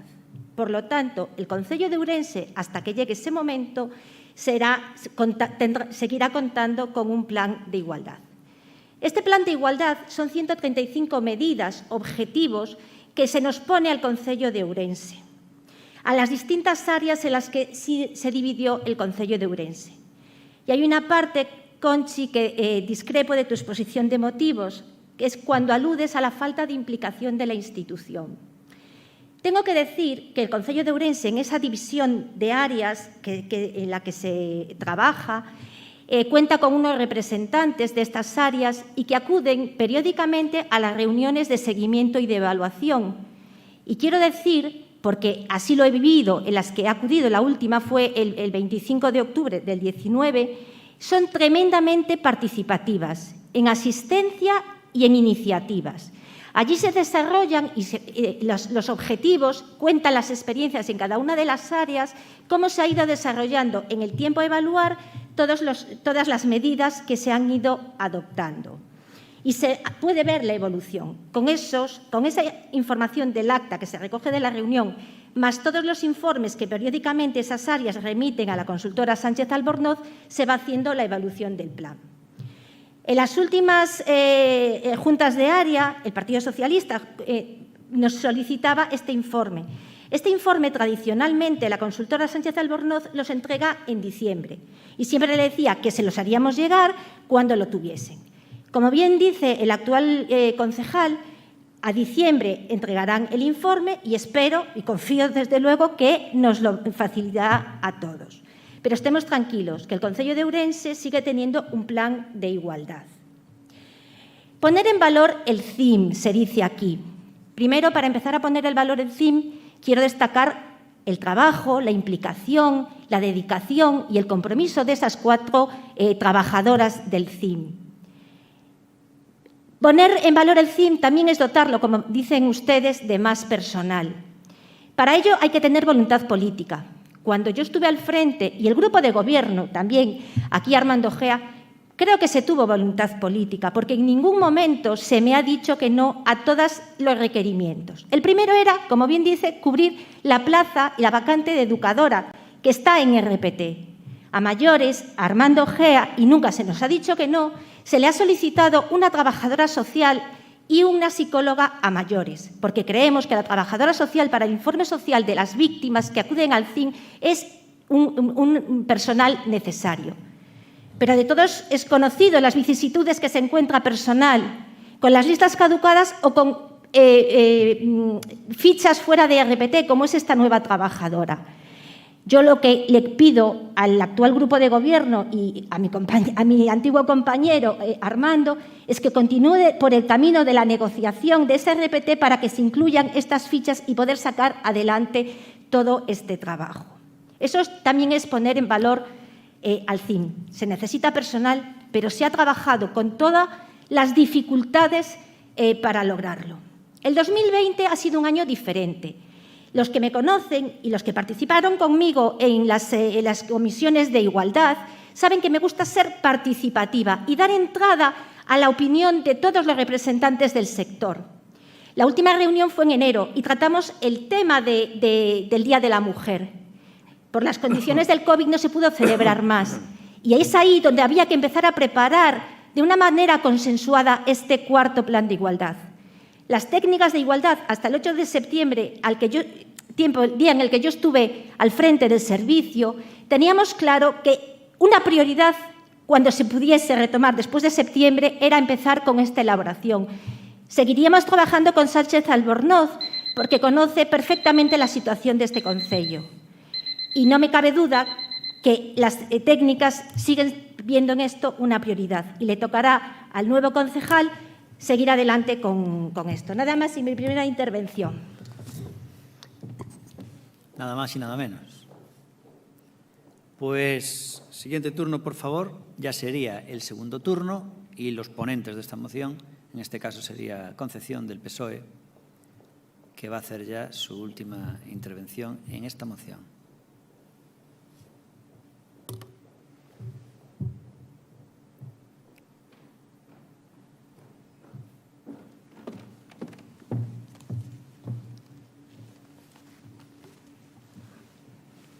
Bien, en primer lugar, doña Eugenia, nosotros desde enero, el Grupo Municipal Socialista, no le solicitamos la evaluación, sino que nos diera el grado de cumplimiento. Y no nos dio respuesta del grado de cumplimiento. Y es cierto que hubo un confinamiento, pero con el confinamiento se pueden hacer videoreuniones para informar a la oposición, me refiero, aparte de la que usted tuviera, porque entiendo que siguió trabajando. Por tanto, es verdad que este plan puede pasar después de diciembre, pero volveríamos a tener un plan, como tenemos tantos servicios en precarios, por no hacer un trabajo anterior. Claro que se mantendría, lo dice el propio plan, que se puede extender, no, lo podemos extender hasta acabar el mandato. Podríamos hacerlo. En cuanto a las palabras de la concejala del Bloque Nacionalista, de Ruth, no sé si ha leído la moción, pero hablamos del Centro de Información a la Mujer. Ya lo creo que hablamos. Hablamos tanto como que el Grupo Municipal Socialista en el 2016 fue quien llevó a pleno una moción ya en su momento, después de unas declaraciones también de la propia directora del Centro de Información a la Mujer Municipal, sobre buscar más recursos humanos para ese centro. Por lo tanto, esto es algo que ya llevamos pidiendo el Partido Socialista. Con respecto a Ciudadanos, bueno, me alegro, bienvenidos a la igualdad, porque a mí no se me ha olvidado las palabras del señor Laureano cuando hablábamos de lenguaje inclusivo. ¿Cómo nos sacó el diccionario de la RAE? ¿Vale? Pues en el propio plan de promoción de equidad lo dice, lo sabe perfectamente doña Eugenia, que siempre que sea necesario se incluirá el lenguaje inclusivo, porque es una manera de visualizar la desigualdad. Por lo tanto, ya lo creo que aunque no venga en la RAE, se debe decir programa de familias monomarentales y monoparentales. Eso es igualdad, señor Laureano. Dicho esto, la ley dice que se deben de garantizar unos servicios de calidad y acordes a la población a quien van destinados. Me refiero a las personas que están en el Centro de Información a la Mujer. Pero también es cierto que no se puede exigir el mismo personal mínimo para una población de 1.000 habitantes que para una de más de 100.000. Por eso solicitamos en su momento que hacía falta más personal. En estos momentos el CIN no tiene una educadora social. Y el asesoramiento que da a esas mujeres es jurídico, psicológico y sociolaboral. Hasta donde yo sé, un informe sociolaboral lo tiene que hacer una trabajadora social, porque no lo puede hacer ni una psicóloga ni una jurídica, porque si no sería intrusismo laboral. Es cierto que lo que se hace, se recurre a una trabajadora social de la UNIS do Couto para que haga esas labores, pero no se puede estar desvistiendo un santo para vestir otro. Ese es uno de los problemas, por supuesto, que tiene el Centro de Información. También hay que dar un asesoramiento cada vez más especializado. Tanto la jurídica como la psicóloga sé que trabajan arreo y que hacen todo lo que pueden, pero no es lo mismo atender a una persona adulta, en este caso a una mujer adulta, que tener que atender a un menor. Hay que especializarse, hay que buscar especialización, lo mismo que atender a una persona del colectivo LGTBI. Por eso necesitan personal especializado en estas áreas. También hablamos en nuestra moción de los programas que tienen que ver con la recuperación y el refuerzo de los programas de la conciliación laboral y familiar, que también es muy necesario, porque si queremos educar en valores de igualdad y contra la violencia machista, tenemos que empezar por reforzar todos esos programas. Dicho esto, esta moción es para trabajar, sí, gracias, alcalde, para trabajar en positivo, para tener ese plan. Y como nosotros durante un año no hemos tenido información ninguna, por eso preguntaba si se estaba elaborando el diagnóstico, si se estaba elaborando la evaluación, porque es necesario. Y, por supuesto, ese plan tiene que ver con las personas que trabajan en el CIN. En la propia moción lo explicamos, yo creo que suficientemente. Por lo tanto, espero que estemos todos a trabajar por la igualdad, porque sí es verdad que siempre es muy necesaria, en estos momentos de pandemia, más todavía. Nada más y muchas gracias. Gracias, Concepción. Siguiente turno, por favor, para el Benegar. Ruth Reza.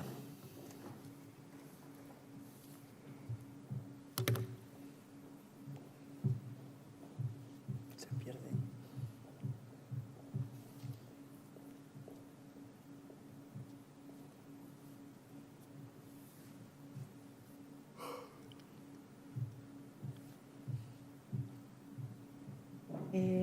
Moitas grazas, de novo.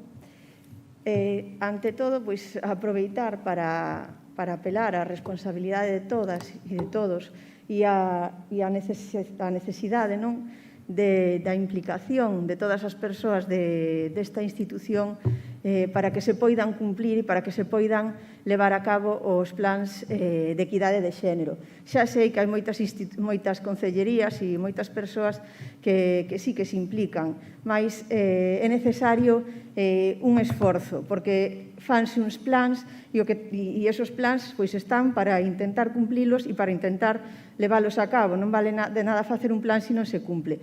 E, de verdade, algo que xa aparecía no Plan de Equidade de Xénero do ano 2010-2014 é a linguaxe inclusiva, que tamén fixo referencia a compañeira do Partido Socialista, e decir que é unha materia pendente no Concello de Ourense o uso da linguaxe inclusiva. Se non, miren a convocatoria de pleno que temos todas. Non se utiliza a linguaxe inclusiva. As concelleiras non aparecemos. Pois é algo que hai que modificar. E como isto, moitas outras cousas. Este é un pequeno exemplo. Entón, se queremos que haxa un avance real na igualdade de xénero, temos que implicarnos todas as persoas, todas, porque senón sempre haberá unha parte da sociedade que somos as mulleres que estaremos consideradas como veciñas de segunda. Polo tanto, simplemente apelar a eso. Moitas grazas. Gracias, Teresa. El siguiente turno es para Ciudadano. Ciudadano no va a hacer uso de la palabra y entonces es Tel Mucha, del Grupo de Gobierno. Tampoco. Eugenia, del Partido Popular. Sí.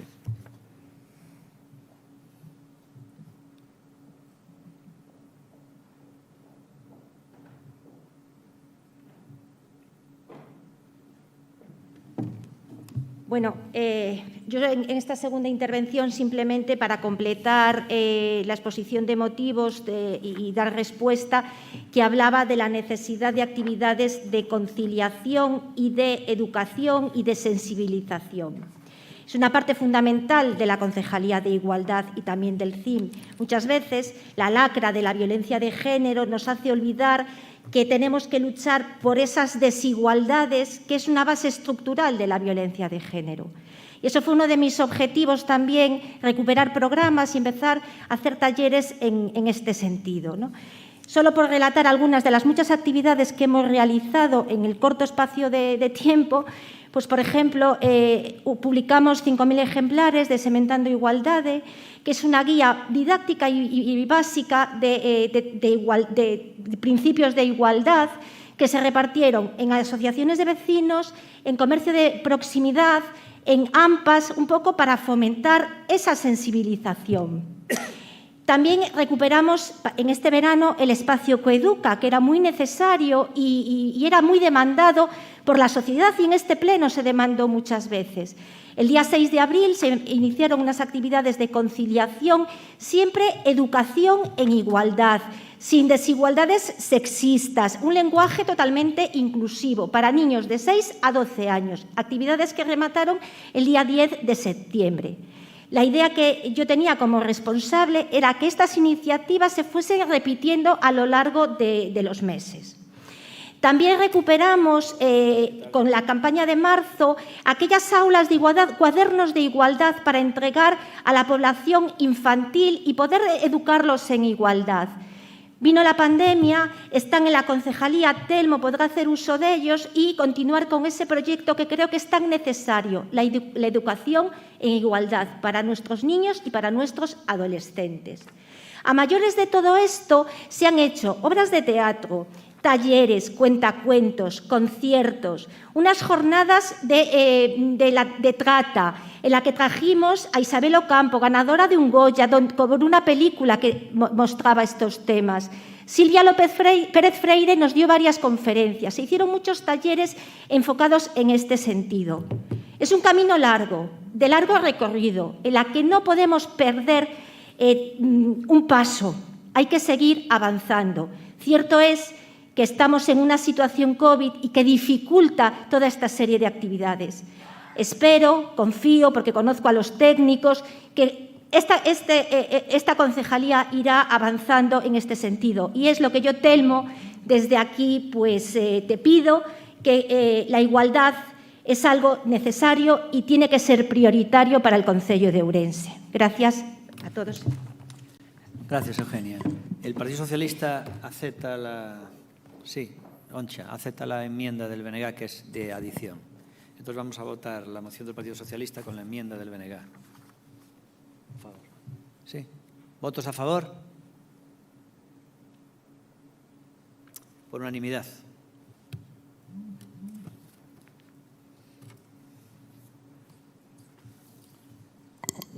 Siguiente punto sería moción do Grupo Municipal PSDG-PSOE sobre a problemática da vivenda en Galicia. O señor portavoz do PSOE, Rafael Villarino, que teña uso da palabra.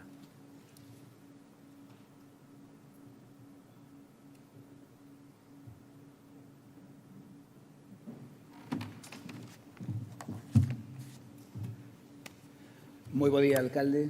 Moi bo día, concelleiros, concelleiras. A verdade é que está un a gusto a síntese seguro estando nunha instalación como esta, ampla, ventilada, en boas condicións, municipal, coido que será ahora. Eu, de verdade, estou moi agradecido de que se tomara esta decisión, de que nos beneficia a todos. Tamén me pregunto como estará a xente que está aí fora, cos problemas que temos agora mesmo ca COVID, cos que estamos a ter e cos que imos a ter. Iso ven precisamente a conto do que vamos a falar ahora desta moción, que é unha moción que fala sobre un dereito esencial que aparece recollido no artigo 47 da Constitución, e é de ter unha vivenda digna. E falo diso porque a 31 de xaneiro do ano que ven, se non hai modificacións, que espero que as haya, vai haber cambios no que é o SERTE. Esperemos que o SERTE duren máis aló desa situación, porque o problema da vivenda é un problema que vamos a ter en riba xunto co do traballo, xunto co da mera subsistencia. É unha situación moi complexa. Esta moción, a verdade é que ten uns obxectivos que eu penso que son plenamente aceptables por todos, absolutamente necesarios, e inda que fala da problemática da vivenda en Galicia, podemos decir que é unha moción xenérica, obviamente ten un traslado inmediato a cada unha das cidades, e este é o caso. É dicir, necesitamos que se movilice o parque de vivenda. Vou empezar precisamente, en vez de falar da moción en si mesmo, vou falar dos puntos de acordo, porque eu entendo que calquera, precisamente, votaría a favor desta moción simplemente por o que aquí se pide, que se pide á Administración, que é a responsable, é dicir, neste caso, a Xunta de Galicia, que dé un paso máis aló para que a vivenda sexa unha garantía para as persoas, sobre todo na situación na que nos atopamos. Dio punto 1. Instar a Xunta de Galicia a que impulse políticas de vivenda que garantan o acceso da ciudadanía a unha vivenda digna. Dereito constitucional, necesidade absoluta, situación problemática que temos agora é algo que temos que garantir como sexa.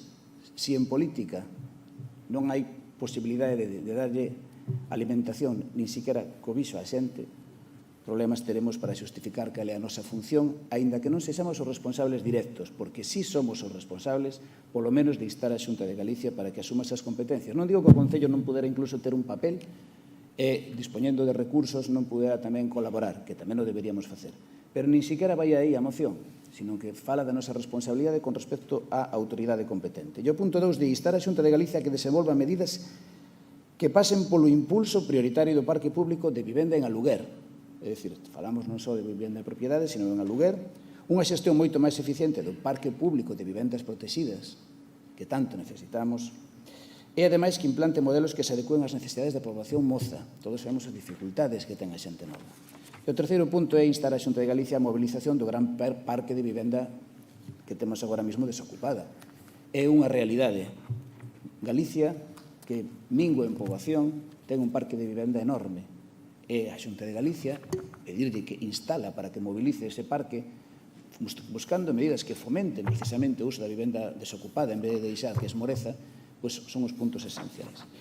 Por que creo que debe aprobarse esta moción? Porque estes son cuestións esenciais. Incluso o artigo 50 da propia Constitución di que os servizos sociais debería garantir que aquelas persoas maiores que teñen necesidade dunha vivenda digna tamén se proporcionaran os recursos para eles. Estamos falando de poboación que, ademais, sufre en maior medida porque está en situación de desvantaxe social con respecto a ingresos o que teñen outras persoas, sobre todo en idade laboral. É unha necesidade, é unha prioridade. Mire, hai agora mesmo en Galicia 13.000 demandantes de vivenda protegida, según o registro de vivenda protegida en Galicia, demandantes, 13.000. E deses 13.000, 4.083 son menores de 35 anos. Todas estas persoas están reclamando o acceso a unha vivenda. En Ourense só hai 195 deses menores de 35 anos. Hai que dicir que temos tan pouca poboación moza ou tan pouca poboación con esperanza de conseguir unha vivenda que realmente hasta a propia demanda local é pequena. Temos que facelo, e temos que facelo porque hai que dicilo. Non quero polemizar entre unha xunta de Galicia e outra xunta de Galicia, pero os datos son teimudos. No bipartito do ano 2007, só nese ano, movilizáronse 3.774 vivendas protegidas. No período de goberno de Alberto Núñez Feijóo entre 2011 e 2018, 3.019. É dicir, de un ano frente a 7 anos. Paralizouse por algún motivo. Non digo que non existan causas, nin é cuestión de botarlle en cara a nada a ninguén, pero sí que hai que decir que hai que reactivalo, hai que impulsalo, hai que conseguir que esas persoas que agora mesmo teñen unha vivenda precaria e que corren o risco de poder pasar a persoas sen teito, teñan cuberta unha necesidade vital, unha necesidade básica. E nada máis no primeiro turno. Moitas gracias. Gracias, señor Villarino. Seguinte turno é para Bloque e será Luís Seara, do BNG.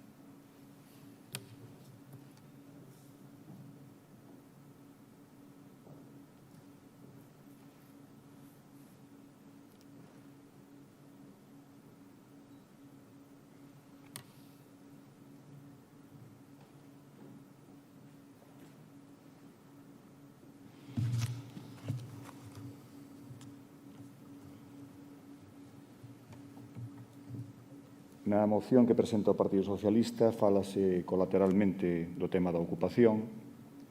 Xa debatimos aquí no pasado pleno unha moción de Ciudadanos sobre esta cuestión, provocando un falso debate que o único que pretende é xerar alarma social. Na moción invócase efectivamente o dereito á propiedade privada. O artigo 33 da Constitución recoñece o dereito á propiedade privada supeditada á función social da mesma, e isto é moi importante. Tal é así que a propia lei articula mecanismos como a expropiación para aqueles casos nos que se xustifique a utilidade pública ou interese social.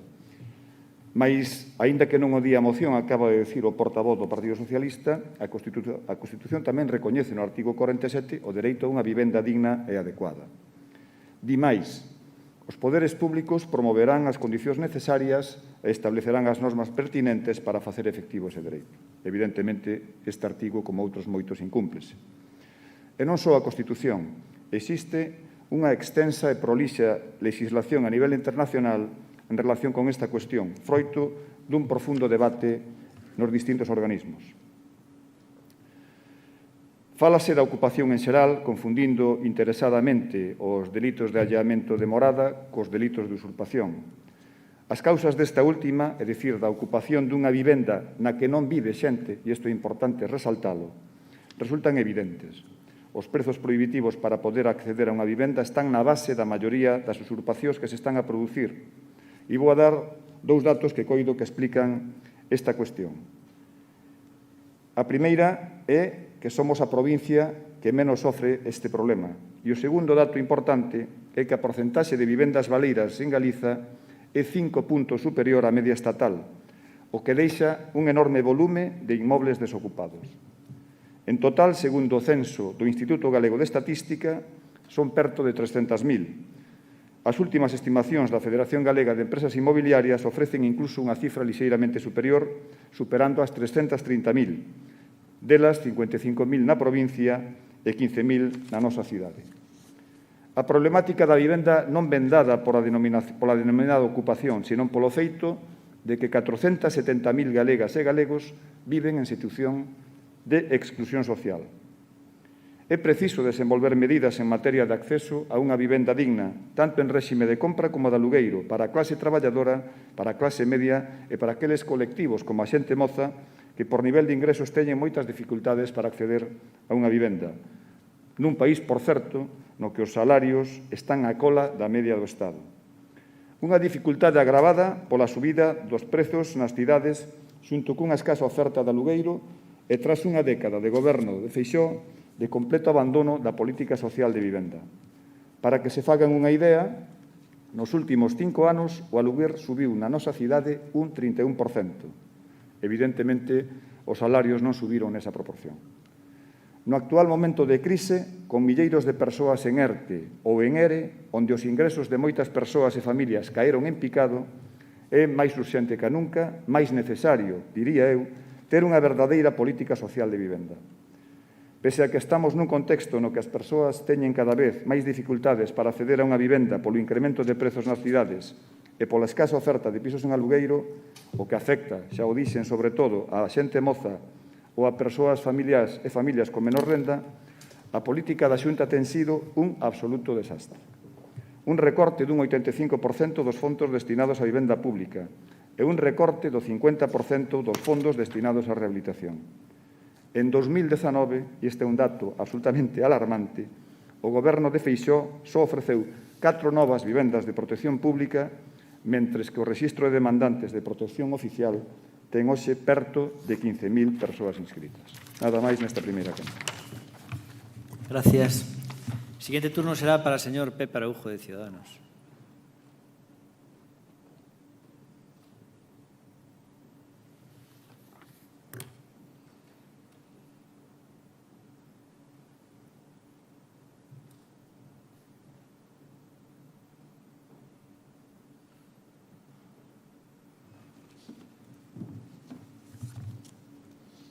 Gracias, señor alcalde.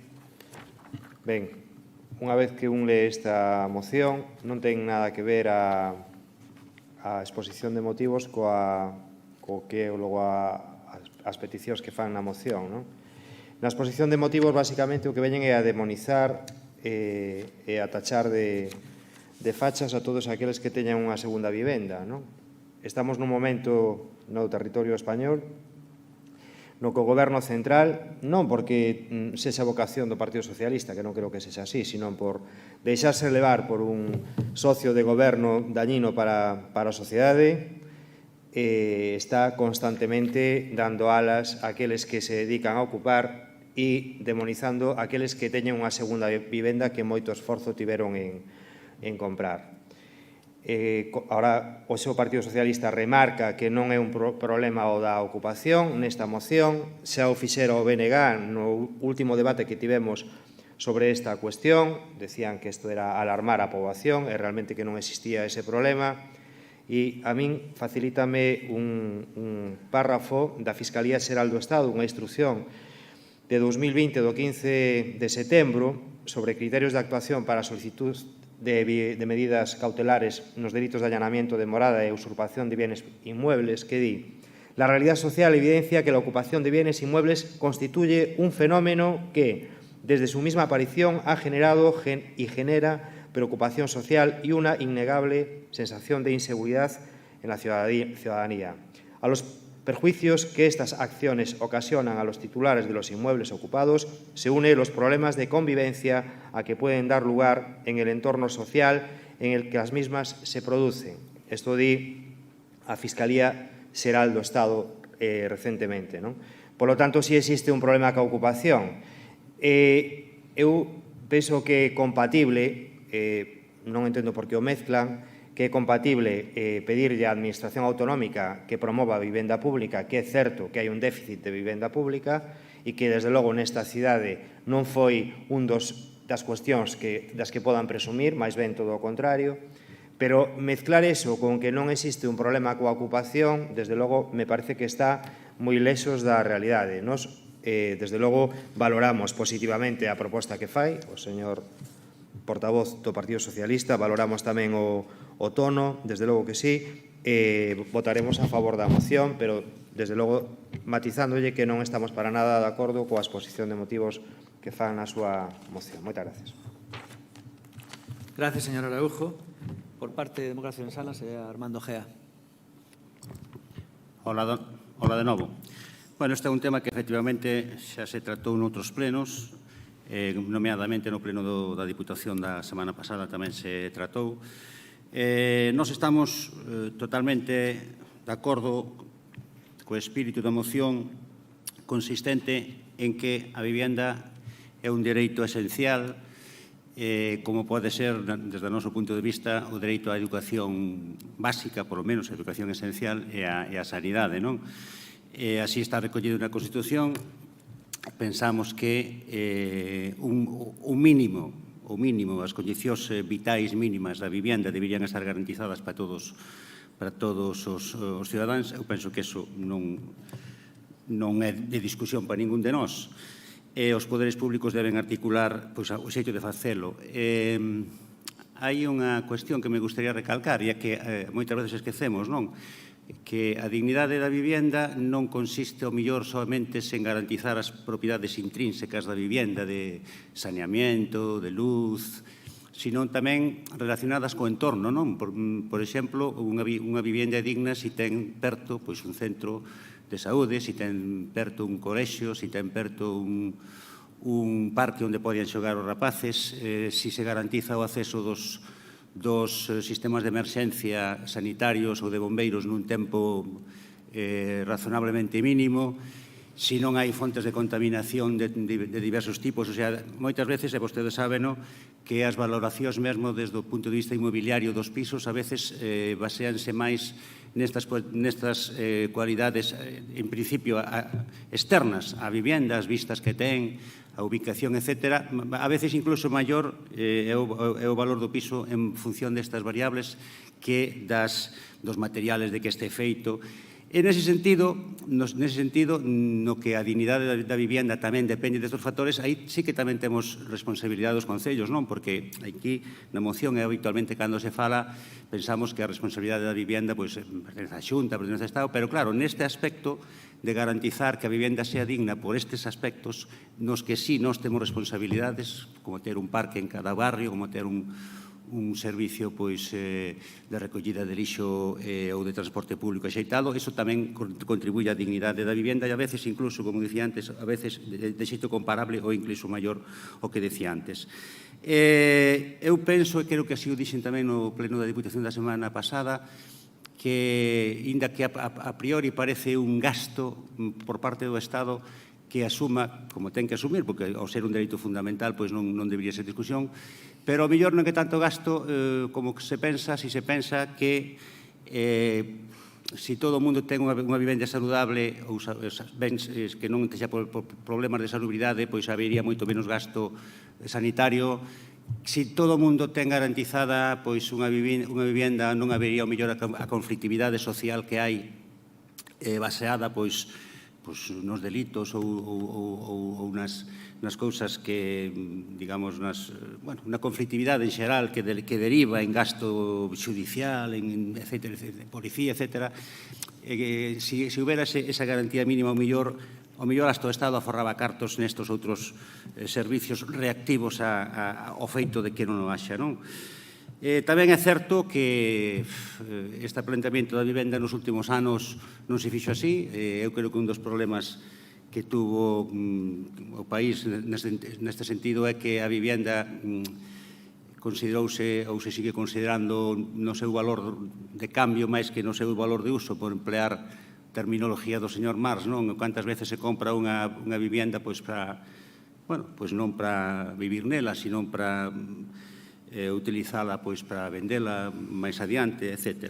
Entón, eu penso que sí, o problema é moi xeral, pero concordando co espírito da moción e asumindo como nosas estas necesidades, inda que o que se pide na moción é algo tan, en principio, tan pouco eficaz, polo menos desde o punto de vista necesario como instar e máis instar, vamos a votar a favor porque coincidimos no espírito e ademais coincidimos en que no futuro máis ou menos inmediato este problema terá que ser asumido, coller o toro polos cornos, como se suele decir, tamén polos motivos da pandemia que apuntaba antes alguén, e as administracións públicas terán que mollarse moito neste tema, neste sentido. De momento nada máis, gracias. Gracias, Armando. Y ahora va a ser el Partido Popular, va a ser Sonia Ogando quien haga su réplica.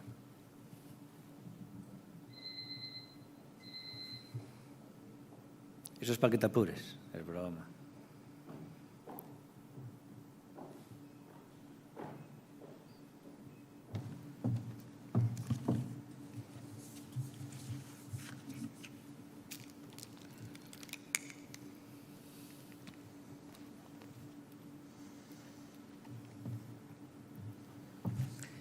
Buenos días a todos y a todas.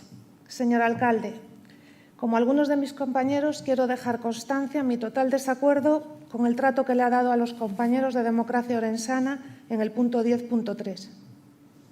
Se merecen ante todo un trato democrático y respeto. Respeto. Ser alcalde no significa pisar al resto porque sí y cuando a uno le apetece. Dicho esto, esta es una moción sin sentido, una más de tantas. El Partido Socialista tiene 3 diputados en el Parlamento gallego. Serían ellos los que en el ejercicio de la función de control de gobierno debieran instar por estas cuestiones a la Xunta de Galicia y no nosotros aquí.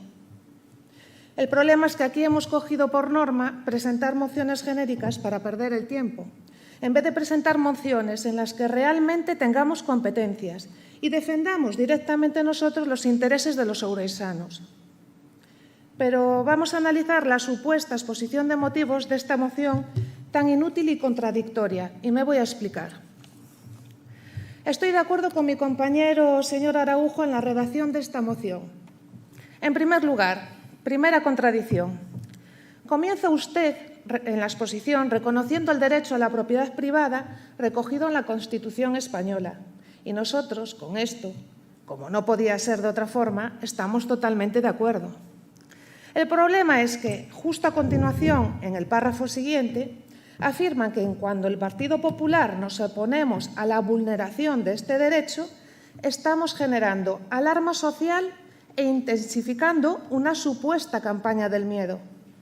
¿En qué quedamos, señor Villarino? ¿Existe o no existe derecho a la propiedad privada? ¿O es que a usted le da igual que se vulnere ese derecho?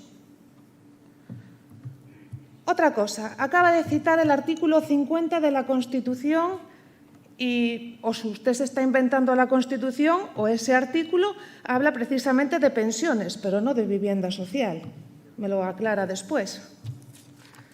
En segundo lugar, se marca usted un ejemplo maravilloso de lo que viene a ser una falacia, cum hoc ergo propter hoc, o lo que es lo mismo. Un argumento que parece válido, pero no lo es, porque correlación no implica causalidad. Ustedes afirman que el hecho de que hayan disminuido las condenas por delito de usurpación de bien inmueble en el último año es gracias a la gestión del Partido Socialista. ¿Y en base a qué afirman esto? ¿En base a que el ingreso mínimo vital que solo ha llegado al 6% de los hogares que lo han pedido? ¿En base a que el ingreso mínimo vital del que 7 de cada 10 habitantes las solicitudes todavía no se han tramitado? ¿O será en base a las ayudas para el alquiler aprobadas en este año con lo que usted justifica que disminuyeron las ocupaciones del año anterior, año 2019? Es como si las ayudas causasen efecto retroactivo en los ciudadanos. Y luego tienen la cara dura de decir que el crecimiento de las ocupaciones entre el año 2013 y 2017 se debió a que éramos nosotros los que gobernábamos. Parece que se les ha olvidado que durante estos años nos tuvimos que recuperar de una crisis económica que fue generada por el Partido Socialista. En tercer lugar, después de no ponerse de acuerdo con usted mismo sobre si la ocupación es o no un problema, o sobre a partir de cuántas ocupaciones se encuentra vulnerado el derecho a la propiedad privada, nos dice que en Galicia y en Ourense no existe un problema social con la ocupación de viviendas. ¿En qué quedamos? ¿Hay o no hay un problema?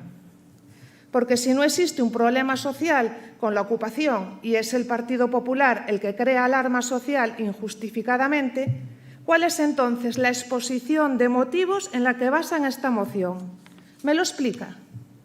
Mire, se lo voy a explicar de una forma más sencilla para que lo entienda. La exposición de motivos de una moción recibe este nombre precisamente porque en ella hay que exponer los motivos en que se basan las peticiones.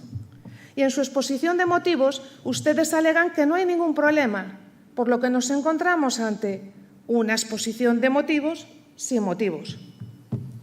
Y con esta exposición sin motivos, pretenden justificar que se inste a la Xunta que desarrolle una serie de medidas, que, por cierto, ya están desarrolladas o en marcha, como detallaré en mi segunda intervención.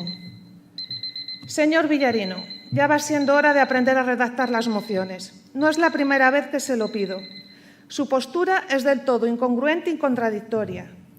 Y le repito que ya son horas de aprender a redactar las menciones. ¿Y usted pretende ser alcalde? Gracias. Sí, vou a respostar a Sonia Ogando na referencia que me fixo. Creo que fue totalmente procedente, lo reitero, el haber retirado la palabra, porque no estamos hablando de alguien con una moción que quiere hablar de otro tema, sino de leer un manifiesto. Un manifiesto no se puede leer en medio de una moción cuando además no tiene nada que ver con la moción, ¿no?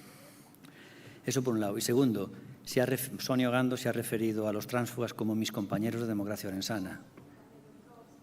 Claro, los compañeros de Democracia Orensana,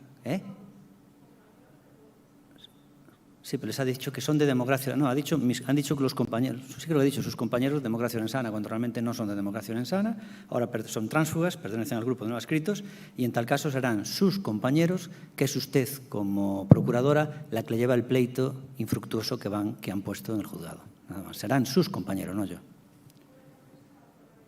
Pues después cuando suba el turno, pues si no... En caliente. ¿Quieres volver a subir? Son 15 segundos cada vez que subes, ¿eh? Es que he calculado el tiempo. Como me dice el señor Villarino, aquí estamos bien, pero sí que es verdad que los plenos alargan en torno a 25 minutos por pleno, porque se tarda en torno a 15, 20 segundos cada vez que hay un cambio. Si lo multiplicamos por las intervenciones, vienen siendo en torno a 25, 30 minutos por pleno. A ver, yo no me voy a poner chulita como mi compañero Telmo cuando se dirigía a mi compañero Jorge Pumar. Ahora hay que darle a él también alusiones. Sí, pues que venga, pero usted no me tiene a mí que decir qué clientes o no puedo coger yo en mi despacho. Porque cuando yo lo representaba a usted en nombre de Democracia Orensana contra miembros de mi propio partido, como el señor Baltar, aquí nunca se cuestionó nada. Yo defiendo y represento a personas que estuvieron imputadas en los paneles que pertenecían al bloque nacionalista gallego y aquí nadie me cuestionó nada. Tengo una dedicación parcial y tengo un despacho. Los clientes me eligen a mí y yo elijo a mis clientes. Por lo tanto, como dice mi compañero Telmo, a mí nadie, ni usted precisamente, me va a decir lo que tengo yo que representar en mi despacho o no. Gracias. Es increíble que antes Sonia Ogando haya hablado de las falacias como si dominara la lógica y ahora acaba de hacer un razonamiento que es falacia de conclusión irrelevante, aparte de que ha dicho una mentira. Es decir, yo en ningún caso le dije ni puse ninguna objeción sobre a quién tiene que representar y a quién no. Solo faltaría. Simplemente le dije que serán tus compañeros, no los míos. Porque a mí, te recuerdo una cosa, Sonia Ogando, y corrígeme si me equivoco, a mí nunca me cobraste cuando hiciste de procuradora de mis temas políticos. Nunca me cobraste. ¿Por qué? Entiendo que eras mi compañera, defendías la causa y no me cobraste, había una amistad. Entonces yo simplemente te dije que eran tus compañeros de Democracia Orensana. No sé si les cobras o no, pero en ningún caso te dije que a quién debías tú representar. Solo faltaría. Bueno, adiós. Válgame Dios. Bueno, xa acabou o tema. Logo se quer na segunda edición falas. Non se pode. Na seguinte intervención tas 4 minutos e falas. Señor Villarino, cando queira fai o segundo turno xa. Señor Rafael Vilariño, do PSOE, vai facer a segunda turno xa, é o último.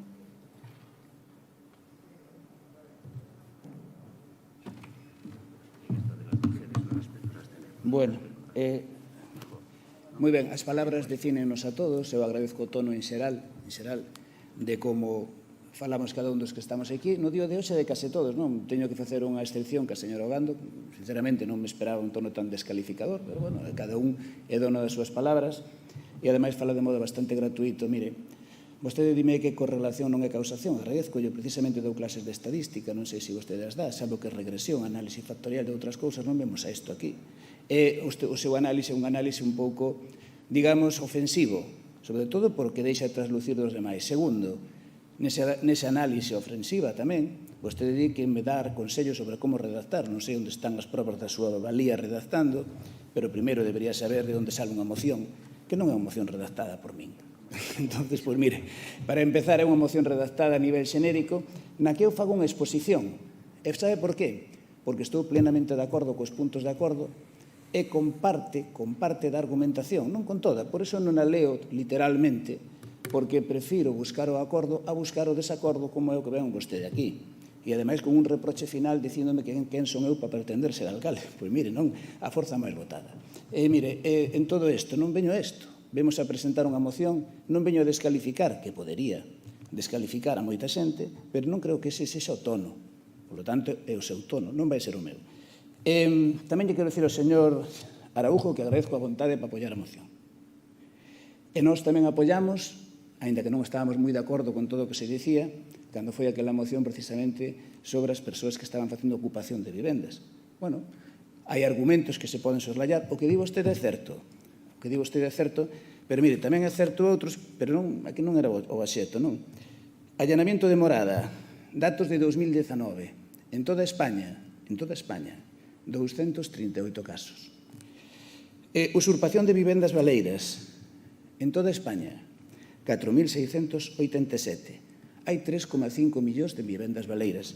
Isto representa aproximadamente o 0,13%. Non digo que non sexa un dereito a ter vivenda e que non exista un problema que a ocupación, pero é un problema bastante reducido dentro do marxe de outros problemas. De aí as afirmacións que dicen que efectivamente hai unha preocupación social, pero penso que hai unha preocupación social exagerada con respecto á magnitude do problema. No ano 2018 houve 12.214 casos, o número máis alto de usurpación de vivendas baleiras, baixo o mandato do Partido Popular. En aquel momento, o Partido Popular, precisamente, non trouxo ningún tipo de moción para intentar ir contra o problema da vivenda ocupada. E hai un problema tan grave, o da vivenda ocupada en España, con estas cifras, que no barómetro do CIS do ano 2020 de setembro, saben en que situación, en que posto aparece a ocupación de vivenda ocupada como problema social? Pois digo eu, en ningún. E aparece no 27 a preocupación pola vivenda. Eso sí, pero no 27. En Galicia houve 129 casos, o 0,16% de todas as infraccións penais, e en Ourense, 7. Mire, hai 230.000 vivendas baleiras según os datos que eu teño. O señor Seara dixo 300.000. Bueno, se ten el razón, o caso ainda é máis reducido, porque estamos falando de que o problema da ocupación afecta ao 5 por 10.000 dos casos que hai no caso de que houbera 230.000. Pero que non vou a eso. Eu que vou que hai que tomar medidas. E claro que hai que instar a Xunta, claro que sí, porque hai un dereito a facelo, e eu entendo que temos. Non me parece ofensivo, nem me parece malo, creo que está ben facelo, creo que todos os grupos políticos, incluindo o Partido Popular, traen mocións que exceden o ámbito deste consistorio e creo que non é un motivo para descualificar nin unha moción, nin un ponente dunha moción. Mire, o Goberno de España, e non veño aquí facer a xeoloxía do Goberno de España, pero no Plan de Vivenda Estatal 2018-2021, que precisamente empezou tamén co Partido Popular, acaba de mobilizar no ano 2020 346 millóns de euros, precisamente para vivendas, e 100 millóns de euros adicionais máis, precisamente para casos de vítimas de violencia de xénero, persoas en fogar, persoas desafiuzadas e outros colectivos vulnerables. E 1.200 millóns de euros tamén en avais bancarios, precisamente para evitar o problema da vivenda. Eso me parece que debe facelo calquera outra administración pública que teña competencias para elo. Non creo que se descalificar. Que máis dicir? Pois mire, María Piers dixo precisamente o 21 de xullo de 2019 a voceira socialista no Parlamento, dixo que hai eses 13.000 demandantes. Fagámoslle caso, démoslle unha solución. Non a vou descalificar a vostede, prégolle que non me descalifica a mí nin como persoa, nin como candidato, nin como propoñente dunha moción, e que cando queira falar de redaccións e todo o demais, falámoslo fora de aquí e non vimos a traer un asunto menor a un pleno municipal. Moitas grazas. Gracias, señor Villarino do PSOE. Luís Seara do BNG, o seguinte turno.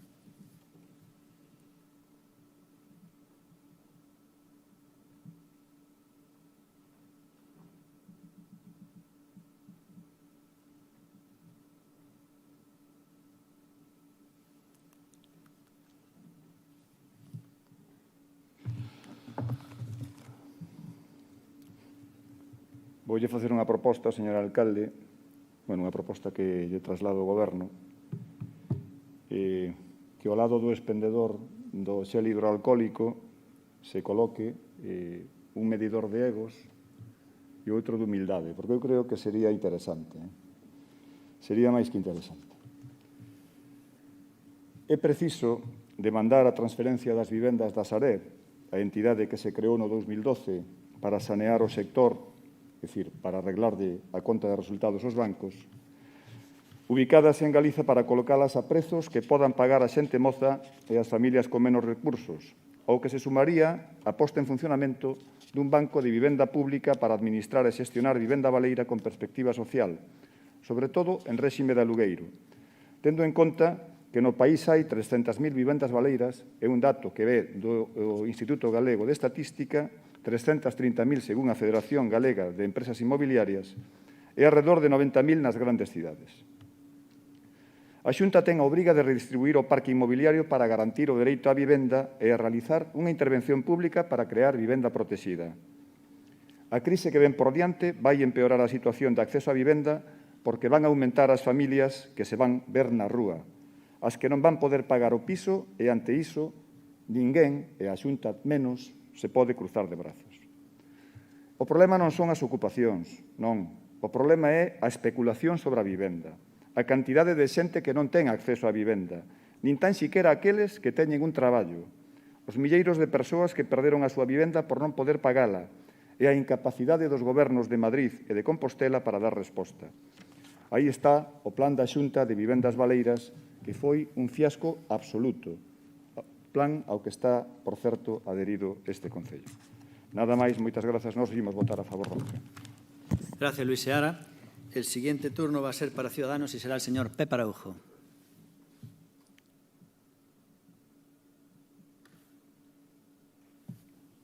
Voy al servicio, Armando.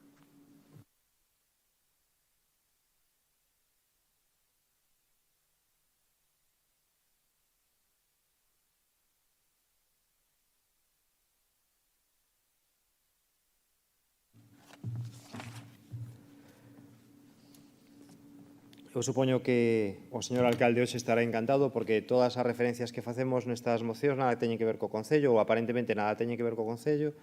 Estamos a falar constantemente de outras administracións, da Administración do Estado, da Administración Autonómica e en algún momento deberíamos centrar o cuadro sobre as competencias que ten o Concello de Ourense, por exemplo, en esta materia, en materia de vivenda, que pode facer o Concello, non? Coincidindo con vostede que hai, desde logo, un fracaso por parte da Administración Autonómica no que significa a creación de vivenda pública no término municipal de Ourense, que hai moita máis demanda que oferta, é algo evidente, que hai moita xente que leva moitos anos esperando por unha vivenda, que os mozos tamén esperan por uns alugueres aos que podan ter acceso, remarcando, como fixo a concelleira do Partido Popular, que, bueno, se vostede di que xa non coincide con a totalidade da exposición de motivos, pois casi se pode entender que non coincida a petición coa propia exposición, porque o certo é que cando ti ves o telexornal case a diario, atopaste pois cunha señora que de repente chegou á súa segunda vivenda, ya tiñan ocupada, entra nela despois de moitos meses de pelear un proceso judicial longuísimo porque a Administración non fai o posible para que se acorten como en outros países en contra esa vivenda destrozada, non? Ou como hai comunidades enteras de veciños que están en guardia, teñen que facer guardias todos os días para defenderse daqueles que ocupan a súa zona de urbanización e destrozan os chalés ou as casas, ou aqueles que ocupan a diario pisos e empezan a botar por a ventana o mobiliario. Quer dicir, isto vemos no telexornal todos os días, por lo tanto, negar esta cuestión que a propia Fiscalía considera como un problema, desde logo, me parece un error de cálculo tremendo por parte do Partido Socialista para que o traiga aquí como unha exposición de motivos a este pleno. A partir de aí, don Armando, en representación do Goberno, fainos unha especie como de interpretación filosófica do tema da vivenda, e así salvan a súa intervención, sin que pase absolutamente nada máis, e o Concello de Ourense pois vai a ter solucionado o problema de vivenda en base a unha reflexión filosófica sobre esa problemática. Claro, como se podería solucionar o tema? Se podería solucionar aprobando un plan xeral de ordenación municipal, non? E liberando o CHAM para construir vivenda pública, que o Concello poña a disposición da Administración Autonómica a vivenda pública. Se poderían facer un montón de cousas para facilitar a aparición de vivenda pública en Ourense, sin atacar para nada os propietarios das segundas vivendas, que son, na súa inmensa maioría, aqueles que logo aparecen criminalizados en este tipo de mocións e tachados aínda por encima de fachas por algún que considera que unha persoa teña unha segunda vivenda xa é un facha. Eso é a parte na que me desentona a súa moción. Por lo demais, como lle dixen antes, vamos a votar a favor. Gracias. Gracias, señor Araujo. Y ahora, por el Grupo de Gobierno, será el señor Armando Gea.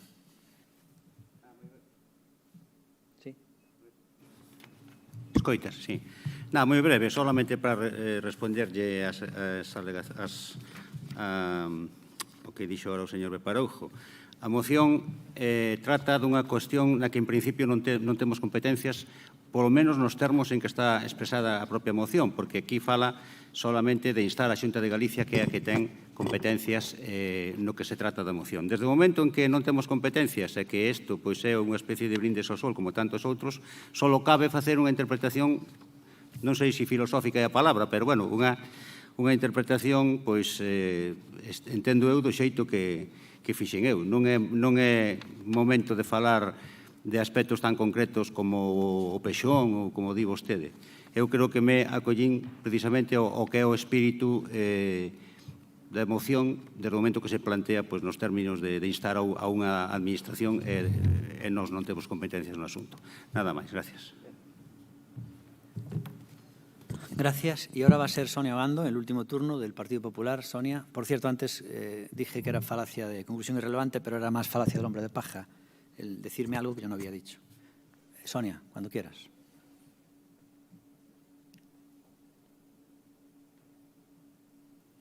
Cuatro minutos finales y ya votamos.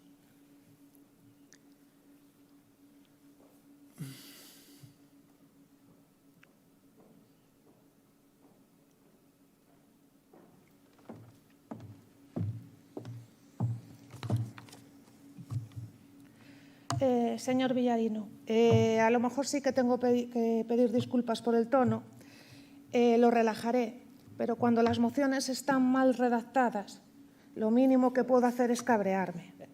Sobre redactar una moción, para mí no es un tema menor. Estamos aquí defendiendo a los ourensanos. Si no sabemos redactar, mal sabremos solucionar. Y dice usted que no la redacta, pero es que yo vi su firma electrónica. Por lo menos repásela. ¿Cómo no me voy a enfadar? Y ya no es la primera vez que se lo digo. Señor alcalde, en este caso son mis clientes y no entiendo la tiradita, que no venía a nada. Yo me dedico a mi profesión y a día de hoy a usted no le he cobrado nada porque todavía no me ha preguntado cuánto me debe. El Gobierno gallego es consciente de que el acceso a la vivienda es una de las principales preocupaciones de los ciudadanos. De hecho, desde hace años promueve programas específicos para garantizar el acceso a viviendas en alquiler a las familias, como el bono del alquiler social. La caída del ritmo de la construcción de vivienda protegida con la crisis del año 2008, el precio de la vivienda del mercado libre y el de la vivienda de protección oficial casi se igualaron. Aquí, el caso es criticar siempre la actuación de la Xunta, sea como sea. Tengo que recordarles que desde el año 2009 el Gobierno del Partido Popular ha realizado grandes avances. Ley de Vivienda en el año 2012, Plan Rehabita 2015-2020 para prevención de la exclusión residencial, medidas específicas para afrontar la pérdida de vivienda habitual por impago de hipoteca o de alquiler, regulación del registro único de demandantes de vivienda. Pusimos en marcha un programa concreto de realojo de afectados por ejecuciones hipotecarias, el bono de alquiler social y convenios con la Sareb. Aprobamos la Ley de Rehabilitación en el año 2009 y en el año 2008 se puso en marcha el Plan Rexurbe. Programa para revitalizar el casco histórico en el que la Xunta adquiere inmuebles en estado de abandono o semiabandono para proceder a rehabilitarlas. Esto es concretar, hablar de medidas concretas y llevarlas a cabo. Pero para los más escépticos, los que no concretan, he de decirles que además de todo esto, la Xunta presentó el 6 de octubre en el Parlamento un documento inicial que queremos que sea el nuevo Pacto Social de Vivienda. 48 medidas, 10 de ellas totalmente novedosas, para llegar a más de 40.000 hogares. Y por si fuera poco esto, el Gobierno gallego continúa con su ambiciosa política fiscal de bajada de impuestos, como en el caso del impuesto de transmisiones patrimoniales. Tipo del 7% para vivienda habitual, tipo del 3% para menores de 36 años, personas con discapacidad y familias numerosas. En zonas rurales, los colectivos protegidos el 0%, vivienda habitual el 5% y el resto el 6%. Así que dejémonos de mociones genéricas inútiles y hablemos de datos concretos. Señores, nosotros concretamos y proponemos un plan social de vivienda con casi medio centenar de medidas. Así que, señor Villarino, votaremos en contra de esta moción porque no tenemos nada que instar a la Xunta. Ya tiene las medidas en marcha, no es por otra cosa. Y, por favor, dejen de hacernos perder el tiempo con mociones inútiles y pongámonos todos a trabajar en asuntos de nuestra competencia para el beneficio directo de los ourensanos. Y, bueno, si de paso las traemos bien redactadas, se lo agradecemos. Gracias. Gracias, Sonia. Respecto a lo que has dicho de mí, te recuerdo que en más de 3 y 4 ocasiones dijiste que tu forma de colaborar con Democracia Orensana es que lo hacías gratis. Me hace gracia porque a ver si vas a hacer ahora igual que el señor Caride, que también decía ahora voy a cobrar, aunque después salió en la región rectificando un día y diciendo yo no era su abogado, era su amigo porque jamás le cobré. O sea que al final salió diciendo la verdad. Y en cualquier caso, hombre, no es verdad, es absolutamente verdad. Y en cualquier caso, me llamó la atención que habiendo siempre colaborado siempre con Democracia Orensana desinteresadamente, un día nos enteramos que te habías unido a las filas del Partido Popular para ir en su candidatura. En cualquier caso, me alegro que haya sido así, porque hoy, en vez de ser entonces 4 tránsfugas, serían 5. Bueno, vamos ya entonces a votar esta moción. Entonces, votamos votos a favor, votos en contra y abstenciones 0. Vale, entonces tenemos 16 votos a favor, ¿no? Sí, 16 votos a favor y 7 en contra. Pasamos ya a la siguiente moción, que es la moción 10.10, moción do Grupo Municipal do Partido Popular para instar ao Concello que habilite os espazos necesarios para acubillar as persoas en fogar mentres duren as restriccións nocturnas derivadas do estado de alarma decretado pola pandemia de COVID. Terá a intervención, vai ser Eugenia Abellas, quen defenda esta moción por espacio de 5 minutos. Espera, me pongo la mascarilla.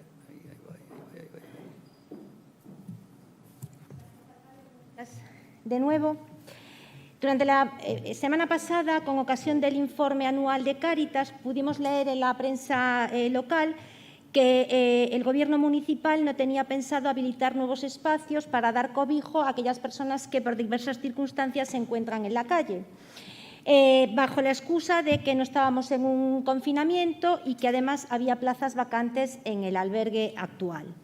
Quiero recordar que desde el 15 de marzo Galicia está en una emergencia sanitaria y desde el 25 de octubre estamos en estado de alarma y además en restricción de movimiento, toque de queda, como lo quieran llamar, a partir de las 11 de la noche, hora desde la cual nadie puede andar deambulando por la calle y todos tenemos que estar en nuestros hogares. Por eso, desde el Partido Popular, desde el Grupo Municipal, consideramos que esto es un error, el no tener ya previsto y habilitado un espacio que lo van a necesitar. Lo van a necesitar porque el albergue actualmente tiene 18 plazas disponibles, puesto que una habitación de 2 camas está reservada por si hay para aislar a algún usuario que tenga síntomas compatibles con el COVID. Vamos hacia meses de frío. En las campañas de frío, la capacidad del albergue se llena. Es más, se ven obligados a abrir camas o colchones para acoger a gente que no duerma en la calle. Por lo tanto, que hoy haya plazas vacantes no garantiza que las vaya a haber a lo largo de estos meses. ¿Y qué pasa si hay un positivo en el albergue? Por eso, desde el Partido Popular, solicitamos previsión y anticipación a los diversos escenarios que se pueden presentar. Durante el tiempo que fui concejala de Servicios Sociales me tocó lidiar y estar al frente en la primera ola, tiempo en el que este concello habilitó 4 espacios diferentes para cubrir todos los escenarios y las distintas situaciones que se nos podían presentar. Y todos fueron utilizados y no los abrimos por capricho, sino porque había una necesidad. Mire, nos anticipamos y ese fin de semana del 14 de marzo, cuando se declaró el estado de alarma, la jefa de servicio y yo empezamos a planificar este proyecto. El 16 de marzo, día que se declara el estado de alarma, el albergue de la Plaza del Trigo pasa a funcionar 24 horas, con dotación de alojamiento, comida, vigilancia, todo. El día 18 de marzo, 2 días después, Alcaldía nos cede el albergue de peregrinos de aquí, de San Francisco. Le compramos la dotación, pero veíamos que era un espacio que más bien íbamos a disponer para aquellos de baja exigencia. El día 19 de marzo, la Xunta de Galicia nos cede el espacio del albergue de peregrinos de la calle Barrera. Compramos lo que necesitamos y lo teníamos en previsión para cuándo lo íbamos a necesitar. Había plazas en el albergue de la Plaza del Trigo el día 16, lunes. El sábado 21 de marzo ya nos vimos obligados a habilitar y empezar a utilizar el de la calle Barrera. Pero el servicio tenía una preocupación, que era con los COVID positivos sin techo o con aquellas personas sin hogar que fueran COVID positivo. Por eso planificamos una instalación que era el pabellón de Oira para albergarlos allí. Porque si surge un positivo en el albergue, y Telmo, eso te puede surgir mañana sábado, lo primero es aislar también a esos contactos estrechos. Y si no tenéis previsto una instalación ya, pues ¿qué hacemos con esos contactos estrechos? Hay que aislarlos y tienen que estar ahí. Y en ese momento el albergue se tiene que cerrar, porque eso ya nos pasó en marzo. Entonces, por eso solicitamos esta previsión y esta anticipación al Gobierno municipal para dar respuesta a la situación que se va a plantear. Las cosas suceden en el momento menos imprevisible. De todos los albergues que tuvimos que abrir, fueron sábados por la tarde, el sábado de Semana Santa, el sábado 21, es decir, hay cosas que no pueden esperar. Por eso solicitamos anticipación, previsión y planificación. Yo en este camino, y eso ya lo he dicho muchas veces y también en el Salón de Plenos, siempre me he sentido respaldado por todos mis compañeros y por la corporación en general. Agradecer a personal que siempre nos ha facilitado todos los conserjes y toda la ayuda en aquel momento. Y también tengo que decir que desde Alcaldía yo me sentía respaldada. Por eso me sorprende leer estos titulares y me lleva a pensar si en aquel momento, como yo creía, era una intención política de llevar así los servicios sociales o era fruto pues, simplemente de un pacto. Me gustaría pensar que era una intención política, ¿no? Porque creo que a esta ciudad les debemos una respuesta a los más necesitados. Nada más en mi primera intervención. Sí, respondo yo. Nosotros siempre hemos sido tremendamente sensibles a todas las demandas sociales que nos han llegado. De hecho, nuestro primer pacto con el Partido Popular era un tema de incrementar las ayudas sociales en Orense, que involucraba eso, cuando estábamos ya en la oposición. Pues nada más, el siguiente turno ahora es para Ruth Reza, del BNG.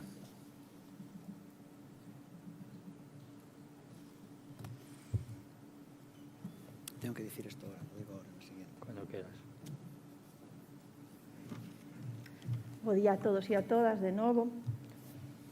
A irrupción da COVID-19 colocounos a todos e a todas no medio dunha crise social e económica que cando aínda non nos recuperáramos da crise de 2008. Polo que son as persoas que menos teñen as que máis están a sufrir, non? Persoas que viron reducidos os seus ingresos ou que quedaron sen traballo dun día para outro e se viron na rúa e sin fogar. Durante a primeira onda da pandemia, o Concello de Ourense tomou unha primeira medida, como xa dixo a concelleira Díaz Abella, de abrir o fogar do transeúnte as 24 horas do día para as persoas sin fogar, non? Do Concello. Reforzando as quendas, o servizo de comidas, e é unha medida que compartimos. E ese mesmo día, dende o Bloque Nacionalista Galego, trasladamoslle ao grupo de goberno, concretamente a concelleira, a señora Díaz Abella, trasladamoslle, fixémoslle chegar unha proposta non para que dende o Concello se habilitaran espazos deportivos municipais, que eran pabillóns, non?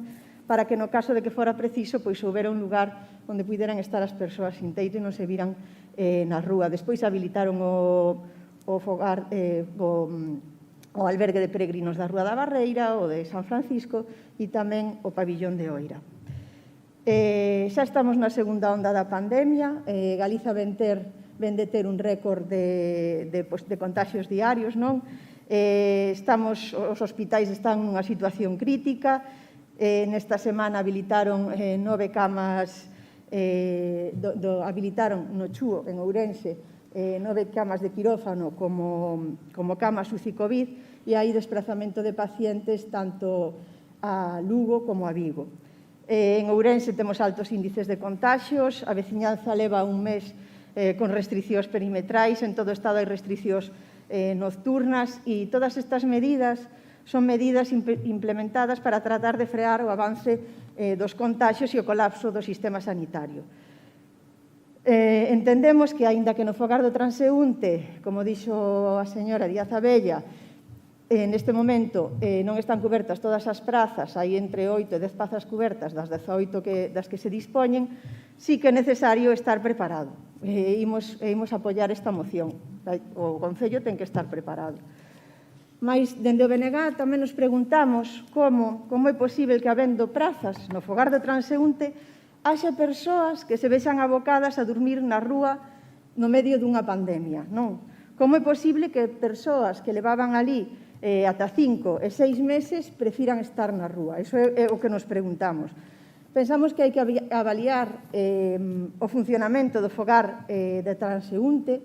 Preguntamos no mes de agosto as causas de expulsión de usuarios e usuarias do fogar de transeúnte. A resposta que obtivemos era que non nos podían decir nada mentras non se presentara unha reclamación. Temos coñecemento de persoas que presentaron reclamacións e gustaríanos saber que solución se lle está dando a estas reclamacións presentadas. Estamos ante un recurso público, que é o fogar de transeúnte, e entendemos que non pode ser solamente como un aloxamento, non. Entendemos que é preciso ter no fogar de transeúnte un educador ou unha educadora social, unha psicóloga ou un psicólogo e un traballador ou unha traballadora social.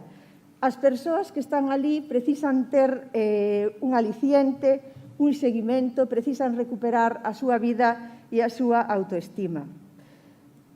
Imos apoiar a moción, mas entendemos que habería que darlle unha volta ao funcionamento do fogar do transeúnte e indagar que é o que está a fallar, non? Para que haxa persoas que, habendo prazas no fogar do transeúnte, prefiran ou escollan como alternativa dormir na rúa. Recoñecemos que o Concello fixo un importante esforzo económico para poder acoller a todas as persoas que estaban na rúa, que non tiñan un fogar. Despois, tamén fixo un importante esforzo económico apoiando económicamente as dúas asociacións no ámbito social máis fortes que fixeron un esforzo durante a pandemia, mas lamentamos que ese mismo apoio non se lle dera a outras asociacións do ámbito social que, aínda que son máis pequenas en orzamento, tamén fixeron un esforzo moi grande e tamén terían dereito a recibir un apoio por parte un reforzo no apoio por parte da institución, porque tamén realizaron un esforzo. Moitas grazas.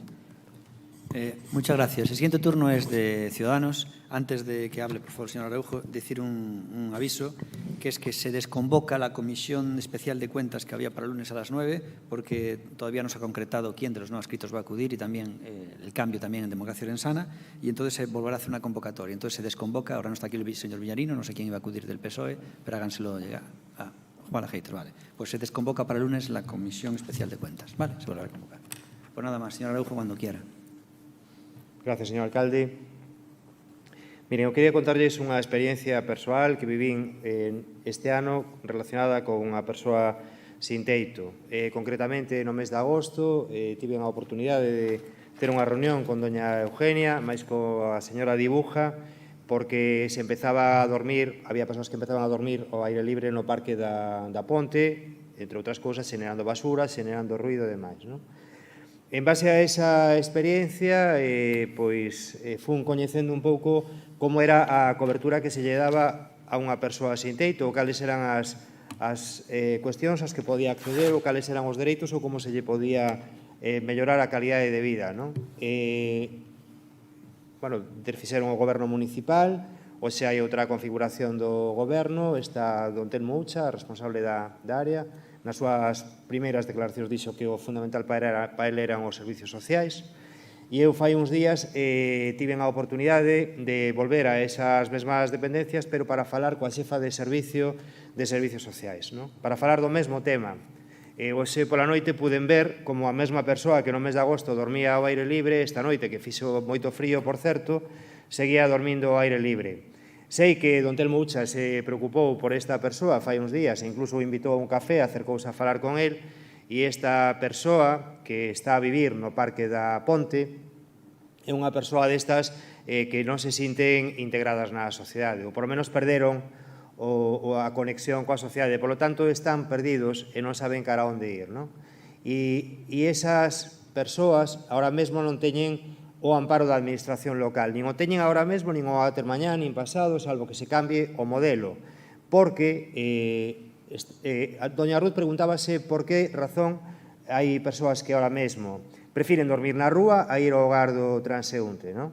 E isto é fácil o sea, temos a resposta, non? De feito, a vostedes que di que lle chegaron reclamacións, a nós tamén, estes días, a raíz de que os veciños da Ponte denunciaron o tema e saiu no medio de comunicación que este rapaz dormía ali, pois foi que fixeron unha entrevista a este mozo, el contou como se sentía na sociedade e se sentía totalmente desconectado da sociedade, sin oportunidades e como que se había rendido, non? E, polo tanto, decidía vivir ali e se viñan e lle tiraban con todos os trastos que tiña ali, pois se conseguiría outros e el non tiña pensado cambiar a súa forma de vivir porque era na que se sentía, bueno, non sei se máis cómodo ou por lo menos é a única que veía como posible, non? Isto danos que pensar que os servicios sociais deste Concello e seguramente de todos os concellos non cubren para nada as necesidades das persoas sin teito. Outra cousa é que en un caso puntual como o da COVID se tomaran medidas naquel momento para aloxalos en caso de emerxencia. É certo que nos viñamos dunha época de frío cara a unha época de calor e agora pasamos a unha época de frío. Por lo tanto, determinadas medidas que adoptaron naquel momento seguramente hoxe non valdrían, porque o pabellón de Oira, por exemplo, pode ser unha auténtica nevera, non? Pero máis nevera, desde logo, é dormir no Parque da Ponte debaixo duns cartóns, non? Así que, falando coa xefa de servicio, preguntándolle por o albergue, por o hogar do transeúnte, preguntándolle que solución se lle podía dar a esta persoa sin teito, constantemente me facía referencias á falta de recursos, á falta de medios, á falta de persoal, coa que lle era totalmente imposible dar cobertura a todas as demandas que tiña o servicio. Me consta que traballan moito, é xente dedicada, notas elles, nada máis chegar ali ves que teñen unha capacidade de traballo tremenda e ademais lle dedican máis horas das que lle deberían dedicar e non hai nada que decir, pero desde logo, se queremos mudar e queremos realmente ser xustos coas persoas sin teito, temos que mudar a forma de traballar dos servicios sociais, porque fíxese que unha persoa prefira estar dormindo a 0 grados que no hogar do transeúnte é porque algo non funciona. Ademais, o Concello ahora mesmo, en xeral, non só ahora mesmo, sino agora, onte, antes donte, para estes casos carece da sensibilidade suficiente. Porque se tuvera sensibilidade do Concello, o vera, é que non o quero poñer en persoas, que nin en vostede, nin agora en Telmo, nin antes donte en quen estivera, sino que a forma de enfrentarse a ese problema que ten esta sociedade non é a correcta. Polo menos non ataxa o problema, non? A xente sigue preferindo dormir na rúa. Temos a sorte de que é unha cidade bastante tranquila, pero que ás veces tamén sufren agresións. Porque, imagínese, estás en total indefensión debaixo de uns cartóns e de repente pode pasar que veña alguén e che meta unha patada, non? É unha situación dramática. Así que eu penso que este goberno ou os seguintes gobernos deberían buscar cambiar o modelo para realmente atallar este problema. Moitas gracias. Gracias, señor Araujo. Ahora por el grupo de gobierno va a ser el señor Telmo Ucha.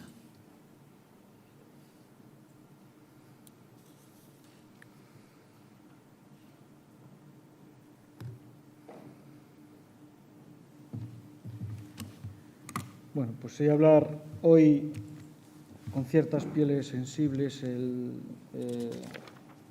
hablar un poco tranquilo es difícil, hacerlo de un tema tan delicado pues lo es más, ¿no? La verdad que todo lo que han dicho Eugenia, Araujo, bueno, todo lo que han dicho incluso Ruth en su turno de palabra, lo he dicho yo estos días. Y la verdad que cuando vi esta moción me llamó la atención. Esta moción se presentó el día 29 a las 14 horas, se registró, y ese mismo día en la prensa, en toda la prensa, se hacía eco de mis palabras, que son básicamente las que habéis dicho ahora mismo todos vosotros. Es decir, hemos hecho un buen trabajo, porque además me llama la atención que pone, creo que, bueno, imagino que la redactó Eugenia, dice: así se fixo na primeira ola da pandemia. Despois recalcaste que desde a alcaldía tuvimos mucha predisposición, y yo lo he dicho el otro día en el pleno, si en algún sitio me he encontrado un trabajo bien hecho, desde luego es en asuntos sociales. Y aquí, suponiendo que la hayas redactado tú, me hubiese gustado leer: así fixemos na primeira ola da pandemia. A tu duda de si ya tenemos previstos espacios, pues sí, nosotros no los podemos fabricar, Eugenia, evidentemente. Y los espacios van a ser los mismos. Van a ser los mismos, si los conoces también o mejor que yo.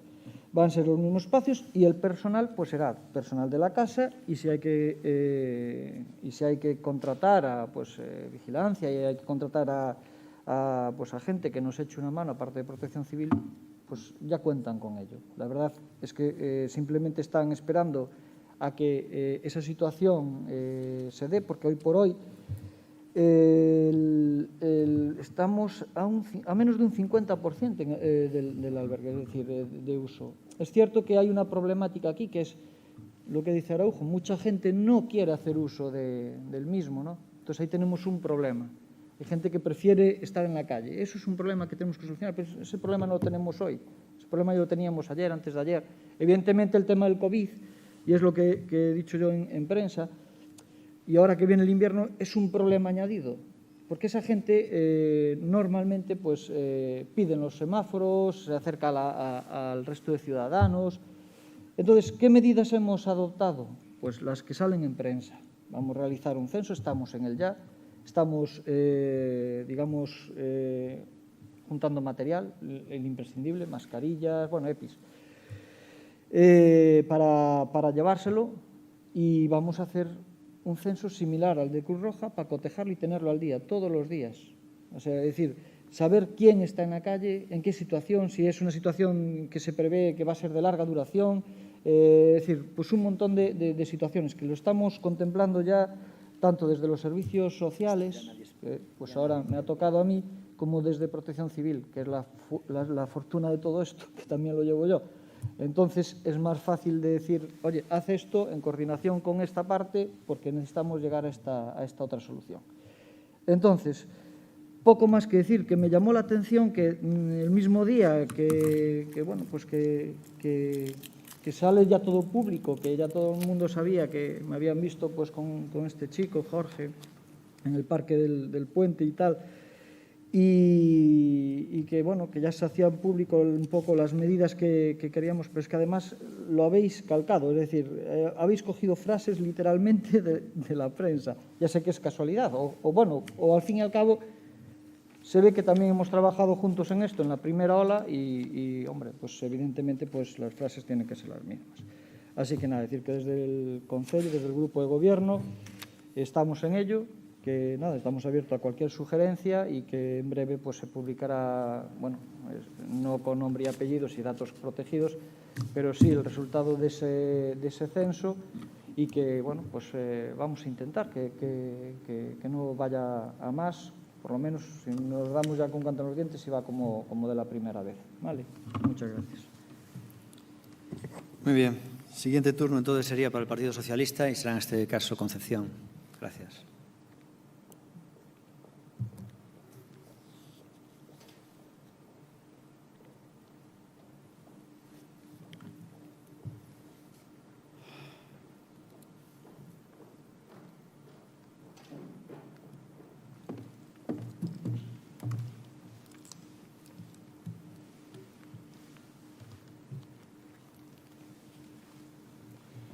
Bien, alcalde, concelleiras, concelleiros, bos días outra vez a todos. Hoy el Partido Popular trae a consideración de este Pleno una moción para instar al Concello, por lo tanto al actual equipo de gobierno de esta ciudad, a que habilite los espacios necesarios para dar cobijo a las personas sin hogar mientras duren las restricciones nocturnas derivadas del estado de alarma decretado por la pandemia COVID. Damos por hecho que no se refiere solamente a que en este momento tengamos restricciones nocturnas, sino para todo el tiempo que dure la pandemia, independientemente que estas personas con pandemia o sin pandemia necesitan atención por parte del Concello.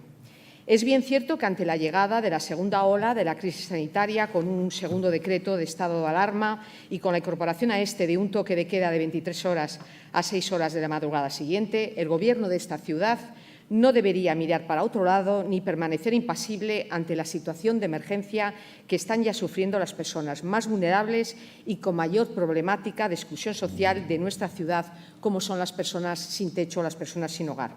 Y las últimas declaraciones del equipo de Gobierno nos preocupan, ya que afirmaban de que no se iban a tomar medidas adicionales. Hablaban de tener el espacio para acogimiento, el albergue do transeúnte del que mencionaba Eugenia, con esas 18 plazas.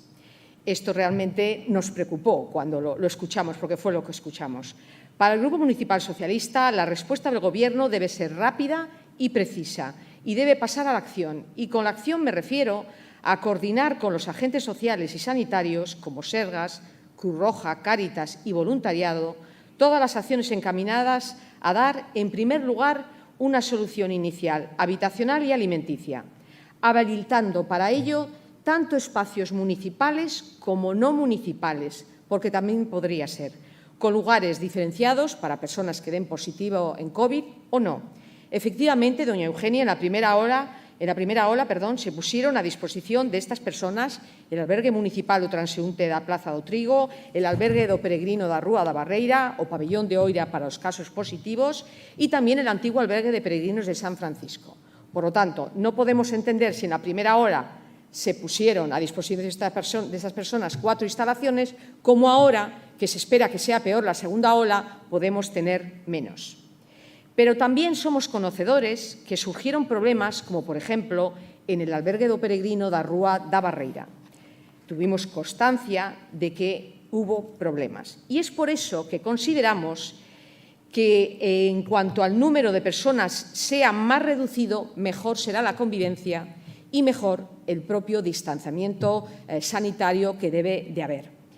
Y de ahí, por eso decimos que no tienen por qué ser solo instalaciones municipales, sino no municipales, porque también se podría hablar con el obispado, como se ha hecho en Vigo, que se ha utilizado los seminarios mayores.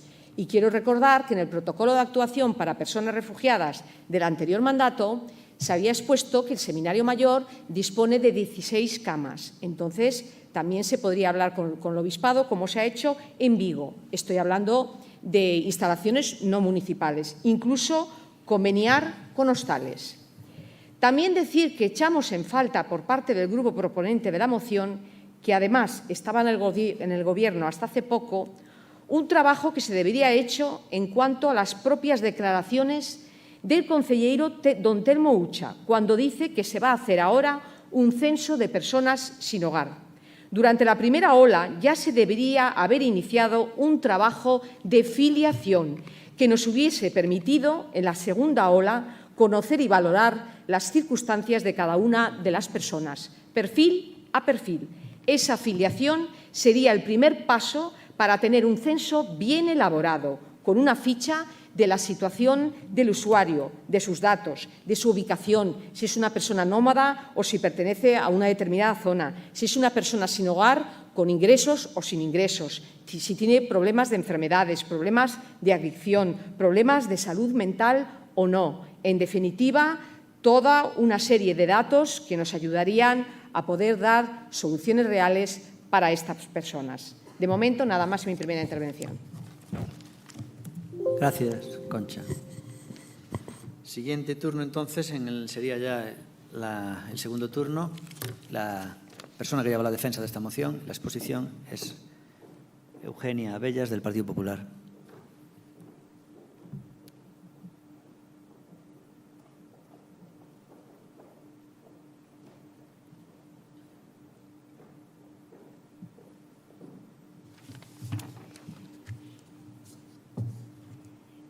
Bueno, creo que en numerosas ocasiones y hoy también en este pleno he agradecido la colaboración del equipo de gobierno anterior y del resto de la corporación. Afrontar una crisis como la que tuvimos que vivir en los 3 meses, eso fue complicado y no son egos ni mucho menos, sino fue un trabajo en equipo. De ahí, bueno, pues a lo mejor a la hora de escribir eso, pero el trabajo pues creo que lo hicimos entre todos. No tengo yo esa gana de protagonismo, ¿no? Pero sí que me tocó asumir en aquel momento esa responsabilidad. Bueno, yo lo que queríamos con esta moción primero era saber si tenían pensado habilitar o no, simplemente porque en la prensa decía que no se iban a habilitar. Y después transmitir la necesidad de tenerlo ya preparado, porque las cosas no surgen mañana, pueden surgir hoy. Esta noche podemos tener un positivo en la Plaza del Trigo y tenemos un problema, porque es que se nos revienta la situación, porque un positivo que duerme con 4, aunque el positivo vaya al complejo hospitalario, esos 4 son contactos estrechos y ahí ya no podemos meter a nadie más hasta que pase ese periodo de cuarentena, por decirlo de alguna manera. Eso nos pasó en la Barrera, en la anterior ola. Ahí hubo un positivo que se fue al complejo hospitalario y por medidas de salud pública en ese albergue no se pudieron meter a más personas porque estaba en cuarentena. Lo que sí tuvimos una previsión es de no llenar a tope los 2 albergues, hacer un equilibrio entre los 2 para que siempre, si nos pasaba lo que nos pasó, que era que tuviésemos que aislar un albergue, hubiese espacio en el siguiente. Por eso hay que tener habilitados diferentes espacios. Tienen el ajuar, tienen las camas, bueno, pues nada más lo que pedíamos era que se preparase ya. ¿Por qué hay personas que no quieren ir al albergue? Pues no es fácil la respuesta, porque no es un problema del Concello de Ourense, es un problema que afecta a toda España y el estudio y el análisis no es sencillo. Hay que hacer una intervención social completa y compleja para saber por qué esas personas están desintegradas de la sociedad, por decirlo de alguna manera. Eso no es fácil. En muchas ciudades, en grandes ciudades especialmente, hay el albergue normal, como puede ser aquí el de la Plaza del Trigo, para personas que están en una situación transitoria de vulnerabilidad y albergues de baja exigencia, para esas personas que tienen dificultad para integrarse a unas normas de comportamiento. El estado de alarma y el confinamiento que tuvimos nos obligó a abrir ese tipo de albergues. Hoy, en toque de queda, como decíamos, a partir de las 11 de la noche nadie puede deambular por la calle. Tendrá que ser pues, Policía Nacional, Policía Local, los que los derive a este tipo de albergues. ¿Abordar esto en el día a día? Pues claro que es una asignatura pendiente de los servicios sociales de Ourense, pero del resto de ciudades, porque no es un problema de difícil solución que se necesita abordar, pero de una manera gradual. También un censo. Claro que un censo es importante. Cruz Roja tiene perfectamente localizados a las personas que duermen en la calle. Las 20 personas que había en el mes de enero, en el mes de marzo alrededor de 10, los tiene perfectamente localizado. Tenerlos localizados es un punto de partida, pero habrá que hacer con ellos ese acompañamiento y esa intervención social. Y para eso, claro que se necesita personal. Por eso, desde la Concejalía de Servicios Sociales solicitábamos el programa. Espero y pido el apoyo por unanimidad de esta moción, porque es responsabilidad de la corporación sacar adelante y ayudar a los más vulnerables. Nada más. Muchas gracias. Gracias. El siguiente turno sería, no va a hacer uso del BNG, el siguiente sería Ciudadanos. Sí, en este caso sí, Pepe Araujo, si lo hace el turno.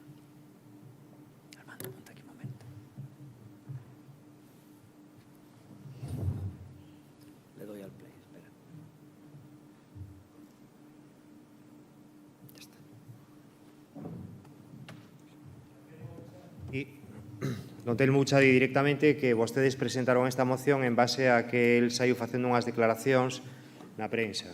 E Don Telmo Ucha saiu facendo unhas declaracións na prensa porque os veciños da Ponte denunciaron o caso dunha persoa que leva meses dormindo na rúa. Entonces, el foi a visitar a esta persoa e provocouse unha chamada de atención e a partir de aí sai unha noticia e hoxe estamos falando do Sinteito en Ourense, vale? E entonces, o Partido Socialista e o Partido Popular levan anos enchéndose a boca co tema de servicios sociais. Eu mesmo estiven en gobernos onde se falaba tanto de servicios sociais. Ora, está claro que se hoxe o concelleiro responsable está falando de que hai que facer un censo porque o Concello de Ourense non ten localizadas as persoas que viven na rúa, porque non as ten localizadas, e como ben vostede acaba de decir, tenas localizadas Cruz Vermella, pero o Concello de Ourense non, e falando que a xefa de servicios sociais e che di, oye, que eu preguntas, oye, pero este rapaz que leva tantos meses, ahora que vai a vir o frío, non vades a facer nada, e que non o podemos obrigar a ir a dormir ao albergue, e non temos pisos de emerxencia. O Concello de Ourense non ten pisos de emerxencia para casos especiais, porque o que hai está ocupado, non? Hai poucos e están ocupados. Estamos a falar simplemente de darlles cobertura a teito durante a pandemia. Olvidámonos de un traballo sobre estas persoas que necesitan facer con eles unha terapia especial para que se sintan outra vez integrantes da nosa sociedade, a súa maneira, pero integrantes da nosa sociedade saian adiante, non? E isto é o que ten que mudar na administración local. O sistema que temos agora mesmo, o marxe do que decía a señora Reza de que habría que auditar por que determinadas persoas non queren dormir no albergue, o marxe desa cuestión, desde logo o sistema non funciona. Que a nadie se lle volva a encher a boca aquí de aportamos non sei canto diñeiro a servicios sociais hasta que non se mude esta cuestión. Porque se un concello como o Concello de Ourense, con un servicio de policía, non é capaz de ter ahora mesmo localizados as persoas que dormen na rúa, apaga e vámonos. Non hai nada máis que decir, señoría, nada máis que decir. A partir de aí, felicito os veciños da Ponte que denunciaron este caso para que hoxe podamos falar delo e a ver se en algún momento alguén pode realmente tocar o tema en profundidade. O tema en profundidade é que alguén que se sinte excluído da sociedade, que se sinte inútil, que nin siquiera se pode empadronar, que ten problemas para defenderse, que non ten a máis mínima seguridade, que está sometido á auga, ao frío, á humedade, ao desprecio da sociedade en xeral, que se ven obligados á mendicidade. Pois unha persoa así, se a administración non é capaz, cando son tan poucos casos, de atendelos, desde logo tiñanos que dar vergonza a todos os que estamos na corporación. E, por suposto, o novo concelleiro vai facer o mesmo censo ca mesma efectividade ca que prometeu o señor alcalde que iba a facer un censo de persoas maiores que vivían solas. Estou convencidísimo. Moitas gracias. Ben, o seguinte turno será para Telmo Ucha, do Grupo de Goberno.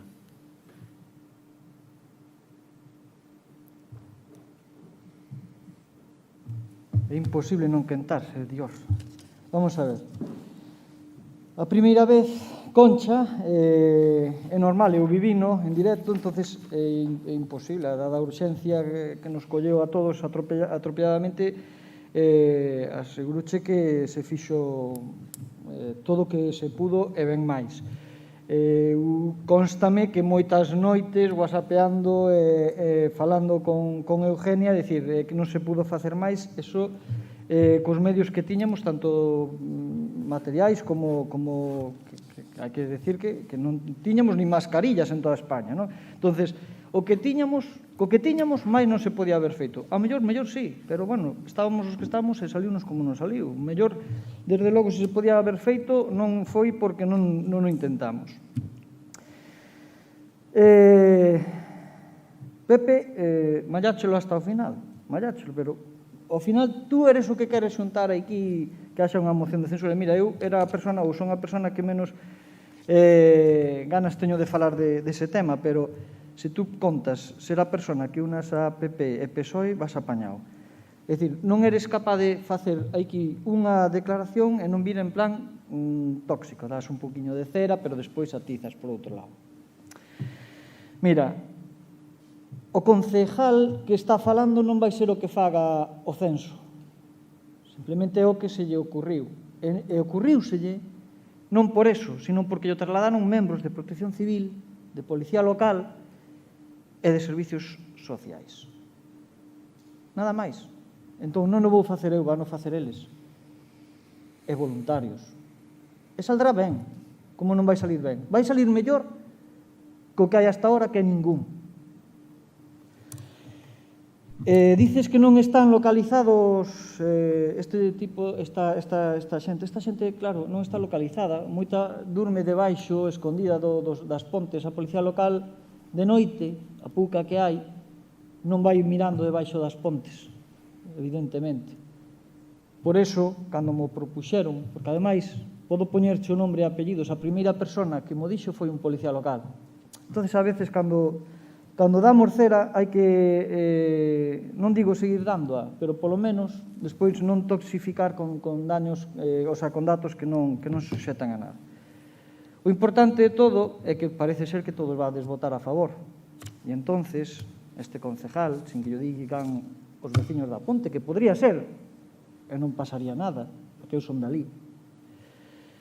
Se lle ocurre unha idea, xa que todos vades votar a favor, e tedes esa predisposición, pois que un de cada partido, de Cidadáns, bueno, Eugenia, si queredes, Pepe, Concha, todos, un de cada partido, a partir do luns, me votades unha man, vale? Vos deixades deses rollos todos de mocións e toda esa atrapallada, e dedicades de unha horiña, só vos pido unha horiña, eu adapto o meu horario aos vosos, vale?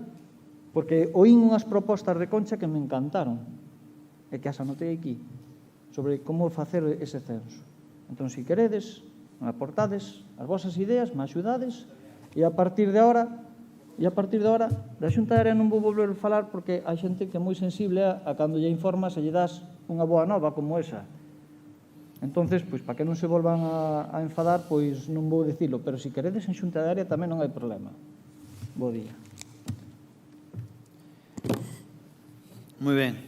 O seguinte turno vai ser para Concepción, del PSOE.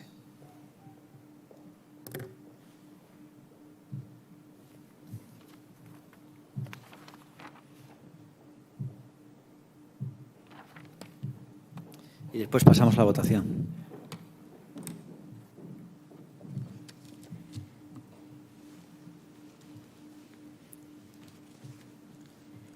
Bueno, concelleiro don Telmo Ucha, se calienta usted muy pronto, solo lleva un mes, ¿eh? Y ya estaba usted de asesor, por lo tanto, tranquiliño, tómeo con tranquilidad. Lo que está claro es que el censo debería haber sido paralelo a dar la solución habitacional y alimenticia, y ya en la primera ola, ¿de acuerdo? Y esta idea de Concha no es de Concha, es de dos gobiernos socialistas, el de La Coruña y el de Vigo, que lo llevan haciendo, ¿vale? Y ahora vamos a dar una idea positiva, porque he escuchado a Telmo decir que hay personas, y también a Pepe Araujo, que hay personas que no quieren ir a ninguna instalación, y es cierto. Por eso consideramos que sería una buena iniciativa, al igual que se ha hecho en Vigo y en Coruña, disponer de una unidad de rúa, con un conductor, una enfermera y un técnico de inclusión social, durante el día y durante la noche. ¿Y para qué? Aparte de ofrecer recursos a esas personas, para esas personas que no quieren ir a una instalación, darles ropa de abrigo, un kit de higiene personal, tuppers de comida caliente y bebida, tomarles la temperatura, darles mascarilla y todas las necesidades que ellos mismos demandan o que nosotros, que las personas que lleven esa unidad de rúa sepan que necesitan. Porque es cierto que no todos quieren en una instalación. En definitiva, lo que tenemos que hacer es sumar todas las medidas necesarias para que estas personas dejen de estar en peligro grave y continuado. Y en este momento, el Gobierno municipal, el Gobierno del alcalde y sus dos concelleiros, puesto que han decidido salir adelante, por lo tanto, usted, don Telmo Ucha, nos puede pedir nuestra colaboración, pero no de esta manera, porque ustedes han decidido que pueden con esto. Así lo han decidido. Yo prestaré toda la colaboración que yo quiera. El Gobierno municipal tiene en su mano no permitir que estas personas permanezcan abandonadas a la intemperie y desprotegidas, tanto en el momento de COVID como frente a la climatología que se nos avecina por la estación de invierno. En definitiva, lo que tenemos que hacer es sumar iniciativas en cuanto a estas personas para que nadie se quede atrás, porque de eso se trata. Y, por supuesto, que vamos a votar a favor de esta moción. Nada más y muchas gracias. Muy bien, pues vamos a pasar entonces a la votación. No, tranquila, que además es el voto, no vas a romper la disciplina de voto. ¿Votos a favor? Pues por unanimidad.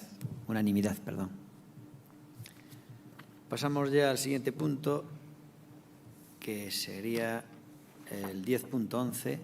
Sería una moción del Grupo Municipal do Bloque Nacionalista Galego para o cambio de uso residencial xuvenil Florentino López Cuevillas e a súa integración no CEIP As Mercedes. Vai defender esta moción Ruth Terreza do BNG.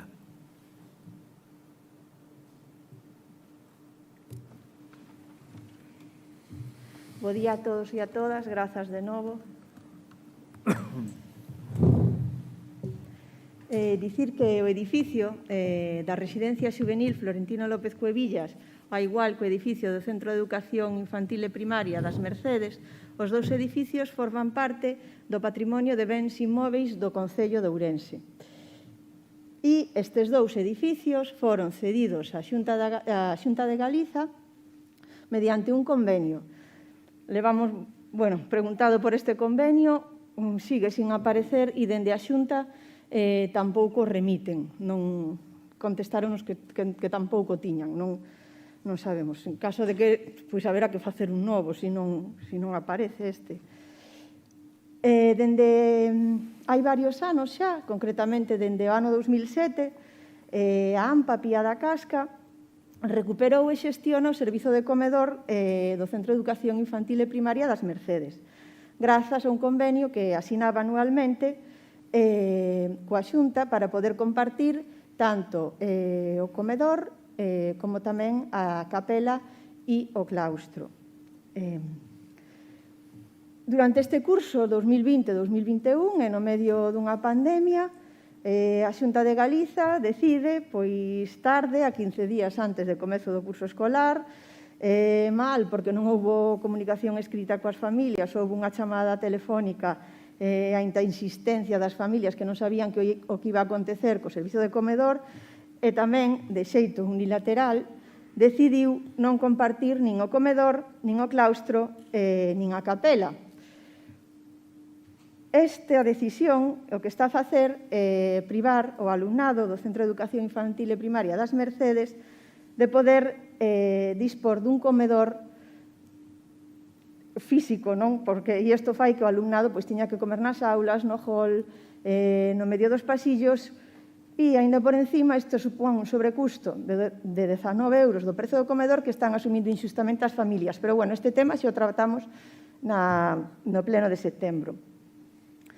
O servizo de comedor xestionado pola AMPA Pía da Casca é un servizo vital para a supervivencia do Centro de Educación Infantil e Primaria das Mercedes, porque é un servizo básico de conciliación para moitas familias e, de feito, a recuperación no seu día deste servizo por parte da AMPA permitiu que progresivamente fora aumentando a matrícula no centro escolar. Pero este non é o único problema do comedor, senón que tanto as aulas como os espazos, como o espazo do patio, os espacios que dispoñen no Centro de Educación Infantil e Primaria das Mercedes son cativos.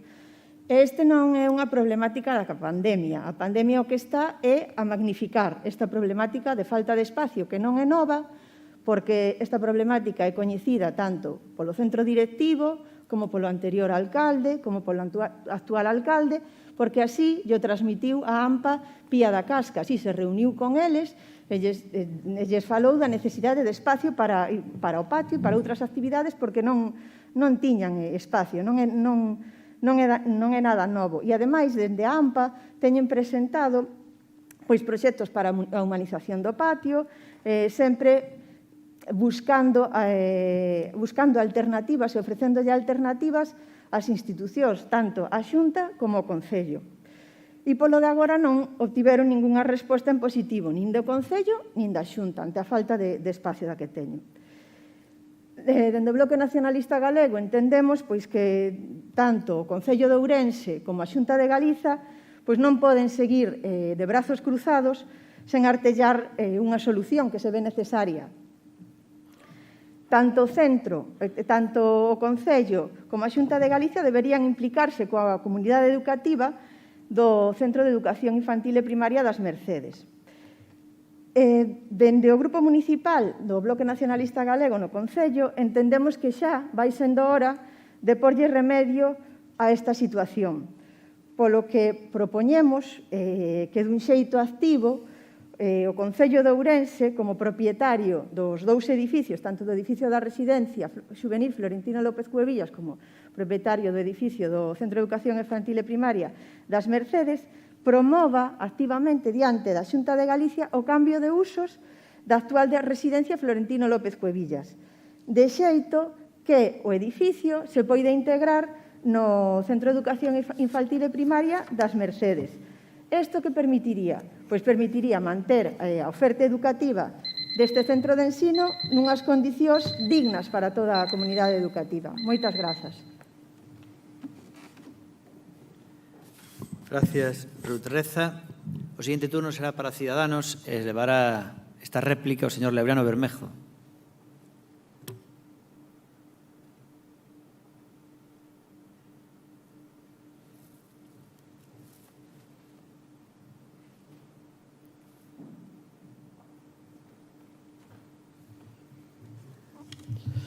Muchas gracias de nuevo. Yo creo que esta moción ya la habíamos comentado de una manera muy parecida en el pleno de finales o de principios de septiembre, el 11 del 9. Y en aquella moción nosotros ya estábamos de acuerdo porque entendíamos que el servicio que se le estaba prestando o que se dejó de prestar, en este caso, de comedor al Colegio de las Mercedes, pues lo considerábamos básico. Lo considerábamos básico porque si nosotros entendemos que tenemos que dotar de unos medios, unos buenos medios para que los alumnos puedan ejercer su derecho al estudio y a mayores pues podemos proporcionarle un servicio de comedor adecuado, eso tiene que garantizarse. Lo que no podemos es estar de brazos cruzados cuando vemos que los niños tienen que comer pues, en sitios que no son los más adecuados en estas circunstancias. Estamos pensando que tienen que comer en la biblioteca, a veces en las aulas, a veces en los pasillos, etcétera, etcétera. Y todo esto se debe porque hay una no renovación, ¿sí?, de un convenio que hasta ahora permitía prestar estos servicios en unas instituciones de la residencia Florentino López Cuevillas. Esta residencia, que está gestionada por la Consellería de Política Social, con la que Educación tenía firmado un convenio con el colegio, este año no fue renovado. Hay que recordar que los alumnos, vuelvo a repetir, están comiendo en lugares que no se prestan para situaciones como esa. Es normal que el colegio y el AMPA tengan movilizaciones para demandar más espacio y para una actividad docente y rechazar que sea la biblioteca, la sala, que se utilice como comedor.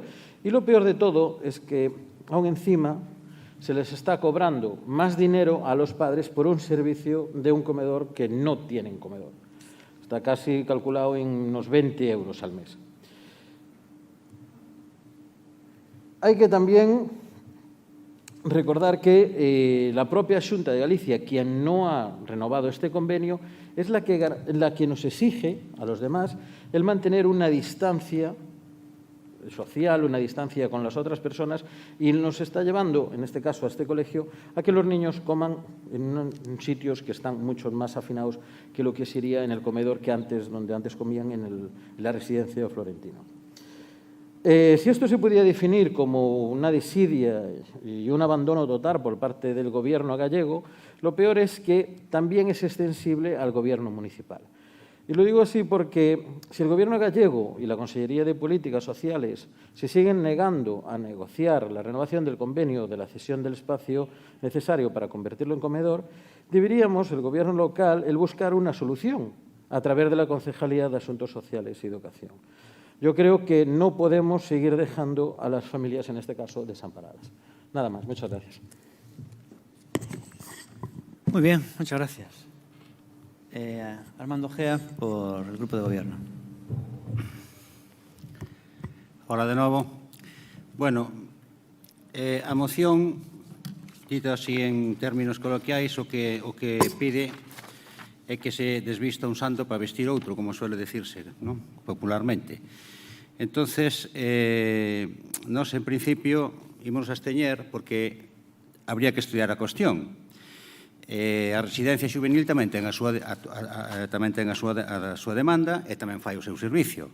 Non sabemos a bote pronto cual dos dous servicios é máis imprescindible, habría que velo con calma, non? Tampouco sabemos se o colexio ampliado potencialmente coa residencia cumpriría as normas por outro xeito tan cambiantes e tan restrictivas que por rapaces e para a xente en general que estaremos tendo. Teríamos que ir con calma. O lugar inda que é de titularidade municipal ahora mismo está cedido, pois tamén habería certas seguramente inconvenientes burocráticos que levarían un tempo para entrar ali, para ver si o que está pensado hoxe por hoxe como unha residencia sirve para dar servicio como colexio ou como extensión do colexio para cousas como comedor, como actividades extraescolares, que é dicir que non é fácil decidir no tempo que media entre a recepción dunha moción e a votación, decidirse por unha cuestión así, que ademais non consistiría máis que instar a Xunta que o fixera, por outra parte, ni siquiera estaría na nosa man. Total, que parecenos unha cousa digna de estudio, desde logo digno de estudio e digno de considerar o convenio, pero eso xa é outra cuestión, lóxicamente habrá que retomar ese convenio, verlo con calma, pero decidir así sobre a marcha que se marche a residencia e que entre en o colexio, habrá que ver, porque ao mellor tampouco é solución, non? Ao mellor, inda con esas novas ampliacións que suporían ampliar a residencia, ao mellor tampouco se cumplen as condicións de distancias, de accesibilidade, etcétera. Por eso digo que habría que ir ali a velo e eso leva un tempo e por eso non podemos decidir así con tanta rapidez. O que sí, efectivamente, o convenio, pois habrá que retomalo e falalo. De momento, nada máis. Gracias. Gracias, Armando. El siguiente turno sería para el Partido Popular, una vez más, Eugenia Bellas.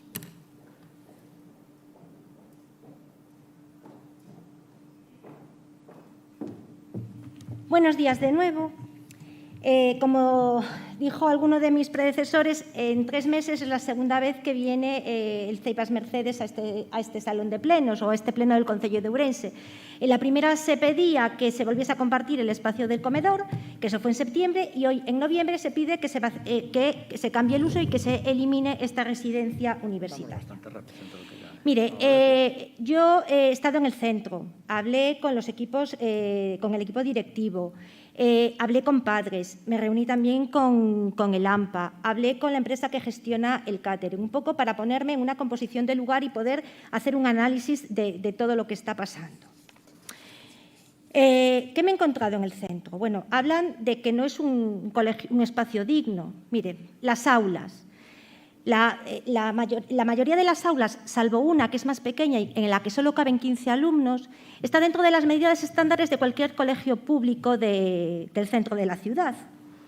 La ratio, la media de alumno por aula, en infantil es de 13, en primaria es de 18, bastante inferior a la media de los otros colegios públicos de la ciudad.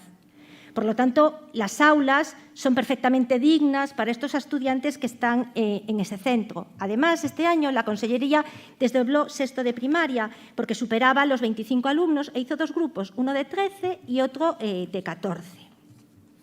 Además, es cierto que en los últimos años ha bajado la ocupación y este año no ha sido necesario baremar para la matrícula de este centro. Cuenta en la actualidad con 162 alumnos.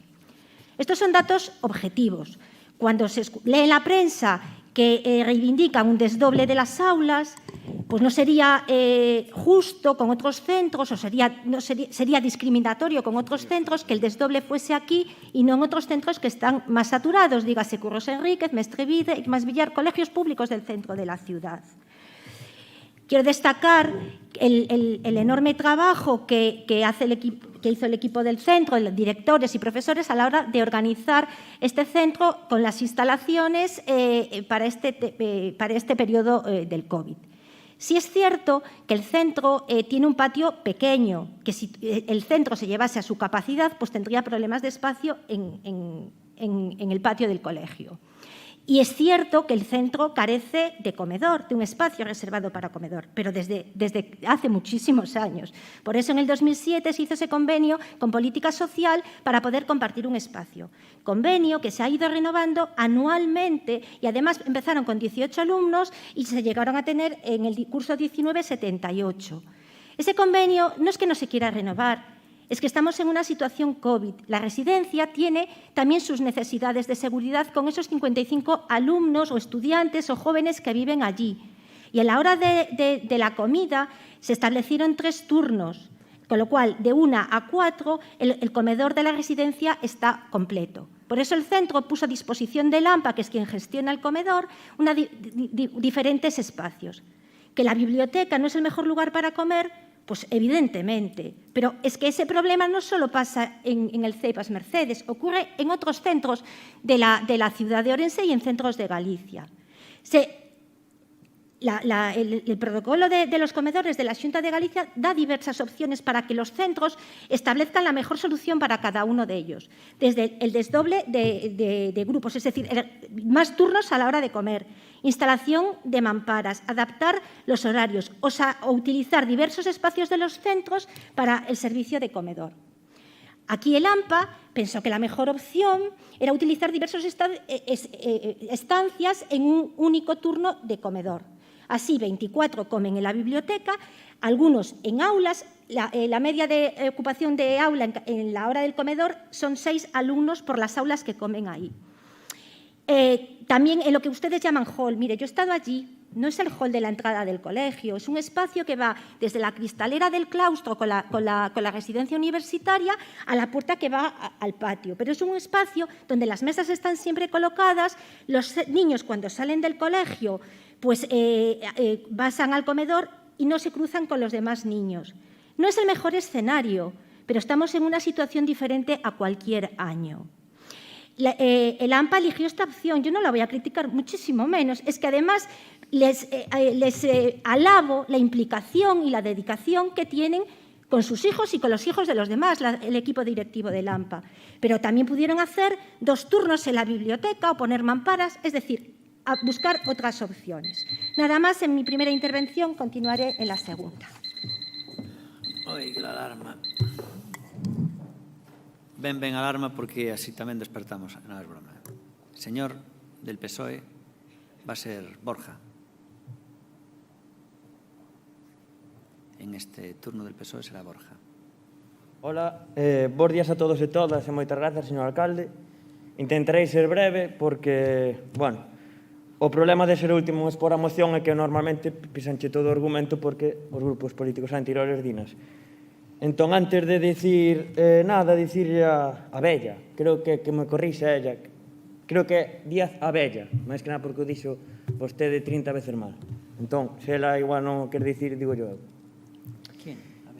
O ratio do que vostede fala nunha clase non vale de nada se non se ten en conta o espacio, refírome. De nada vale que o ratio da clase sexa de 10 alumnos nunha clase se a clase é de 2 metros cuadrados.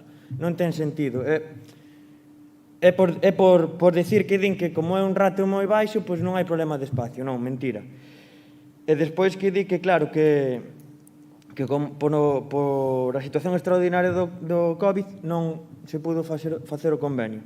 Ao revés, eu penso que nesta situación tan extraordinaria era moito máis necesario facer un convenio, é máis, un convenio moito máis amplio. Dicir que para min é innegable que o Colexio das Mercedes sempre tivo problemas de espazo e problemas co comedor. É certo que en outros plenos o Bloque no mes de setembro levou unha moción da cal todos, ou non sei se todos votamos a favor, pero sí que se foi aprobada. Pepe tamén deu eco da noticia nos medios de comunicación e nós mesmos como grupo político tamén mostramos esta preocupación. Como ben di Ruth, na exposición de motivos, por non repetirme, dicir que existía un convenio entre a Consellería de Educación e a Consellería de Política Social e que no mes de agosto este convenio pois non se renovou. Se xa hai problemas de espacio, aún sen haber o convenio, cantos máis habrá se non hai convenio. Pero, bueno, eu quería aproveitar un pouco o tempo porque máis alá de que o espacio é necesario, de que é de propiedade municipal, é dicir que afecta indirectamente ao Concello porque é o propietario, dicir que para min que non a moción se inste a outra administración non me parece para nada mal. Parece que, non sei, escoitei hoxe como que mocións esperpénticas para perder o tempo, a Armando dicir hai que instar a Xunta de Galicia, non está na nosa man, pois non, eu penso que non é así. O que sí que hai que ter é vontade política no sentido de que se aquí se toma unha decisión democráticamente entre todos e chegamos á idea o consenso de que é unha boa idea, non se pode votar aquí, votar que sí por votar e despois non preocuparse. Vostede non ten man, como din, non, pero ten a obligación, entre comillas, de, nese sentido, presionar a Xunta, no bo sentido da palabra. As mocións, como di o alcalde, sempre non son vinculantes. O que eu creo que sí que é vinculante é o compromiso ca cidadanía, no sentido de que levamos como moitos meses aprobando mocións e que caen no tinteiro. Por eso, me gustaría que esta moción sería adiante por a miña compañera Ruth, porque me parece unha boa idea e pido que haxa o compromiso necesario por parte do equipo de goberno para que se pone un poquinho máis de énfasis e se algo aquí se aproba por unanimidade ou por maioría, pois se faga todo o posible para que se leve a cabo. Moitas gracias. Gracias. Ruth Reza vuelve. Pues Sonia Abella, disculpa, Sonia Díaz Abella. Antes lo despertador lo decía porque ya es tarde, no por la intervención de nadie en concreto, era porque ya es tarde.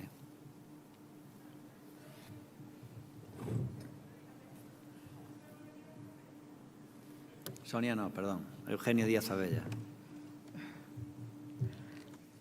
Bo día a todos e a todas. Ruth Reza. De novo.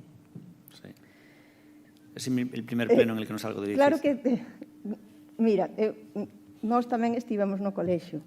É verdade, non é o hall que teñen, de verdade, é un hall super pequeno e veñen, mira, entrada do claustro, aí os baños, patio, subida a escaleira a outras clases, entrada de fora, é como unha praza a que van camiños de distintos sitios. Non creo que sexa lugar... Ademais, aí xa se estaban facendo actividades extraescolares porque non tiñan sitio, nunhas condicións que non merecían.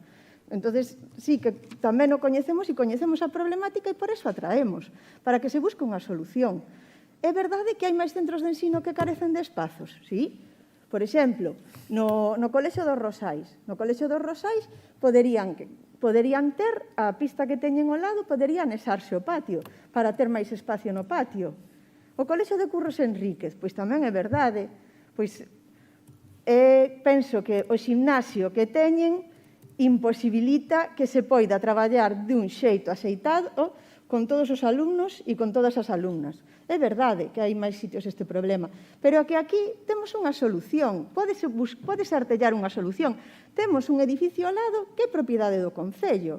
Temos un edificio ao lado que facilmente se podería anexar e podería utilizarse como centro educativo. E, ademais, dicir que, a ver, respecto o que dixo de que a AMPA escolleu esa solución, bueno, a AMPA non lle quedou máis remedio de elixir esa solución. A AMPA quería compartir o comedor, como xa tiña compartido, ou incluso utilizar a capela como comedor, que tampouco se lle permitiu. Entonces, dicir que a AMPA escolleu esa solución, mire, que a AMPA non tiña máis remedio, ou suspendía o servizo de comedor, ou collía eso que era que era o que había. Entonces, hai un problema, que é a falta de espacio, que se viu agravada, que xa había esa problemática, porque xa se coñecía, que se viu agravada porque se lle nega un convenio. Non, pois podemos facer dúas cousas, ou facemos un colexio ou un centro público novo porque non hai espazo, ou temos unha residencia ao lado que podemos aproveitar. Non? E despois, dende a Xunta, pois que tomen a decisión de ubicar a residencia, non é de vestir un sarto para vestir outro. Dende a Xunta, mira que non hai edificios no Concello de Ourense Baleiros que se poderían rehabilitar ou utilizar como residencia. Podería habilitar un espazo para facer unha residencia xuvenil. Non, eso poderíase facer perfectamente.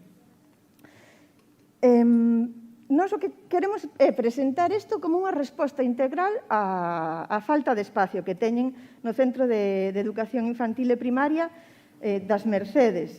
Entendemos que tanto os nenos e as nenas da zona histórica como o resto dos nenos e nenas da cidade non teñen por que verse privados do dereito a ter un ensino público e laico. Porque se non teñen espazo, vanse ver desplazados a outros centros de ensino da cidade. Miren o que hai ao redor do Ceipas Mercedes. Entonces, dentro da xente que vive na zona histórica, que vive no centro, pois ten dereito a ter un centro de ensino público e laico igual que o resto dos nenos e nenas de distintas zonas da cidade. Polo tanto, traemos esta proposta para intentar solucionar o problema de vez, que non andemos que ahora comedor sí, ahora comedor non, dependendo do goberno de turno, de si lle apetece asinar o convenio, si non quere asinar o convenio, é a proposta que traemos dentro do Bloque Nacionalista Galego. Moitas grazas. Gracias, Ruth.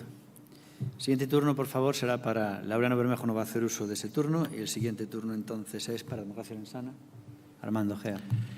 Bueno, gracias de novo. Vou empezar respondendo a Borja, que dixo que sempre criticamos o de instar.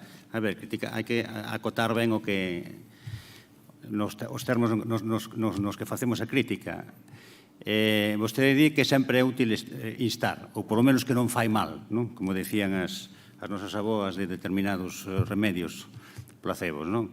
A cuestión está en si non podemos aproveitar o tempo en algo millor, porque o tempo é algo escaso, é un recurso escaso, e ademais estamos cobrando por o tempo que estamos aquí. Entonces, o tempo que poderíamos ao mellor estar aproveitando, facendo mocións en relación ao que nos incumbe directamente e en relación ao que temos verdadeiras competencias, pois ese tempo ao mellor estamos gastando pois nestas cousas de instar a outra administración. E claro, sempre é moi fácil ver a palla no ollo alleo, non? Sempre é moi fácil ver o que fai mal outra administración e sempre é moi fácil instalo para que o faga ben. Non sei a quen lle digo unha vez que dicía é unha pena que os problemas non se podían intercambiar entre a xente porque cada un sempre resolve moi fácil o dos outros menos os de un, non? Entón, claro, entre as administracións debe pasar algo parecido, non? Entón, non é que este mal, pero a cuestión é non estaríamos aproveitando o tempo millor porque, claro, se nós tuviéramos a nosa casa perfectamente arranxada, se aquilo no que nós temos competencias tuviéramos todo perfecto, sí que poderíamos andar instando a Xunta pois de vez en cando, pero claro, eu non critico que se inste, critico, ou criticamos no partido, estamos instando cando o noso mellor pois temos tamén que mirar de arranxar o noso. E volvo a repetir, o tempo é un recurso escaso, desgraciadamente, e o que gastamos nesto non o gastamos noutra cousa. En ese sentido, ten que se tomar esa crítica a estas mocións que consisten en instar a outras administracións, non en que sexa algo inútil, non? Polo demais, pois repetir un pouco o que dixen na miña primeira intervención. A señora Abella, Eugenia, falaba de ratios, de superficies, pero claro, non é o mesmo evaluar a calidade dunhas aulas ou dun colexio nas circunstancias habituais ou nas circunstancias que eran normais hasta fai pouco ao que vai ser evalualas no que ven, non? Entón, agora hai que volver a ver as aulas, sobre todo tendo en conta que as normativas estánse facendo moi restrictivas e ten pinta de que van a ser cada vez máis, porque en canto empecen a multiplicarse posiblemente, ojalá o gallá que non, en canto empecen a multiplicarse os casos activos en colexios e contagios e eso, pois seguramente a cousa vai ir a peor. Entón, esas instalacións, eu esas instalacións conozcoas desde neno, eu vivo ali ao lado, desde que aquelo era el Colegio Menor de la Juventud Calvo Sotelo, chamábase.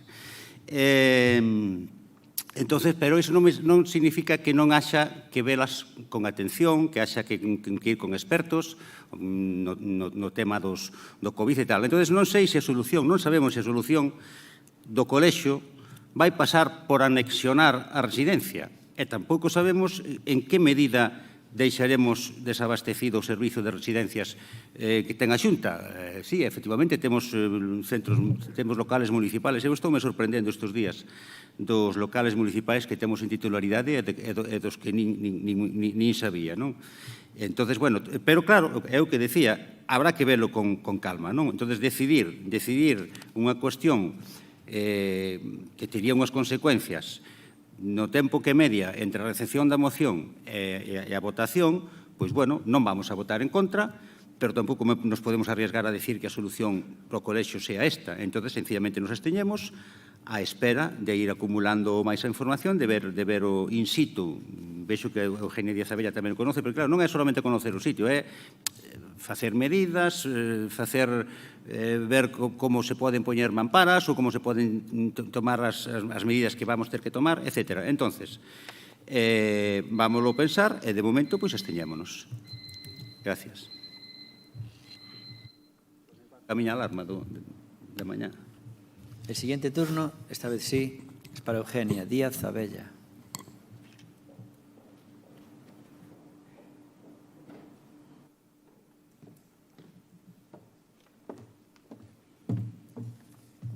Vamos a ver, Ruth. Yo dije que el AMPA eligió esta opción de otras que podía tener. Desde luego, no es la mejor opción comer en una biblioteca o en un aula. La mejor opción es compartir el comedor que se venía haciendo habitualmente. Pero en este escenario que tenemos, en el que no se puede compartir el espacio del comedor, y el servicio de comedor de este colegio, hoy son unos 50 alumnos más o menos. En la biblioteca están comiendo, sí, si eran 70 y pico, a día de hoy son 54 alumnos. Vale.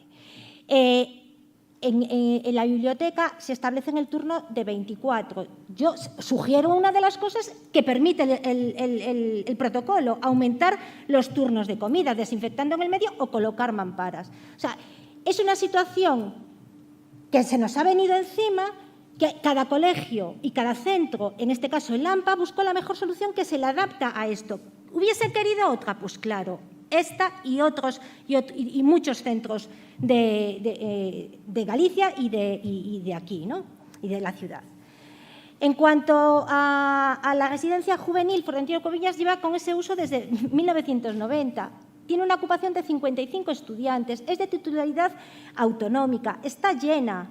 Entonces, no es un espacio vacío que le podamos cambiar el uso porque no tenemos que quitar a unos estudiantes de ahí. Es que tienen su pensión completa, su desayuno, su comida, su cena, establece sus turnos de comida en el comedor, sus horas de estudio, sus medidas de seguridad.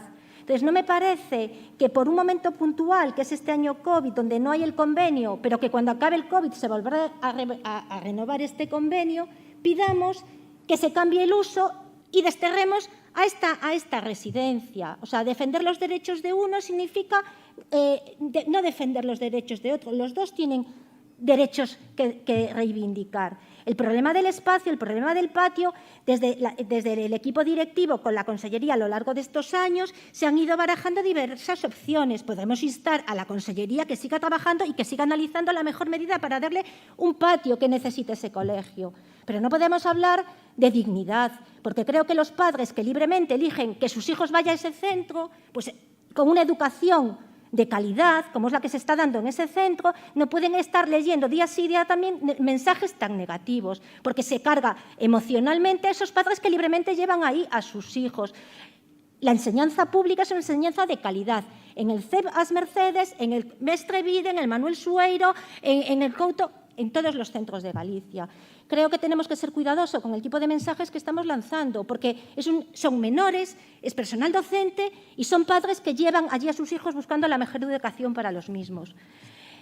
Pediremos a la Xunta de Galicia que cuando finalice el COVID, que ojalá sea para el curso que viene, sí se renueve el convenio, que es la intención que desde Política Social se les ha trasladado a los padres. Nosotros, por todas estas razones que he expuesto aquí, pues no vamos a aprobar la moción. Nada más, muchísimas gracias. Gracias, Eugenia.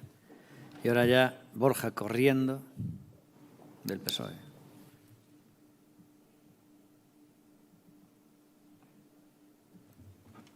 Bueno, bons días de novo. O que está claro é que a Xunta non se puxo de acordo para dar unha solución a esta problemática 15 días antes do comezo do curso di que non existe convenio e o Concello que non pode facer é porse de perfil. Porque vou dicir unha cousa, Armando, é dicir, se a xente do Concello ten problemas que non corresponden á responsabilidade do Concello, xa non son problemas ou esquivámolos, pómonos de perfil. Eu penso que todas as mocións son útiles se existe vontade política. Claro, se as votamos sen ningún tipo de compromiso ético, pois claro que non valen para nada. Solo para acabar, obviamente claro que nos vemos a palla no ollo alleo, porque vou dicir unha cousa, somos oposición e vostede é goberno. Entón, eu terei a responsabilidade que teño de facer unha oposición, eu penso que neste caso constructiva, pero é obvio que nós o critiquemos a vostede. E para acabar, fai aí unha analoxía do tempo, dicindo que non está para perder o tempo, pero claro, estáse para perder o tempo cando se trata de rañaceos, piscinas, inteligencia artificial, aquapark, hai o tempo a sobra, da igual, non? Moitas gracias. Bueno, pasamos entonces a votación desta moción. Votos a favor desta moción, por favor. Es verdad, perdón, me confundí, sí. Entonces son 13 votos a favor, ¿verdad? ¿Votos en contra?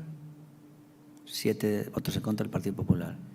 Y abstención del Grupo de Gobierno. Levante la mano por inercia de que estábamos ya para votar.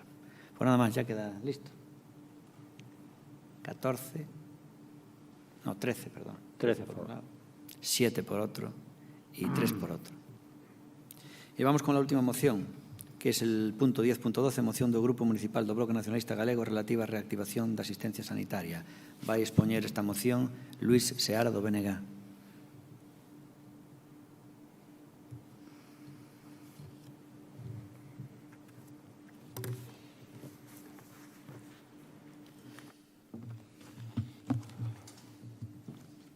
Bo día de novo. Señora Díaz Abella, vostede, imagínome, que fará un análise tan simple como a que podemos facer calquera dos demais, non? A respecto de se había 75 comensais no comedor e agora hai 54, cal será a razón? Cal pode ser a razón? Creo que é fácil a resposta. A pandemia ocasionada pola COVID-19 levou ao límite o noso sistema sanitario e evidenciou dúas cousas: a repercusión de 11 anos de recortes e o preciso que é investir en saúde. O coronavirus puxo de relevo que precisamos un sistema sanitario público forte, cunha atención primaria reforzada como porta de entrada, sen recortes, que permita responder ás necesidades da saúde da poboación en a que o persoal sanitario conte con recursos para que as persoas doentes poidan recibir a atención que precisan en cada momento e estar ben dimensionado para abordar as emerxencias sanitarias cando xurdan. Diante da pandemia, a Xunta tomou a decisión de reducir drásticamente a asistencia presencial, o peche de consultorios, algúns centros de saúde e PACs, restringir consultas, probas diagnósticas e intervencións cirúrxicas nos hospitais. A decisión que tomou o Sergas foi que a atención se centrara preferentemente na consulta telefónica, ocasionando moitas dificultades tanto aos profesionais para poder prestar a asistencia sanitaria como no acceso á poboación á mesma. A situación de sobrecarga de traballo que padecían os profesionais de atención primaria previa ao coronavirus foronlle engadindo tarefas de diagnose, seguimento, illamento, identificación por coronavirus e funcións de rastrexo.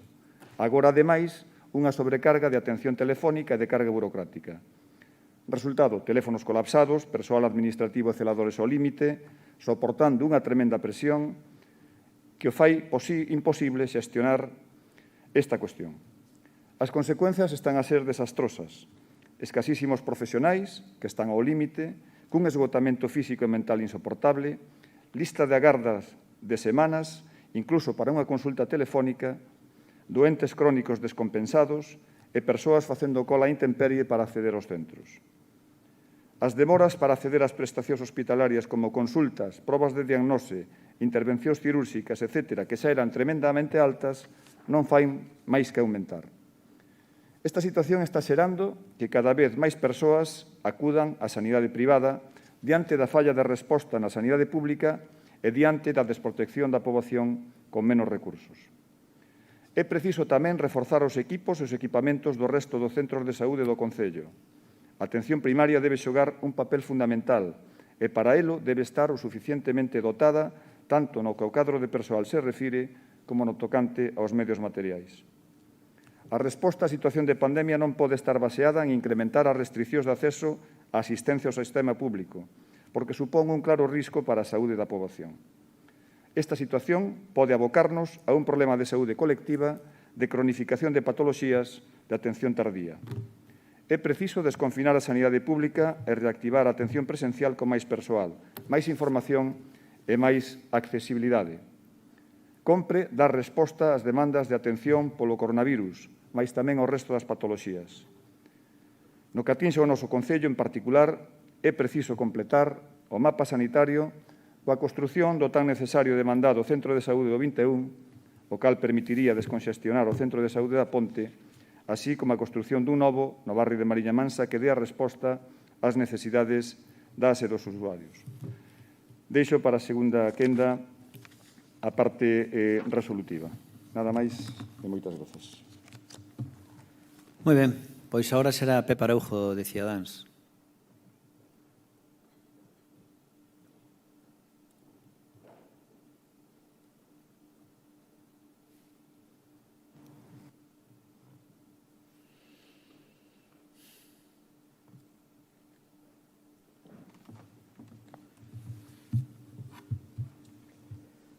Gracias, señor alcalde. Entrei para pedir unha cita ao Sergas a través da aplicación que existe, que podemos manexar todos, e di COVID-19, solo citas telefónicas para citas presenciais, llamar al centro. Isto sería o Centro de Saúde da Ponte. Si vostede bota unha mañán inteira chamando ao Centro de Saúde da Ponte, nunca lle van a coller o teléfono. Esta é a realidade na que nos atopamos. Parece que só existe o COVID no escenario sanitario. Fai uns días, é moi reciente, de onte, de antes de onte, non sei, de fai 3 días, unha nai choraba e facía unha denuncia social porque foi hasta en 5 ocasións co seu fillo a que o atenderan nun centro de saúde, non lle fixeron as probas pertinentes, nin sequera se molestaron en velo e acabou fallecendo o rapaz. E esta nai reflexaba no seu dolor moi ben cal é a situación na que se pode encontrar calquera veciño agora, é que só existe o COVID, nada máis. Por lo tanto, se como digna exposición de motivos, na que coincido plenamente, os señores do BNG, a realidade é que ahora mesmo se retrasan absolutamente todas as consultas e calquera patoloxía parece que non está a orden do día, o cal vai a xenerar está a xenerar grandísimos problemas na nosa poboación. Bueno, non quero decirlle a situación na que se atopa unha persoa maior que chama porque non quere unha cita telefónica e a frustración que sinte cando está toda a mañán chamando ao centro de saúde onde non lle collen o teléfono e cando pide o favor de que lle consiga unha cita porque nin siquiera pode manexar unha aplicación ou non sabe manexala e consigue unha cita e a chaman por teléfono e lle explica a un médico que está saturado, que lle explica unha doencia que precisaría dunha cita presencial e que están atendendo por teléfono. O sea que ahora mesmo, desde logo, a calidade do servicio, xa o denunciaron os profesionais do sector sanitario no seu momento, vimos dunha campaña das autonómicas nas que moitos tivemos a oportunidade de estar cos funcionarios das diferentes profesións que traballan na saúde pública e nos contaban que estaban francamente estresados, desatendidos, sin medios, sin equipamentos e sin unha organización clara, ¿no? Así que, evidentemente, vamos a votar a favor desta moción. Eu supoño que o alcalde hoxe estará encantado porque a moción non va ninguna con él, ou por lo menos él non se dá por non se dá por aludido, hoxe quen recibe máis zascas é a Xunta de Galicia e algúns o Goberno do Estado, pero en todo caso me parece oportuno que se alguén escoita, igual que o Concelleiro de Servicios Sociales se atreveu, mellor dito, tuvo o detalle de visitar a unha persoa que vive na rúa gracias a que saiu nun medio de comunicación esa cuestión, pois, oiga, se alguén da Xunta está vendo que neste Concello, en todos os Concellos, se denuncia esta situación, pois o mellor traballan para mellorala, non? Así que, por suposto que votaremos a favor da moción. Gracias. Gracias, señor Araujo. A continuación será Telmo Ucha, por el Grupo de Gobierno.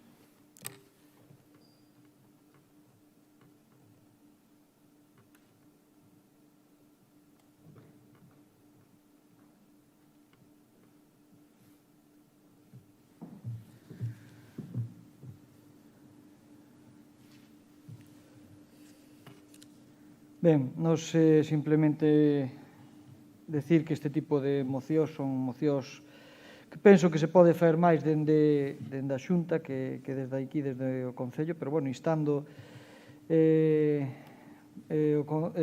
o Concello, si podemos facer algo máis que sair un poquinho máis tarde de aquí, pois habrá que facelo, en todo caso, porque é imposible, votar absterse neste tipo de mocións, canto máis poñerse de lado e votar en contra. Así que vamos a votar a favor e o galla que sirva para algo, repito, e non para salir un pouco máis tarde esta elección nosa. Gracias. Muy bien, señor Telmo. El siguiente turno de Sanidad, obviamente para la especialista en este tema, Eugenia Díaz Abella,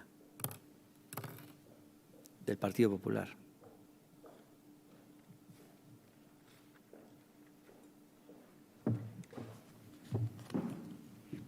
Buenos días de nuevo.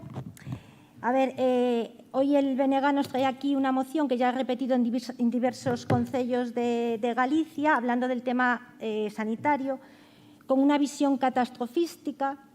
Creo que la sanidad en Galicia sí que es un punto fuerte de las políticas también de la Xunta de Galicia y un punto fuerte que tenemos en Galicia. Cierto es que estamos en una situación COVID y una situación complicada aquí y en cualquier sitio, y los profesionales sanitarios están viviendo una situación muy complicada. Vamos a hablar de atención primaria. Claro que la atención primaria que entendíamos en los años 90 o en el 2000 o en el 80 pues no es válida, y hay que afrontar una reforma, y una reforma estructural y completa de la atención primaria, que es lo que aborda el Plan Gallego de Atención Primaria 19-21. Yo no sé si alguno de ustedes lo ha leído, lo ha ojeado. Son numerosas medidas que afrontan este cambio estructural y que las que ya se está desarrollando esas líneas estratégicas. Es un plan pionero y muchas comunidades mostraron interés en él. Es decir, claro que la atención primaria es fundamental en el sistema de salud, porque es la entrada, y si centramos al paciente como eje de la política sanitaria, la primaria es fundamental. En esas líneas estratégicas, la primera línea estratégica es dotar de recursos humanos a la primaria, porque claro que necesita un refuerzo de personal, de médicos, de enfermeras, de logopedas, de un montón de personal que conforma la primaria. Ya se ha abordado con incorporación de personal en el año 2019, tanto enfermería, 45 plazas, medicina, etcétera.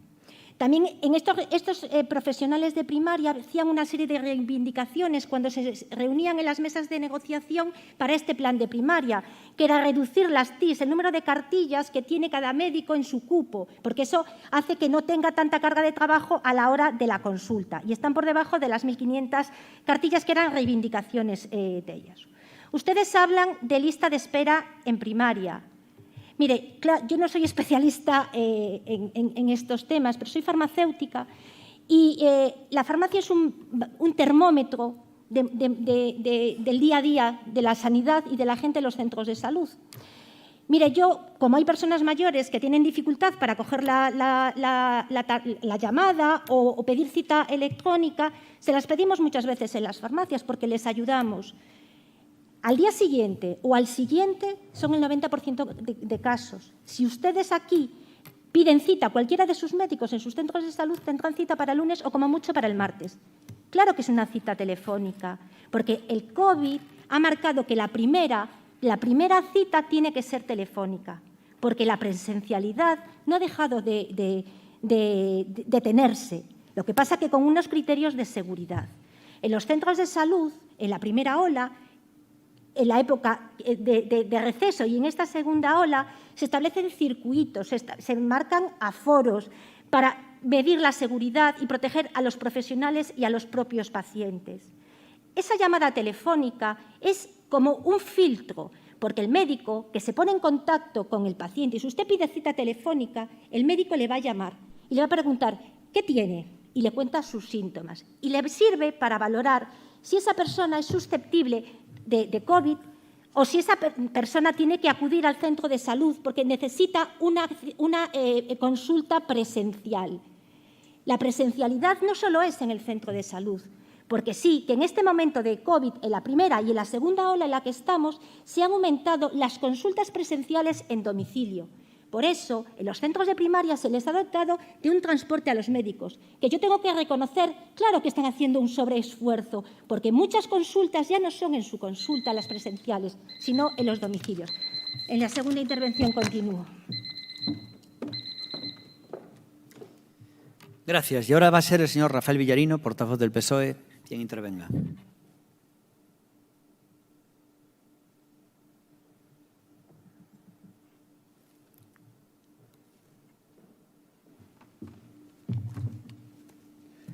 Bueno, boa tarde xa a todos. Estamos xa rematando a última moción. Teño que dicir que o Partido Socialista vai a votar a favor desta moción, pero vai a votar a favor non porque teñamos unha intuición, sino porque hai datos, e sobre os datos temos que falar. Teño que dicir tamén que pasoume que a intervención anterior no ámbito da vivenda, tamén me pasa con esta, que teño que recoñecerlle certa habilidade ao Partido Popular para xerar plans e proxectos, novas ideas,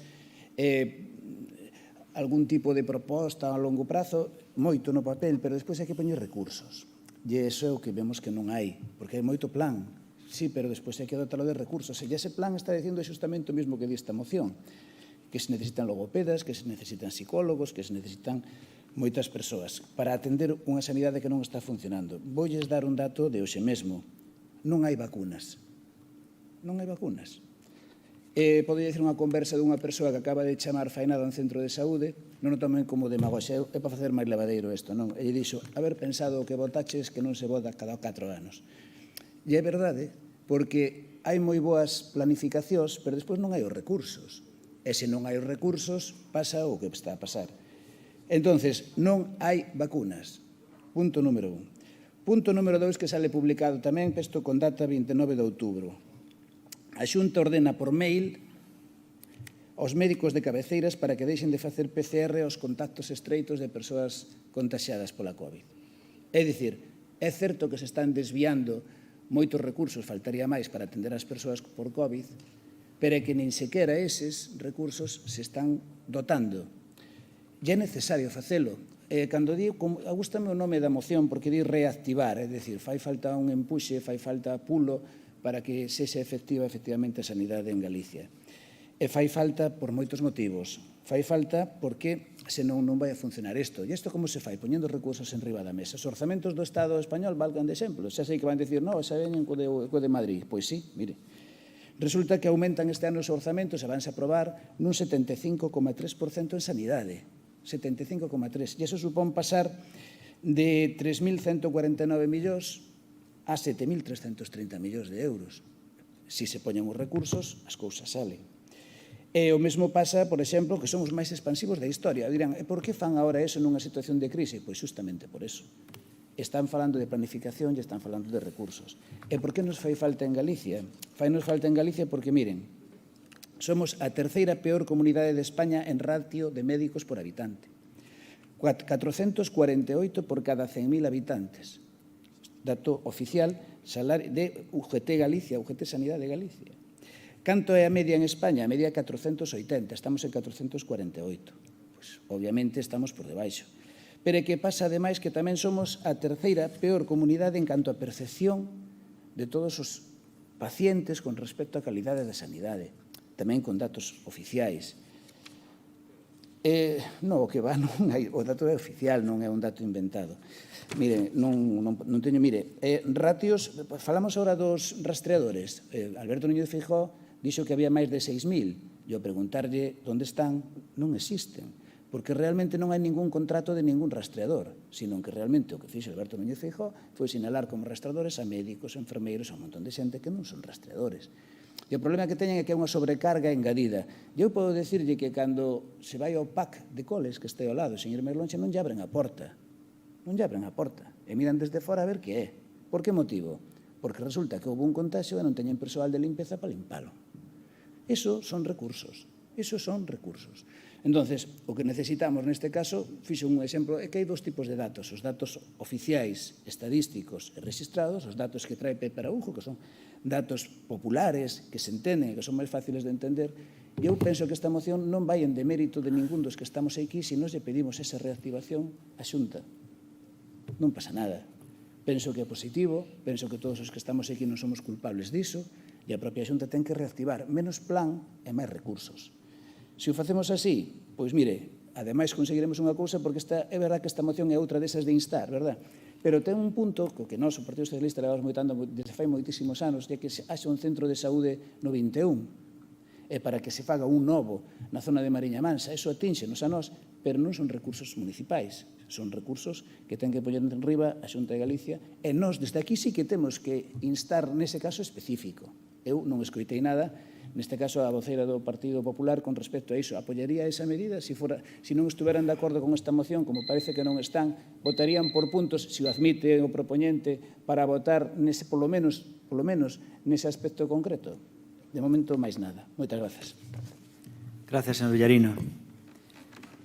Vamos entonces ahora ya al último turno y empezaría por el defensor de la moción.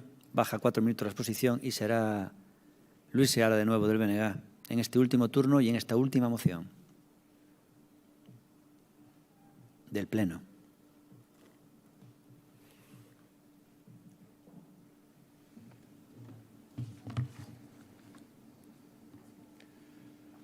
Teño a sensación, señora Abella, que vostede e eu vivimos en dúas realidades distintas. Acaba de dar dous titulares o portavoz do PSOE, efectivamente. Galiza mantén sin vacinar de gripe a poboación de risco porque esgotou as doses coas persoas sás. Iso fala dunha moi boa estrategia a nivel sanitario. Os médicos de familia denuncian falla de previsión e falan de un posible colapso sanitario, xa se está producindo. E máis, xa que falamos de anécdotas, cantas persoas se dirixen ao seu centro de saúde, de repente teñen unha chamada, oye, non veñas que non podes vacinarte. Esa é a realidade que temos, non? Fantástica realidade por outra parte. A Xunta ordena aos médicos de atención primaria que deixen de pedir probas PCR aos contactos estreitos cos casos positivos de coronavirus.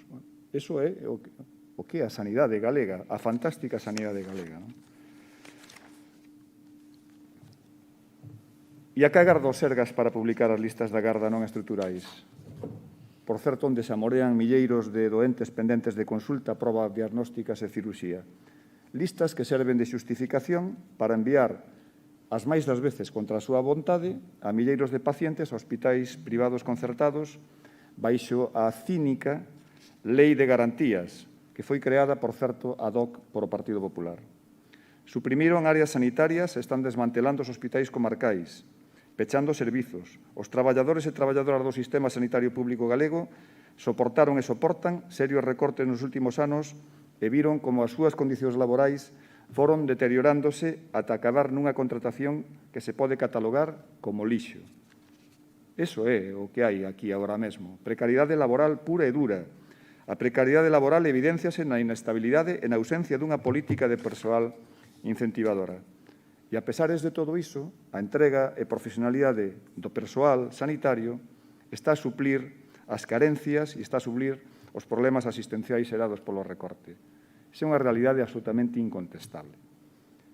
Vostedes sigan instalados nese mundo idílico, pensando que teñen unha sanidade fantástica, a realidade, por desgraza, é ben distinta. Mais nada, moitas grazas. Gracias, señor Luis Seara. Ciudadanos no va a hacer ya uso de su turno y Telmo Ucha, del Grupo de Gobierno, sí. Aunque no sé por qué, creo que va a ser breve. Sí, só facer unha alusión a un comentario que o voceiro do PSOE fixo de inicio na súa intervención. Dixo, nós tamén imos votar a favor de instar, pero non porque teñamos a intuición de que teñamos que facelo, senón porque traemos datos. Empezou cun relatorio de datos e tal. Non es que estou de acordo bastante, máis que nada porque supoño que son certos, non nos inventará. Pero, mire, eu teño a sana costume de non me meter en guerras que non son miñas. E esta non é a nosa guerra. E nos podemos votar a favor. Pero vostede imagínase que o luns, cando me chega a min esta moción, me poño a estudiar esta moción que para nós, evidentemente non é que non nos vaya ni nos veña, pero non nos soluciona nada dende o goberno municipal. É unha perda de tempo que, dende logo, eu non me podo permitir ese luxo. Así que imos votar a favor e non porque teñamos a intuición, senón porque considero que a moción o merece.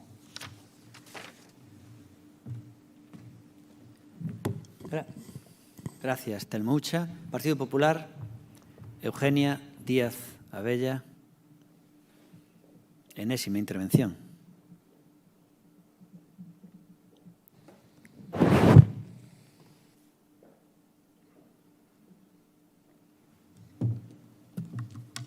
Bueno, ya para rematar, que en esta mi última intervención y la última del Pleno, señor Villarino, claro que hace falta un plan con medidas concretas y con dotación económica. Es que el plan de atención primaria tiene eso, las líneas estratégicas que se están desarrollando ya y una dotación económica de 102 millones de euros para ese plan de primaria. La dotación de recursos también son recursos humanos, que era la primera línea estratégica del plan. Mire, antes de que termine el año, se convocará la OPE en Galicia, con 974 plazas, no con las 3.500 que se le pidió, porque el Gobierno central, en sus presupuestos, no contempla la tasa de reposición. En este momento, tan necesaria saltarse la tasa de reposición y aumentarla para dar una respuesta a los profesionales sanitarios que sí tienen muchísimo trabajo. Porque todos los profesionales sanitarios, médicos, enfermeros, farmacéuticos, celadores, han visto sobrecargado y han visto que su modo de trabajar ha cambiado, y ha cambiado por las circunstancias que estamos viviendo. Recursos, pero recursos de todo, ¿no? Bueno, me parece ya lo de las PCRs, ese bulo que corre por ahí diciendo que la recomendación a los médicos de primaria de no hacer PCRs. Mire, se están haciendo PCRs. Aquí en el área sanitaria de Ourense se han hecho PCRs a numerosos servicios. Se están haciendo test de cribados y era algo del que no tenía pensado hablar, pero lo voy a decir porque puedo comprobar que se están haciendo PCRs y que no se pone límite. En esas medidas pioneras que sí tiene la Xunta de Galicia y la Consellería de Sanidad, y en Ourense tenemos una medida pionera para buscar asintomáticos y lo hacemos en las farmacias. Y es un tema que conozco porque lo estoy realizando en la farmacia. Cuando nosotros tenemos un IgM positivo, que es posible contacto en este momento, llamamos al radar COVID y mucha gente llama a su médico de cabecera para que se le haga la PCR y se está haciendo. Y no está habiendo ninguna dificultad para que se le hagan las PCRs a las personas que pueden ser contagios, porque tenemos que controlar con PCRs a los posibles COVID positivos, sintomáticos que van al centro de salud o asintomáticos que se establecen distintos canales para detectarlos, porque se ha demostrado que es la principal fuente de contagio. Medidas pioneras que se hacen en esta provincia, en esta ciudad y en esta consellería. Ayer Madrid anunciaba que iba a copiar esta medida. Es decir, se sigue avanzando, pensando e innovando. El plan de atención primaria para adaptar con un cambio estructural la atención primaria se hizo en Galicia y se va a copiar en otras comunidades autónomas de distinto partido político. La atención telefónica que ustedes antes destacaban como filtro no se hizo solo en Galicia, se hizo en otras comunidades autónomas y de distintos colores políticos.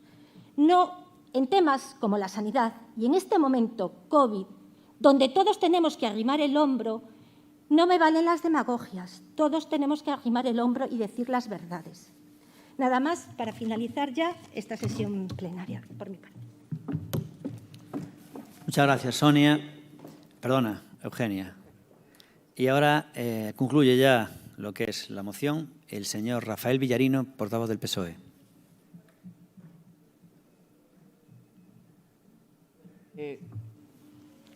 Non sei se son así. A ver, vamos a decir verdades.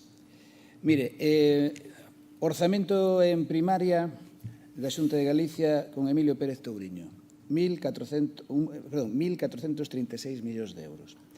Con Núñez Feijóo, 1.294. Diferencia, menos 141. Falamos de 2009 con 2020. Fonte, orzamentos da Xunta de Galicia. Orzamentos da Xunta de Galicia. Por lo tanto, non é discutible. La Xunta ordena por mail a sus médicos de atención primaria que dejen de hacer PCR a contactos estrechos de positivos por COVID. Lo dice el director general de Asistencia Sanitaria del Sergas, Jorge Aboal, asegura a eldiario.es que la orden está recogida en los protocolos porque los médicos de cabecera no aportan valor añadido. El Gobierno de Feijóo ha ordenado a sus médicos de atención primaria que dejen de pedir pruebas PCR a los contactos estrechos con casos positivos. La decisión ha sido comunicada a través de un envío masivo de correos electrónicos con fecha del pasado 29 de octubre que han empezado a llegar a los centros médicos de toda Galicia. Medidas similares se vienen implantando en la Comunidad de Madrid desde el mes de septiembre. Tras la reunión con la Dirección Xeral de Asistencia Sanitaria para evitar duplicidades, se nos indica que transmitamos a los médicos de familia que no soliciten PCR a los contactos estrechos. Mentira. Bueno, mentira para vostede. Pero aquí é o dato oficial, é dato recollido con nomes e apelidos, non é mentira. Mentira é decir que é mentira. Mire, enfermeiros por paciente, dato real, 5,4 por cada 1.000. En España son 5,9. Os peores ratios de profesionais de saúde mental de toda España. O por baixo da media estatal en matronas por habitante. Non chegamos ao 90% de prazas cobertas por pediatras, cando, por exemplo, en Asturias teñen un 98%. Inversión, a terceira comunidade peor valorada polos cidadáns, barómetro sanitario anual do Ministerio de Sanidade. Pésima valoración da xestión para o 75% dos usuarios que, sin embargo, valoran magníficamente os profesionais. Moi bons os profesionais, moi mala a xestión. Caída na investigación, orzamentos da Xunta de Galicia. 2018, 2.618 millóns. 2019, 2.480. 2020, 2.315. Vamos minguando. Pero seguimos con datos. ACIS, Axencia de Coñecemento e Investigación en Saúde da Xunta. Orzamentos, 2018, 3.631.000. 2019, 3.511.000. 2020, 3.112.000. E seguimos caendo. A ver, estos son datos oficiais.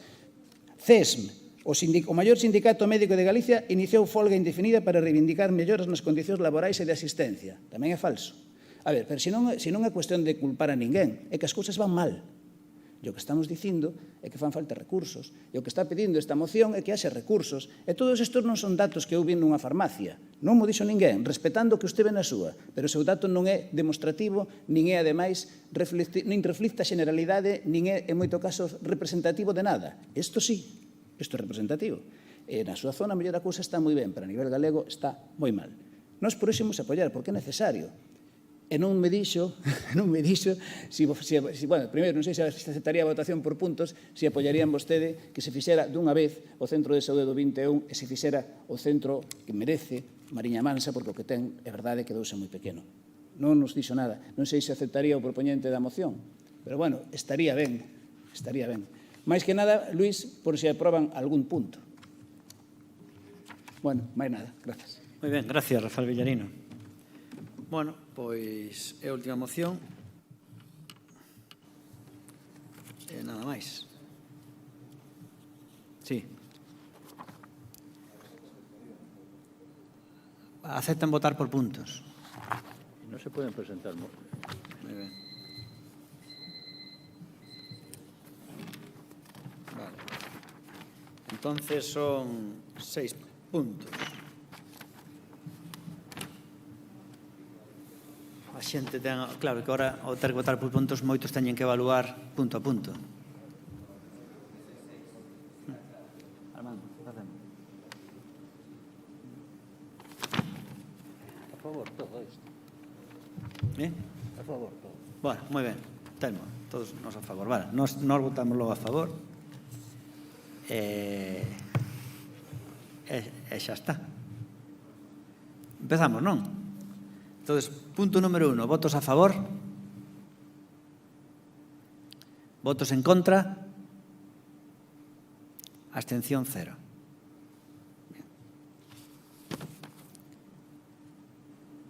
Está, non? Sí. Sí. Punto número 2, votos a favor. Votos en contra. Lo mismo. Punto número 3, votos a favor. Votos en contra. Muy bien, parece un columpio, un zigzag de esos. Punto número 4, votos a favor. Votos en contra. Abstención 0. El punto número 5, ¿no? Votos a favor. En contra. Y ahora el punto número 6, votos a favor. Todos votos a favor en el punto número 6. Antes de pasar, moción de urgencias no hay ninguna. Haremos rápidamente ruegos y preguntas, simplemente con tratar aquí un detalle. Que acaba de anunciar la Xunta de Galicia que van a dar unas ayudas a autónomos y anuncian como característica burocracia mínima, como lo que hace meses anunciamos en el Ayuntamiento de Ourense. Bueno, esperemos que esas ayudas lleguen pronto a los autónomos. Creo que serán de 2.000 a 7.000 euros como máximo, algo así. Un detalle también, bueno, eso, que estamos ahora, fíjense cómo cambian las cosas. Una audiencia ha bajado un 65% desde que empezó el Pleno. Fíjense ustedes cómo la estadística funciona y además, según va pasando las horas, pues cae la audiencia. Y luego, algo curioso porque es distinto de lo que ocurrió aquí. Yo por lo menos vi otra cosa distinta a lo que dicen los medios. Está diciendo la Voz de Galicia una noticia que yo realmente creo que lo que ocurrió en el Pleno no tiene nada que ver con eso. Pero me llamó la atención, ¿no? Porque pone lo siguiente. Pone los díscolos, bueno, que realmente son no escritos, son tránsfugas, ya no son díscolos, pues ya no son disidentes de dos, mentira, son tránsfugas. Bueno, los díscolos de Jácome rechazan poner sueldo a los concejales del PP hasta que haya moción de censura. Que yo sepa, los no escritos no han sido determinantes en nada que tenga que ver con las dedicaciones exclusivas del PP. Pero bueno, es increíble, porque aquí ya estaba claro que los tiros iban por otro lado. Pero bueno, esa es la noticia, que como que ellos fueron determinantes en los sueldos, no tiene nada que ver, porque yo siempre dije, lo dije además en una rueda de prensa, que sus votos no iban a ser nunca determinantes y en este caso tendría que haber consenso con el Partido Socialista porque es algo que competía a todos y que bueno, que es un poco las dedicaciones exclusivas que creo que tenemos que estar todos de acuerdo en ellas. Pues nada más, vamos ya a pasar a ruegos y preguntas y nada más. Entonces ahí sí que se utilizan los micrófonos inalámbricos que nos proporcionará Diego, que ha estado ahí todo el pleno. Y empezaremos entonces, por favor, por el BNG, ¿no? Sí, entonces un segundinho, por favor, que ahí sí vamos a utilizar los micrófonos inalámbricos. Supongo que acabaremos enseguida, ¿no?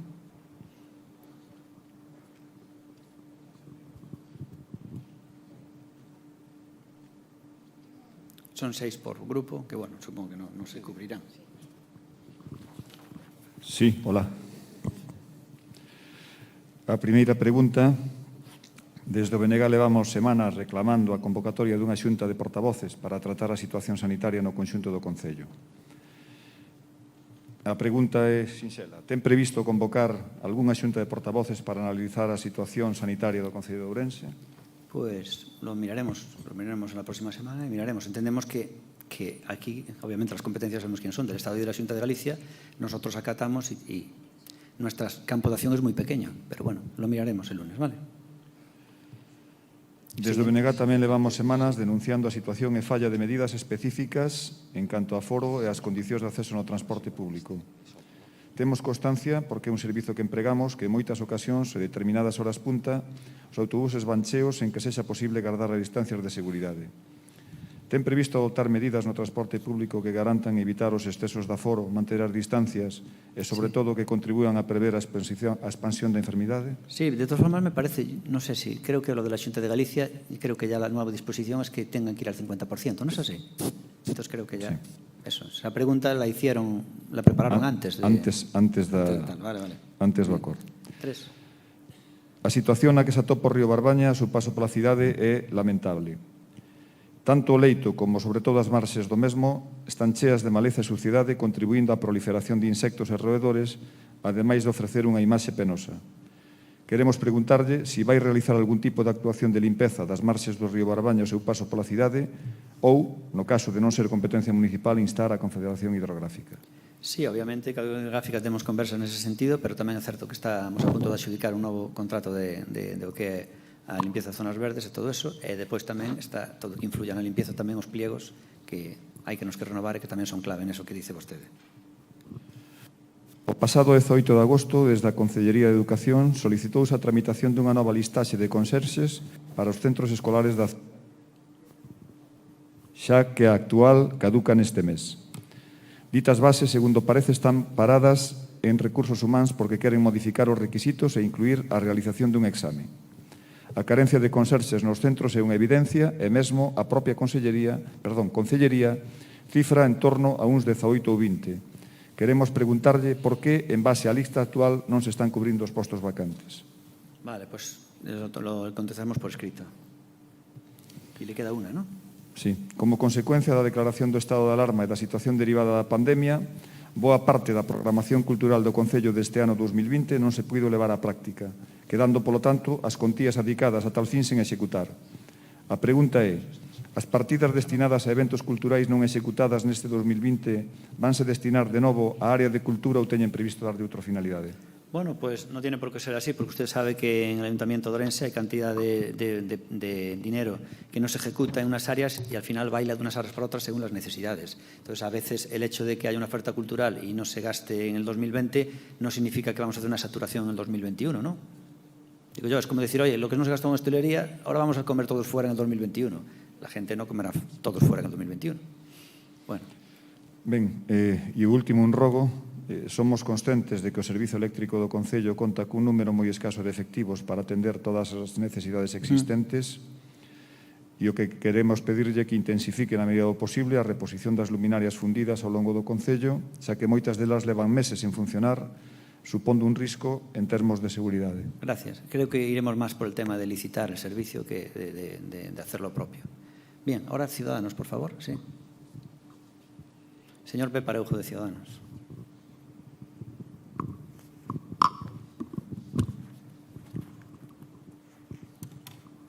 Gracias. Ben, queríamos sumarnos á petición que facía o BNG sobre esa listaxe de conserxes para os colexios, porque hai moita xente que estaba pendiente desas contratacións e parece ser que existe a demanda e o que está facendo o servicio e dándolle largas e o que vai a provocar é que estes servicios carezcan do persoal aceitado, xenerando unha nova lista que descoñecemos por que ten que surxir cando realmente hai unha actual que podería funcionar. Vale. Tomamos nota. Ben, rogaríalle que lle botaran un vistazo que os paseos dos ríos, concretamente a marxe dereita, a marxe esquerda do río Miño, tamén do río Loña, bueno, os paseos por onde está facendo deporte a xente, porque hai hoxe moita acumulación de folla, hai lugares onde hai ramas que impiden e incluso poden ser peligrosas para os que corren a diario, sobre todo correndo de noite, como decía o señor Seara, está fallando constantemente a iluminación e concretamente no paseo que vai a Caramende pode ser incluso peligroso debido ás capas que se van facendo cas follas e co barro, que lle boten un vistazo. E a iluminación do que é a parte telónia dese paseo que non existe. Ahora mesmo non existe a tal iluminación. Sí. E despois quería preguntar... Perdón? Sí. Fai tempo que denunciamos eso tamén e estamos en cambiar toda a iluminación de Ourense. Quería preguntarlle se van a tomar algunha decisión inmediata con respecto ao rapaz que está a dormir a intemperie na ponte do que falamos hoxe, cal vai ser a solución que aporte o goberno municipal para que esa persoa pase a dormir en unhas condicións axeitadas. Vale, pues lo informaremos próximamente. Nada máis. Pero hoxe a noite dormiu e esta noite vai a dormir outra vez, que é unha cousa de urxencia, non é para a semana. Sí, preguntaremos por tal. Vale, nada más, ¿no? Bermejo nada. Vale, pues ahora el Partido Popular, ninguna, ¿no? Nada. Y ahora el PSOE, tampoco. No hay ruegos ni preguntas más, ¿verdad? Bueno, pues se levanta la sesión.